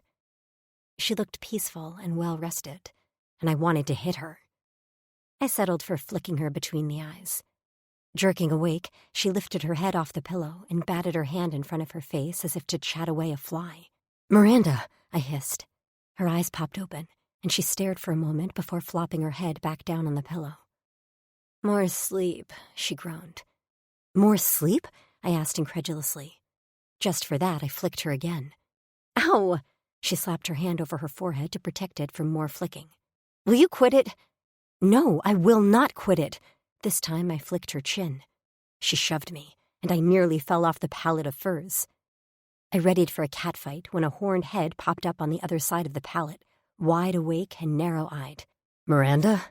Drax said, rising to his full height. And he was great. He was naked, with a boner. I threw the furs over my face. "Miranda, tell your man to put on some pants." "Drac!" my best friend cried. "What?" he demanded in his deep, scratchy voice. "I sleep like this always." "Yeah, but we had a guest last night." "I gave up my pallet for. I could not hold my bloom all night for. I wasn't putting on pants for." "For fuck's sake," a smack followed, and I was sure it was Miranda slapping her forehead. "I love you, my mate. I do. But please put pants on, and maybe get us some breakfast." "Pants and deliveries like a chit," he muttered over some rustling. "I'm a valued Drixonian warrior, and you are deadly and savage, oh so strong, and blah, blah," Miranda spoke with amusement. "But right now, I need you to be a doting mate and help me out. Please?" There was a pause. "You're right. Anything for my bloom." Then the bed dipped and suction sounds followed. I was about to boil. "Are you two seriously making out right now?" Miranda laughed. I lowered the furs to glare at her. She pushed Drax's shoulder gently. "Take your time." "I will. But tonight, I return to our furs, with no pants." Miranda rolled her eyes, but her cheeks were rosy. "Of course." With a nod to me, which I returned with a haughty sniff, he turned and walked out the door. Thankfully, wearing pants. When the door shut behind him, I whirled on my friend. "What the hell is going on? Why are we not sending out search parties for Gar? Who drugged me? Why are there a million Drixonians all over the place?" Miranda heaved a sigh and sat up against the wall behind the bed.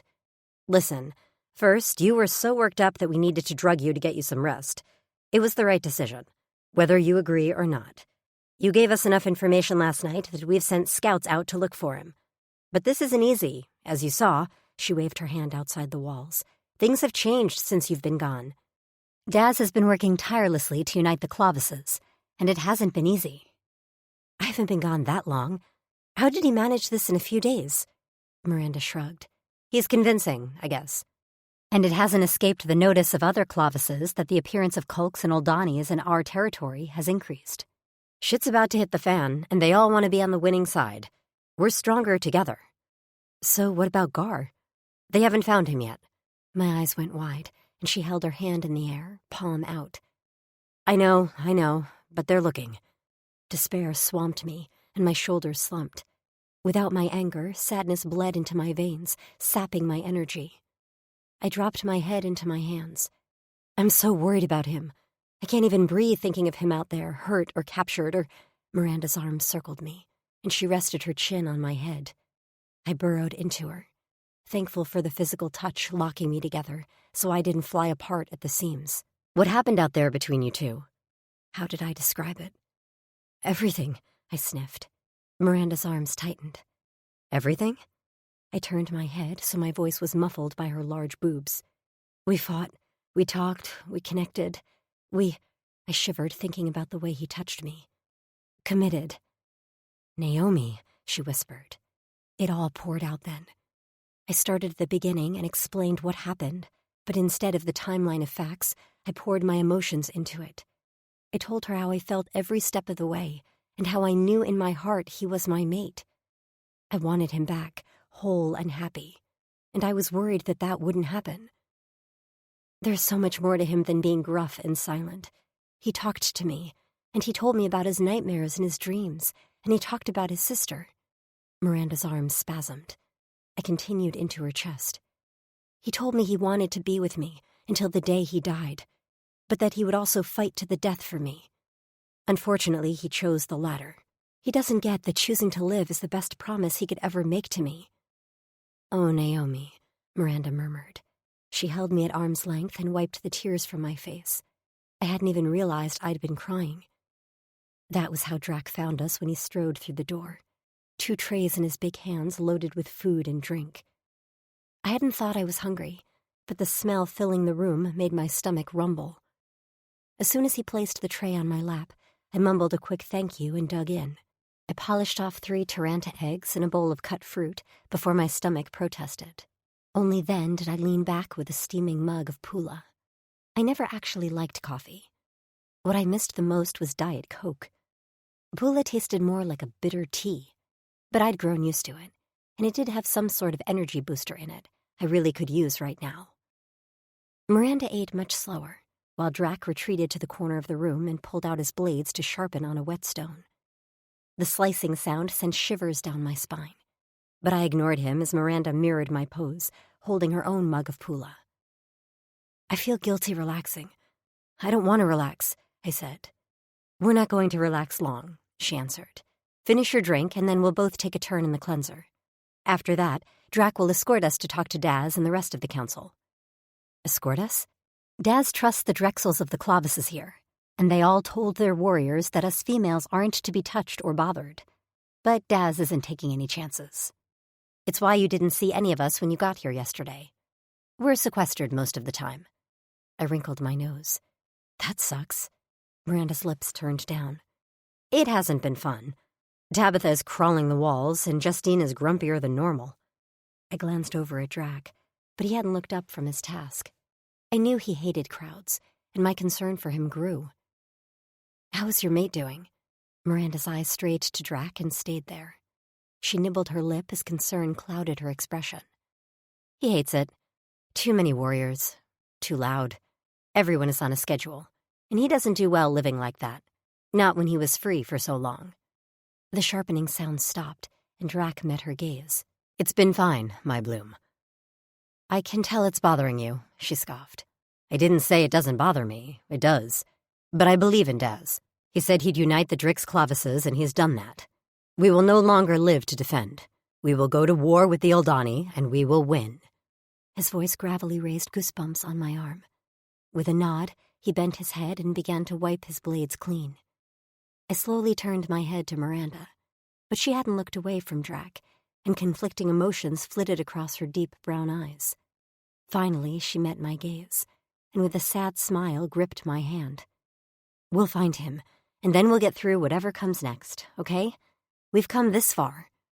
I nodded, but my stomach cramped, and the last gulp of pula tasted sour in my mouth. Naomi. It was very intimidating to sit in the council room at the rear of the dining hall with Daz, Sax, Xavi, Nero, and Ward. The worst part was the empty chair across from me. Gar's chair. I couldn't stop staring at it, picturing him there. All scars, broken horn, and scowls, while in his heart he expected to die for the cause before reaping the rewards. I swallowed around the lump in my throat and looked away. As the only female in the room, I had no comfort, really. As much as I respected and appreciated the Drixonians for all they'd done for us, and how well they treated us. I'd never been close to any of the males. Well, all except for Hap.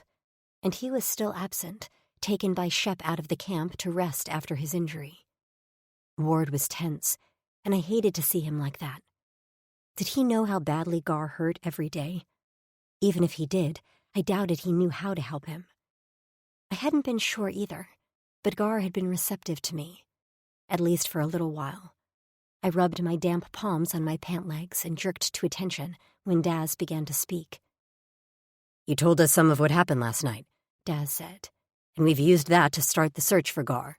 We'd like to hear all the details, please."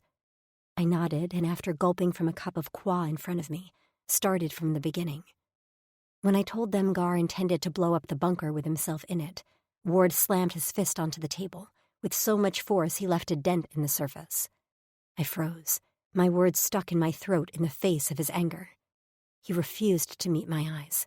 When Daz urged me to continue, Ward stared off at the far wall, motionless. I soldiered on, leaving out the intimate parts.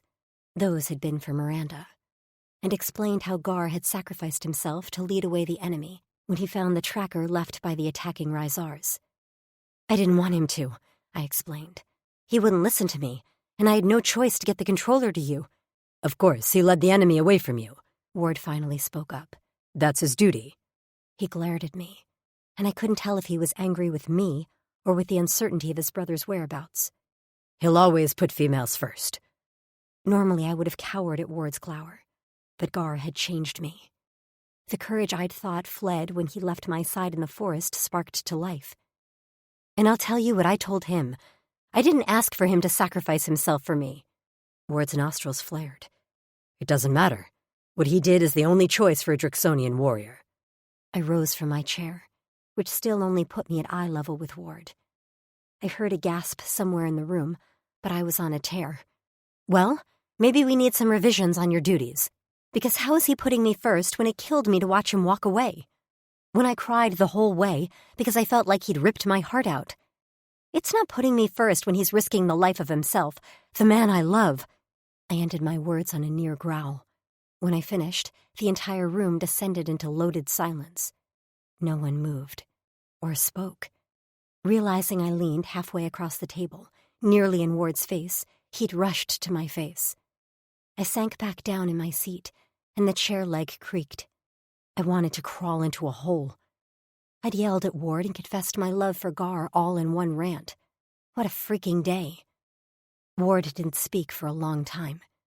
His gaze flicked to Daz, and whatever he saw there had his features softened a fraction before returning to study me. He bent his head in deference, and the action made my spine stiffen. "Forgive me, Naomi. I didn't know. Gar is—" "He's difficult, brave, sweet, and loyal," I spoke on a near whisper. "He's all of those things, and he doesn't deserve his life to end this quickly. Not when he promised me more. He tried to take it back, but I'm not letting him. I'm holding him to his promise of giving me forever." Ward's eyes closed briefly, and then he reached his hand out and slowly wrapped his fingers around mine. He squeezed and offered me a small, genuine smile. "We will get him back," he said, "and we will hold him to that promise. All of us."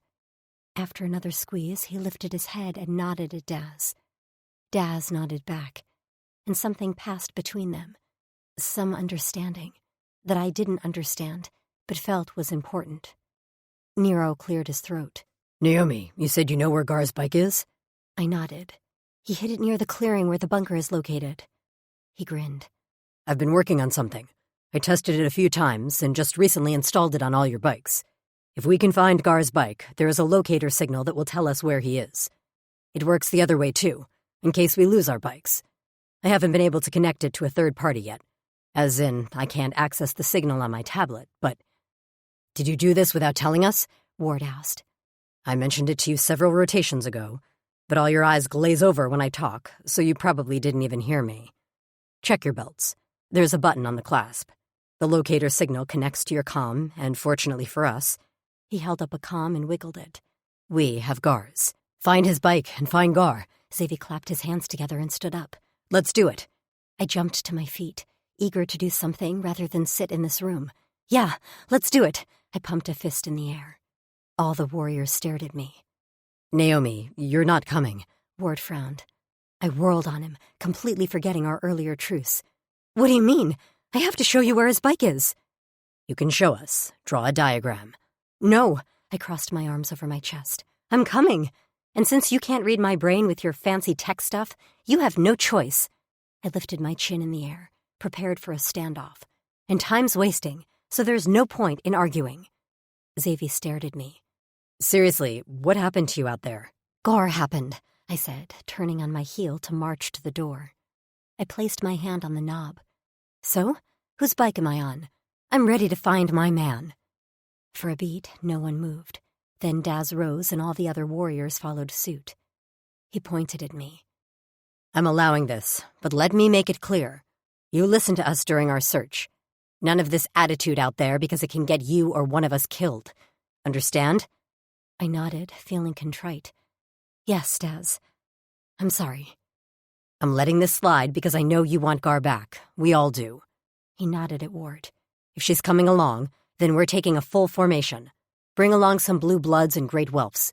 Put the rest on standby in case we need reinforcements. We're heading into a hot zone full of Oldani and Kulks. I won't be outnumbered. All business, Ward nodded. You got it, Drexel. The next half hour was a flurry of activity.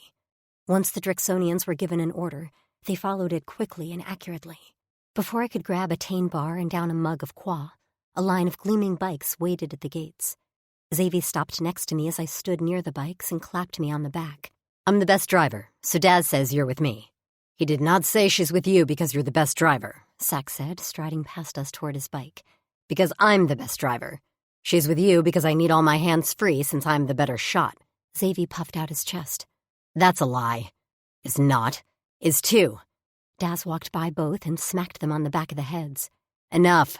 Xavier, you take Naomi because I said so. He turned around and strode back to Xavier before sticking a finger in his face. She gets one scratch and it'll be your head Gar takes off. Understand?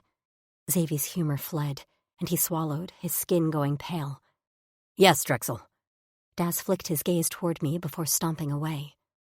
Xavier turned to me with a pleading expression. Please listen, Naomi. I like my head. It's too pretty to be taken off my body. He batted his eyelashes in a way that should have been ridiculous. But on Xavier, the handsome jerk, was attractive. Please? I smiled at him. I promise. Tabitha would have my head if I got yours chopped off. Immediately, his expression changed. A flare of panic crossed his face before his expression went perfectly blank. Xavier? I asked. Did I say something? He gripped my arm, almost too tightly, and directed it toward his bike. His smile returned, the charming one he usually wore like armor. Well, no time to waste, right? We gotta get your big grump. I frowned at him, feeling a little off balance at his reaction to Tabitha's name. But I didn't have time to ask him about it. Maybe when we returned. He was right. Now was the time to get my grump. It wasn't long until we were riding through the gates in a V formation, Daz taking point with Saxon Ward flanking him, Nero, Xavier with me on his bike, and Drac behind them. I looked over my shoulder to see dozens of bikes bringing up the rear, all of them with stone-faced Drixonians gripping the handlebars. I knew they were on my side, but even I felt a fissure of fear lick at my spine. I'd seen what Gar alone could do when outnumbered. This many Drixonians? Unbeatable. We roared through the forest, and none of them seemed concerned about keeping our presence quiet. Once we passed the Night King border, the foliage grew denser.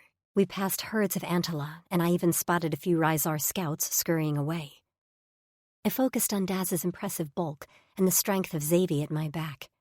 The ride took what felt like hours, and just when I could barely feel my butt and my legs were cramping, Daz lifted his hand in the air. The dull roar of the bikes lowered in decibel, and I glanced behind me to see most of the group peel off. "Where are they going?" I yelled to Xavier over the sound of the bike. They'll be nearby in case we need them. We'll be on foot soon so you can show us where Gar's bike is, he answered. I nodded. That made sense. We couldn't march all these Drixonians close to the clearing without a whole lot of attention. Soon, Daz lifted his hand again and pointed down as he slowed his bike. We followed him. Sax, Ward, Nero, Xavier, and Drac. When the bikes touched down, I stumbled off with a groan. I shook out my legs, hoping for feeling to return sometime. Xavier chuckled and slung his arm around my shoulders. Little sore, huh? Very much, I grumbled. Naomi, Daz called and beckoned me with quick flicks of his fingers. I jerked to his side and craned my neck to look up at him. This area will be crawling with Aldani and Kulks. Do not leave my side. Yes, Daz. He helped me orient myself by describing where we were in relation to the clearing where the bunker was located. I couldn't imagine what it looked like now, as there would be a massive hole in the ground from Gar busting his way out. But we didn't need to go there. We needed to find Gar's bike, and then find him. I took a deep breath and scanned my surroundings. I'd skirted the clearing after leaving Gar's bike, and while most of the area looked the same, a couple bushes stood out. This way, I said curtly and began to walk. Daz quickly stepped to my side, and the rest of the warriors followed. All of them had unleashed their machetes, and it nearly made me piss myself. I'd rarely seen them with their bone blades on display, unless they were actively fighting. They were fearsome, especially Ward, who had no hair to cover his spikes. They looked wicked and deadly, emerging from the top of his skull like a mohawk. I focused back on my task. A couple of times I had to stop and look around, but in the distance I could see the clearing, so I knew I was on the right track. I glanced at it a couple of times and could see the disruption of the ground where chunks of dirt and rock had been flung when we'd exploded out of it. They hadn't cleaned it up yet, probably because they were hunting Gar. I gritted my teeth and trudged forward. Gar had hidden his bike near a Numa patch, and I remembered thinking the bush looked like a sleeping bear. When I caught sight of it, I did a little jump in the air and surged ahead. I didn't get far. A strong hand clamped around my wrist, and I turned to find Daz glaring at me. Sorry, I said softly. I got excited. I pointed. It's right over there, hiding behind those leaves by the trunk with the groove in it. Daz's head went up, and he signaled to the warriors behind him. In seconds, the tree was surrounded, the leaves torn away, and Gar's bike revealed. Ward sucked in a breath, his head lowered, as he ran his hand reverently over the seat. Nero went right to work, flipping open a small panel on the side of the bike's body. He pressed a button which flashed red. He fiddled with Gar's comm, muttering to himself. The button on the bike switched to a bright green, and a smile spread across Nero's face. Got him. Is he alive? Ward asked, lurching to Nero's side. Nero's smile faded. That's not what this does. It just locates his body. A distressed squeak rose up my throat, and I clapped my hand over my mouth a second after it left my lips. Nero jerked his head to me. I'm sorry. I shouldn't have said it like that. He's alive. I'm sure of it. He frowned at the comm. He's moving. Wait a minute. He's here. What? Ward growled, clearly frustrated. Nero scratched his chin. This doesn't make sense. It says he's here, right on top of us. Unless he's below us, Ward answered, his gaze drifting to the clearing. It hit me then. Gar hadn't just led the Aldani away from me. He had gone right to the belly of the beast, which meant, "No!" I shouted, and without a thought, not caring about Daz's threats or the consequences, I took off running. I had to get to Gar before he blew himself to bits. I still had so much to tell him, so much I wanted to do. Except I didn't get far, because a rumble from below caused me to stumble. Like a geyser, an explosion erupted from the gaping hole of the bunker in the clearing, spewing dirt, smoke, and ash. The force of it knocked me off my feet, and my body flew through the air before I landed with a hard thud on my back. Footsteps sounded behind me, but I ignored them, because all I could focus on were the flames licking at the edges of the hole. Only one thing could have detonated that explosion. "Gar!" I screamed, crawling forward on trembling hands because my legs couldn't seem to work. "Gar!" Chapter 15. Naomi. Hands grabbed at me, and I batted them away. "He's down there!" I shouted with a snarl. "We have to get to him!" "Naomi, we have to go!" Ward growled in my ear as he hauled me up by my armpits. I flailed, but he was strong as an ox. "The ground is going to cave in. We can't stay here." "I don't care!" I kicked and swung my fists in the air. "Then I'll get down there to see him faster." This couldn't be it. He'd told me what Fatas had planned for him, but I'd refused to believe it. "Fuck you, Fatus!" I screeched. "Fuck you!" Ward hauled me away, and I dug my heels in the ground, even though it did no good. I went limp, the fight leaving me as despair settled into the marrow of my bones. Mesmerized, I stared at the flames bubbling up from the entry hatch that had been blown back in the explosion. We had just reached the end of the clearing when I swore I saw something, a shape in the flames. Ward's grip had loosened when I stopped fighting, and that was the only way I was able to wrench myself from his grip and hurtle my body back across the clearing. The shape moved, shifting, and then appeared from the flames, a blue-black smoking outline of a massive Drixonian. I ran harder, and Ward shouted from behind me. They'd reach me in no time, and I didn't care. The shape lifted his head, and I caught sight of 2 pitch-black eyes and a broken horn, just as he took 2 stumbling steps forward and collapsed. Fear and relief tugged at my heart as the organ beat against my ribcage. When I reached his side, I went down on a hip like I was sliding into home base. I tried to touch him, and his skin sizzled beneath my hands. "Gar!" I choked out. "Oh my God! Oh no!" His eyes blinked open, pain swimming in the depths until he focused on me. The smallest smile curved his scarred lips. "Couldn't break, promise, to you." "Stop," I sobbed. "Don't talk." His skin was mottled with burns, his scales melting in various places. His left arm, where he'd hidden the device under his skin, was sliced open. The edges blackened. He was so damaged, so very damaged, and I swore I could feel the echoing pain in my own body. "Protect, return," he murmured. "Down there. Realized I couldn't leave you. Had to come back, even if only for a moment." He swallowed, and a pin drop of violet brightened his pain-filled eyes. "I'm sorry. Failed. Tell Maeve about me." I reached for him, every inch of my heart cracking into a million pieces when arms closed around me and hauled me in the air. I shrieked like a wildcat, but the arms didn't let me go. "We have to move before this whole clearing caves in," Xavi grunted as he hauled me away from Gar. Daz bent and with a mighty groan hauled Gar over his shoulder in a fireman's carry.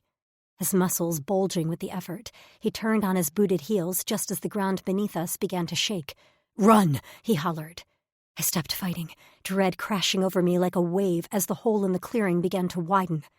Dirt plumed in the air as the ground fell to the cavern below. Now, my scream was of pure terror. Xavi ran with me, facing backward under his arm. Daz was right behind us, straining under the massive weight of Gar's limp body. The collapse gained ground faster than we were running. Daz's heels sank into loose dirt, and just as Xavi dove into the forest at the edge of the clearing, onto secure ground, Daz wobbled on the edge. His eyes went wide. He pinwheeled his free hand, and then plummeted. Xavi rolled as he dove, so he hit the ground first, cushioning my fall. I immediately scrambled to my feet and lunged toward the edge, joining Ward, who was already there, peering down into the dark depths. "Daz," he called, and his voice held a hint of panic I had never heard from any of the Drixonians. "Daz!" Sax cupped his hands around his mouth, eyes wide, his breaths coming in gulps so fast I thought he was going to pass out. He knelt at the edge, hands curling around the dirt as he frantically squinted below. My entire chest was so tight I couldn't breathe. My head spun, and my eyes watered from a mix of debris and grief. "No, no, no," I murmured. "They have to be okay. They have to be." I inhaled sharply, feeling a stab of pain in my ribs. "Daz! Gar!" Something shifted to the right of us. A root that stuck out about 2 feet below the edge of the collapse swayed and then snapped taut. Sax lunged for it, and just as the cloud of dirt began to dissipate, a great horned head appeared out of the darkness. Daz blinked up at us, one hand gripping the end of the root, the other clasping Gar to his shoulder. He was filthy, covered in a fine layer of green dust. His lips peeled back, revealing dirty fangs. "Oh my God!" I slumped to my side, barely able to hold myself up anymore as tremors racked my muscles. "How did he—" Xavi's hand rested on my shoulder. "That's why he's our Drexel." His voice was reverent, and I understood down in my bones what that reverence meant and how Daz had surely earned it 100 times over in the long Drixonian lifespan. There had never been a time I hadn't respected Daz, but as I watched Ward and Sax pull him to safety with Gar still secure on his shoulder, I came to the conclusion I had no idea what respect really meant.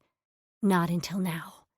Not until I saw a bruised and bleeding Daz lay Gar on the stable ground before falling to his back at his side. great chest heaving as he panted and coughed out mouthfuls of dirt. I would prefer never to do that ever flecking again. I slid on my knees to Gar's side. He was breathing, but it was shallow. I tried to feel his pulse, but his scales were thick, and I couldn't find a vein. Suddenly, Nero appeared with 2 vials of Metis. He handed one to Sax, who immediately plunged it into Daz's worst wound along his side. The other, Nero uncapped and slammed into Gar's chest, right over his heart. I gasped at the violence of it, but knew that was the only thing that could bring him back. The Metis moved swiftly through his body, and some melted scales were formed under the power of the medicine. But Gar still didn't move, and his color had taken on a grayish pallor. I knelt over his body and cupped his face in my hands, pressing our foreheads together. "Please be okay," I whispered. "Please, I need you. Maeve needs you." With a groan, Daz rolled onto his side before stumbling to his feet. "We need to move. We're not in any shape to handle an ambush right now. Ward, strap Gar to his bike and tow it." Ward, his face creased in concern, gestured to Xavi. They picked up Gar, one at his head and the other at his feet, and lumbered toward his bike. Daz swayed slightly on his feet, but he seemed to be breathing better and wincing less. Overcome with emotion, I lunged at Daz and threw my arms around his waist.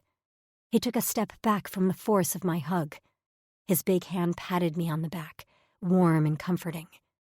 "Thank you," I sniffled against his dirty side. "I don't know how you did it, but you refused to let go of Gar. You pulled him to safety, so he at least has a fighting chance to recover." Daz's hand squeezed my shoulder. "We never leave a warrior behind." "You're a good leader, Daz," I said. "Just wait until I tell Frankie about your heroics. You'll be getting laid double, even with her pregnant belly." "Getting laid?" he queried. "Sex, big guy." His lips quirked up. "I look forward to your retelling." Releasing Daz from my hug, I began to walk toward Gar. I finally felt all the aches and pains in my body and winced at pain in my wrists. They must have borne the brunt of my fall during the explosion. I rubbed them, and when the pain intensified, I glanced down. With a gasp, I stared while 2 black lines, as if drawn by an invisible hand, circled the pale skin of my wrists. I staggered as my head spun, and it suddenly felt like I had a 50-pound weight sitting on my skull. "What?" I mumbled as an alarmed Nero raced to my side, catching me just as I was about to tip over. "Daz," I heard him say, but his voice sounded like it was underwater. "Hurts," I whined, and then I felt it. Him. A column of flames in my mind that seared me from the inside out, and through the smoke and ash, I heard 5 syllables like a brand on my soul. Cora Eternal. Gar. Fire. It licked at me from all sides, white-hot and angry. I pushed through the pain and reached out, seeking an exit. I had to get away. This wasn't the end, I knew now. Fatus had showed me I'd find my end in the flames. I thought I had until through the inferno Naomi's figure appeared, running toward me with her hair trailing behind her in a brown wave. And she'd called for me. She'd said my name. The conflagration had been my rebirth, not my end. Naomi was my destiny. I had to move, wake up. She was there. I could feel her in my mind, the waters of her aura turbulent and in pain. Was she hurt? Had my fire hurt her? "Little one," I murmured, my eyes still glued together. I couldn't seem to open them. I tossed my body and I felt hands on me just as I fell through the air, only to hit a hard surface with a thud. "Little one," I called louder through my smoke-damaged voice. "Naomi." Everything burned, but my wrists hurt the worst, so much I gave up my crawling for a moment to cradle them against my stomach. Hands touched me again, but this time they were different, smaller, softer. "Little one," I murmured. "Gar." Her voice sounded in my ears and in my head like an echo. "Don't try to get up. You're hurt." "Are you okay?" I gritted out. A sob reached my ears. "I'm fine. Gar, our locks appeared. You're my mate." I pried my eyes open even though the action felt like someone was stabbing me in the eyeballs. My vision blurred and I could just barely make out her face. I held up my wrist as the burning had lessened to a barely there ache. My wrists now glowed with golden tattoos in the shapes of spiky flames. I groped blindly for her hand and held it up to mine. We matched. But that didn't make sense. "But I already killed the one who shed your blood. In my cell." She cocked her head. "The one who brought me to see you? No, he wasn't the one who hit me." She glanced over her shoulder and bit her lip. "He must have been down there and died in the explosion." Her expression shifted to concern as her hand shifted through my hair. I could feel it was shorter, singed by the fire. "Fatus was wrong, Gar. The fire wasn't your end." I let my head fall back until it hit the ground. Fatus wasn't wrong. But the fire was the end and the beginning. My new beginning is you.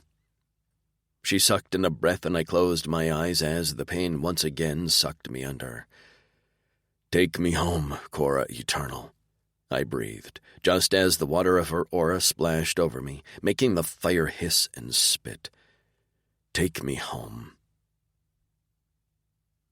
The next time I woke up, I was no longer on the ground. I lay on a soft sleeping pallet, a warm fur pulled up to my chest.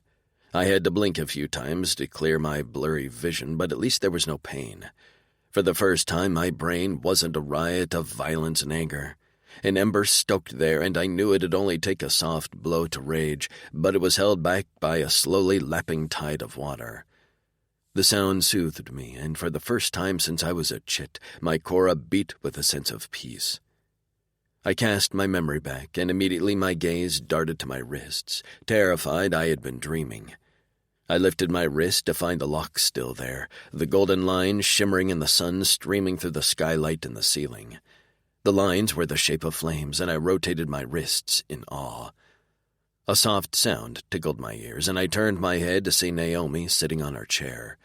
She wore no coverings, and her long brown hair was swept over one shoulder as she pulled a brush through the thick waves.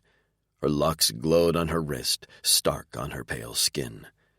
I stared, mesmerized, remembering when I watched her do this very thing and ached with my desire for her, a desire I never thought I'd be able to act on in a million cycles. I was content to watch her, and she didn't seem to know I was awake. She made that soft sound I often heard Miranda make, a wordless singing that made me want to surround myself with the lilting vibrations. She stood up, and I caught a glimpse of her full breasts as she reached into her chest for her coverings.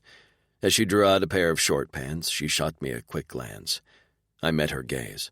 Her mouth dropped open, and then tossing her short pants to the side, she raced to the pallet. "Gar!" Her mouth stretched into a joyful grin. "You're awake." I nodded because I wasn't sure what else to say, and I didn't quite trust my voice yet. My throat ached something fierce.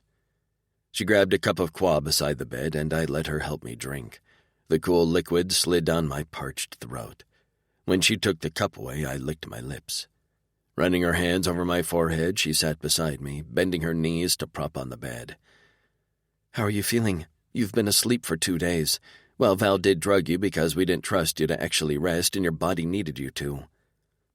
"I feel good," I said. She arched an eyebrow. "Good?" The memories were coming back now. "Good." She shook her head. "It's crazy. Val said she thinks the locks strengthen you, and us. Sax thought she died when they escaped Alazar, but when their locks appeared, she survived." I was distracted by her nakedness. I ran my palm over the soft skin of her thigh. "I don't know how I didn't die. The locks keeping me alive is the only thing that makes sense." She stretched out her body beside me, her tiny form taking up almost no room on the large pallet. We were in her room, and I liked it better than my bare hut. She had a few blooms and pots, gifted to her by Miranda, I was sure, and a colorful floor mat Anna had knitted. "Tell me what happened after you left me," she said. I used as few words as possible, my throat still scratchy from inhaling too much smoke. I told her about how I had been able to hear the Kulk squads following me as I made my way back to the underground bunker. "Was your intention to blow it up?" She looked hurt as she asked the question. I didn't fault her for that. "I had a lot of time to think after I let you go. I wanted more than anything to run back to you, and the only reason I didn't was to keep you safe. I wasn't quite sure what I was going to do. But when I reached the bunker, the majority of the Kulks and Oldani were still there, scrambling to make repairs. I knew this was my chance. I licked my lips, recalling how I'd huddled in the dark of an alcove and sliced the detonator out of my scales. I tried to rig up the detonator to go off remotely. I had a whole plan with a rock attached to a string. Naomi shot me a look. I know, I huffed. Bad plan, and clearly it didn't work. I think the only thing that saved me was that I hid behind one of the only metal-plated doors in the bunker. Still, the blast had knocked me out. I'd come to, surrounded by flames, and I'd panicked, convinced that was it. I could only think about how I failed you, so I forced myself to get out. I didn't know if I was going to make it, but I was going to try. I somehow climbed the stairs, and then there you were among the flames like a cold bucket of quaw.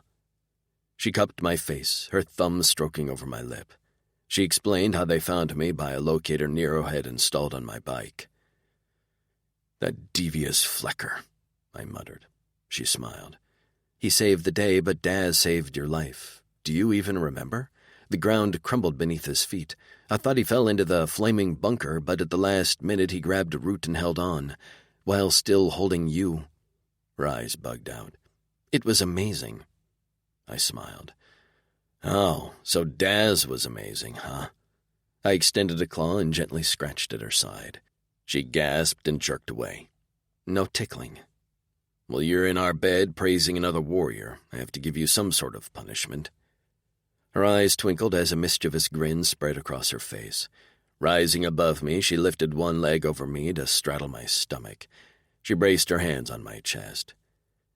Jealousy is a new look on you. I like it. I rubbed the inside of her thighs with my thumb, an unfamiliar feeling of self-consciousness hitting me. Do I look different? Her smile immediately faded. Gar, she said softly.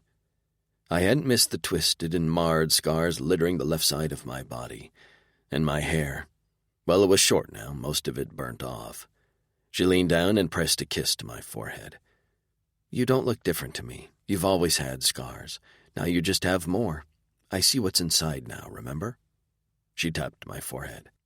I spent so much time worried you'd hate what you see in my aura. She smiled. I admit when I first felt you, your aura was nothing but a column of angry flame.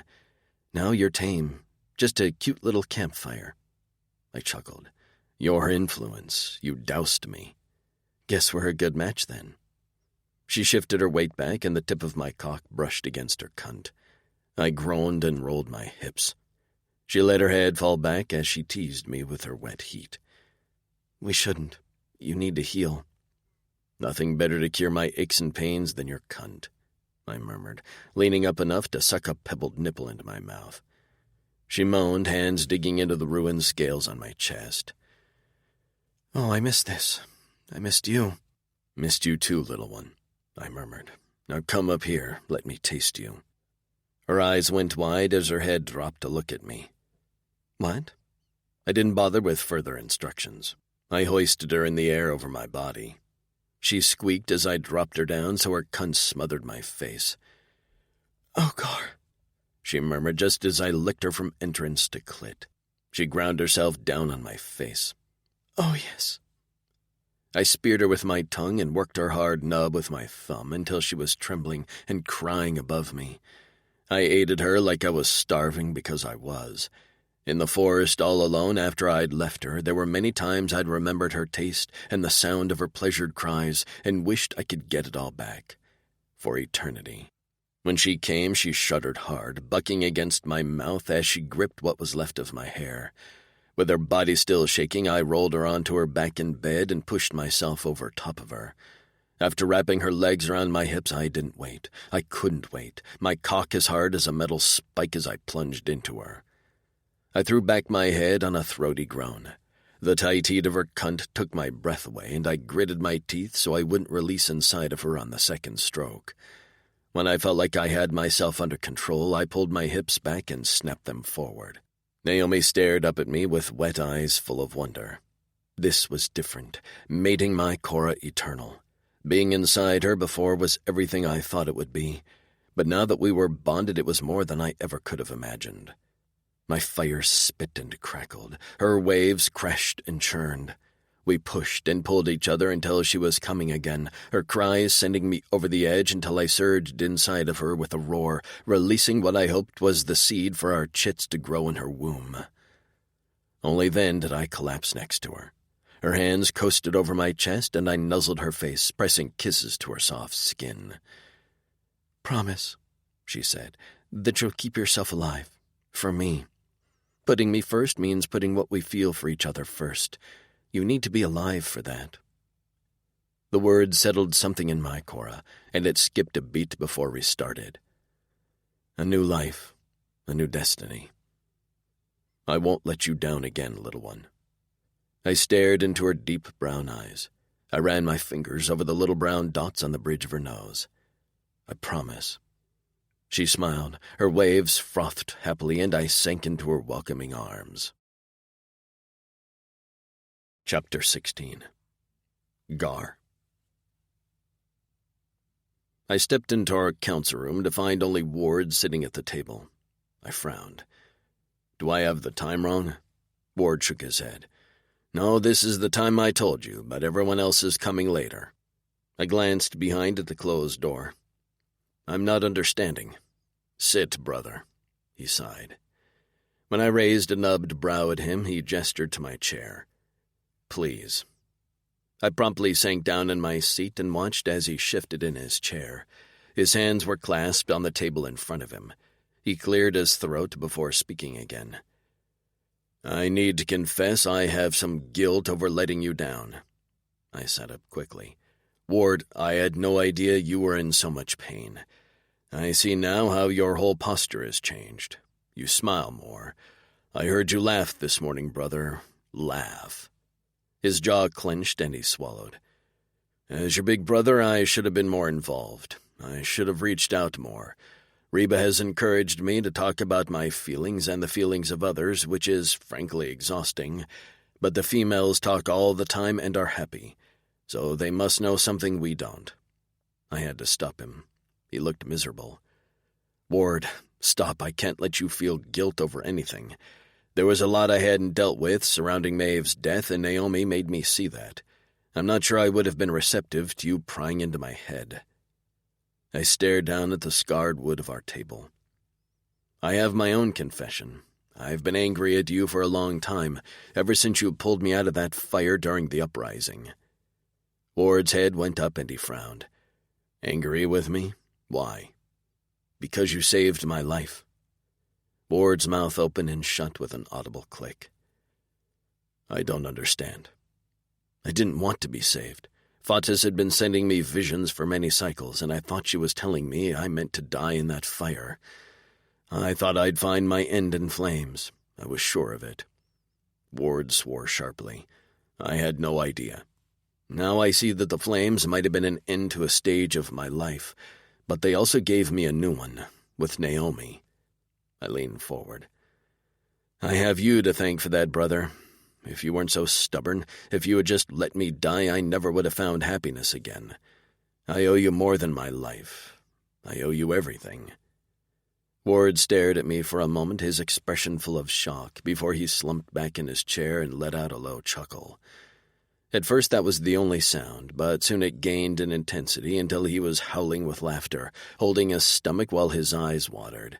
I joined him, even though I wasn't sure what was so funny. Maybe it was that the tension between us, which had been like a taut bowstring for many cycles, had snapped. His laughter was contagious, joyous. Finally he rose, body still shaking with the echoes of his humor. He jerked me to my feet and clasped his hand around my neck. I did the same, and we touched foreheads. We stood like that for a long time, silence stretching between us that was full of emotions, too big for words. We'd reached this happiness, he and I, after so much pain and heartache. We had our mates and we had each other. "Maeve would be so happy to see us now," he whispered quietly.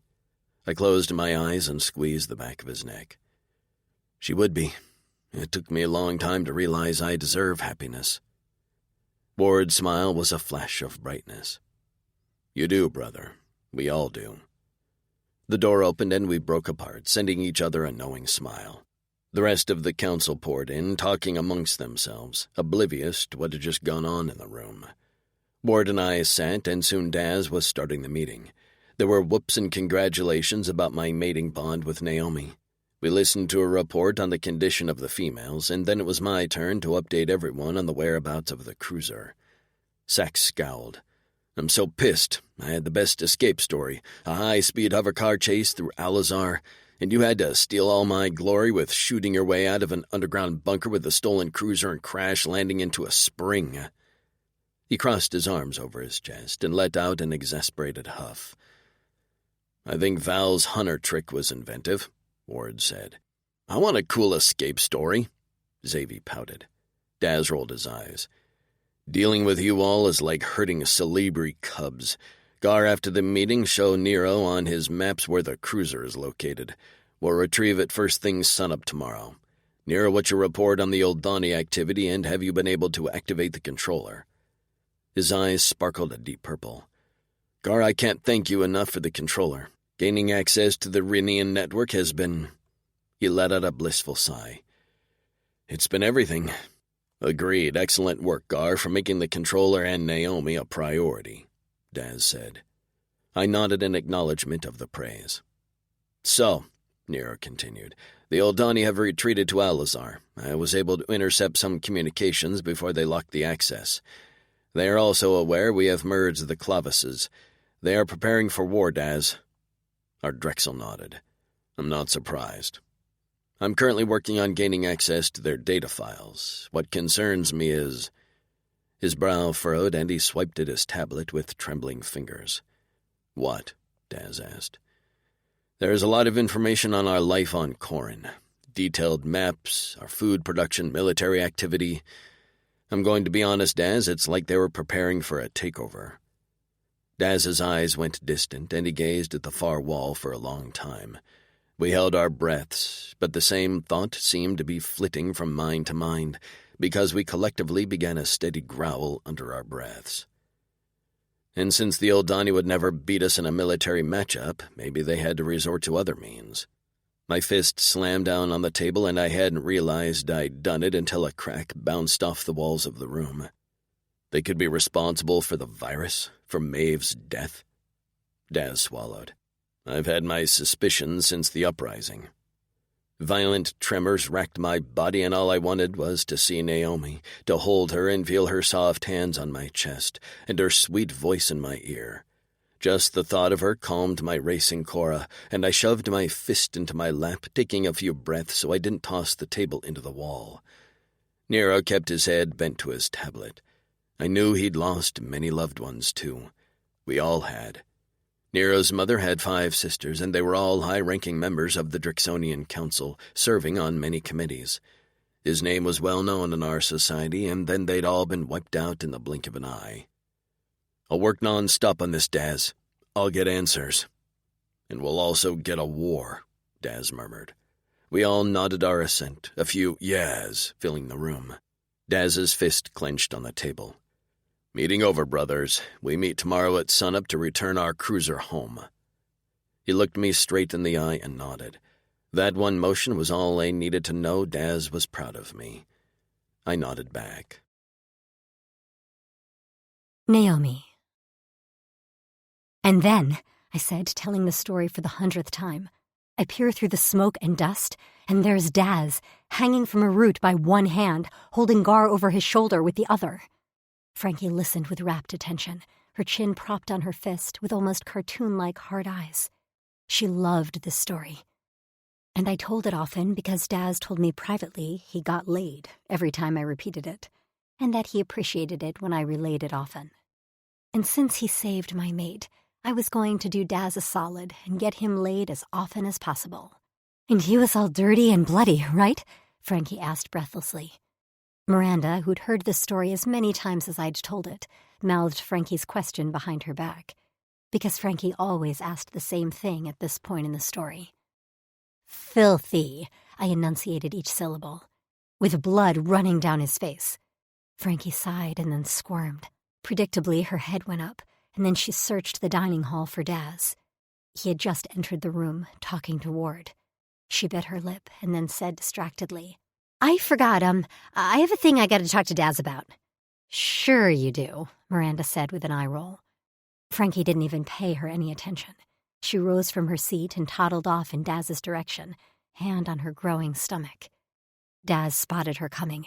His eyes narrowed, and then his gaze shifted to me. I gave him a thumbs up. His lips quirked up, and then he strode to meet his mate halfway across the dining hall. As soon as he reached her, he swept her into his arms, and they left through the front door in a damn hurry. I leaned back in my chair and took a sip of my drink. My work here is done. Tabitha sighed. Well, how about you work your magic and get me some blue dick, huh? We all know there's only one blue dick you want, Miranda said, and he's playing hard to get, apparently. Tabitha's mouth dropped open on a gasp. No one's playing hard to get. I'm keeping my options open.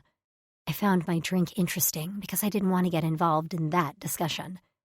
As I took another sip, I felt him enter the room. I was always aware of his presence, just like I knew he'd been through a wide range of motions during his meeting. I expected that and did my best to give him his privacy, despite his raging fire aura wreaking havoc in my mind. I looked up, and there he was, face stormy as he pounded across the room like a man on a mission. I stood up, and he locked eyes on me, his expression immediately softening. His shoulders lost some of their tension. He reached my side and dropped down onto the bench at my side, wrapping his arms around my waist and drawing me between his legs to bury his face in my chest. I squeaked at the sudden motion, but knew this was what he needed right now. I was happy to provide it for him. There was nothing like the way he held me. For a male who'd gone so long without touching anyone, he now craved it. Or maybe just with me. Hey, I murmured, combing through his shortened hair. I'd managed to trim up the singed ends so he didn't look so wild. Need to talk? Later, he mumbled into my skin as he opened his mouth to suck at my shoulder. Get a room, Justine sang out. I glared at her. She snickered behind a cup of qua. Had a good talk with Ward. Then heard bad news. But good news is we are doing something about it. So that's one bad and two good, I announced. He huffed against my shoulder, and I glanced down to see him smiling. My little one, always glass half drank. I quirked a brow as Miranda choked on a bite of her sandwich. Glass half full, I held back a laugh. He pulled back and frowned at me. Wouldn't that mean someone drank half?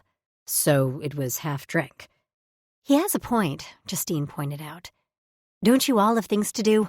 I sniped. Nope, Justine popped the pea. Literally nothing to do but sit here and eavesdrop on your adorable conversation. Gar rose and gripped my hand. Come on, I want to walk. I'd love a walk. I stuck out my tongue at Justine. Tabitha waved. Have fun. But her eyes weren't on me. They were on Xavi, like they always were, no matter how often she tried to deny it. And her last steamy story she'd written had a certain hero with a mohawk. She denied up and down it was modeled after Xavi. I waved back to her, even though she wasn't looking, and said my goodbyes to Miranda and Justine. Swinging our arms, I had to take about 3 steps to his one as we headed outside. So where are we walking? Nowhere. What? I thought you said you wanted a walk. I just wanted to take you back to our room and get you naked in your furs. We'd settled into my room. It was smaller than his hut, but neither of us minded. His hut now housed 6 warriors and cots. Gar said that was better use of the space, and I agreed. He also remained convinced my room had the softest furs he'd ever felt. Who said I was in the mood to get naked in the furs with you? I lifted my chin in the air. He stopped and jerked on my arm, so I crashed into his chest with an oomph. He bent down and proceeded to kiss the daylights out of me. When he finally pulled back with a violet glint to his eye, I was dizzy and wasn't sure what day it was. I realized after the talk to Ward, I have much to thank you for. He began to walk again, and I stumbled to keep up. Pretty sure that kiss was thanks enough. No, little one, he smiled, and I swore the sight was brighter than the sun. I'll be thanking you for a lifetime. This concludes The Alien's Savior by Ella Maven. Narrated by Jeffrey Kafer and Heather Costa. Copyright 2020 by Ella Maven. This unabridged audiobook is published by arrangement with Ella Maven, care of Corvasiero Literary Agency, and was produced in the year 2022 by Tantor Media Incorporated, a division of Recorded Books, which holds the copyright thereto. Please visit tantor.com for more information on our growing library of unabridged audiobooks.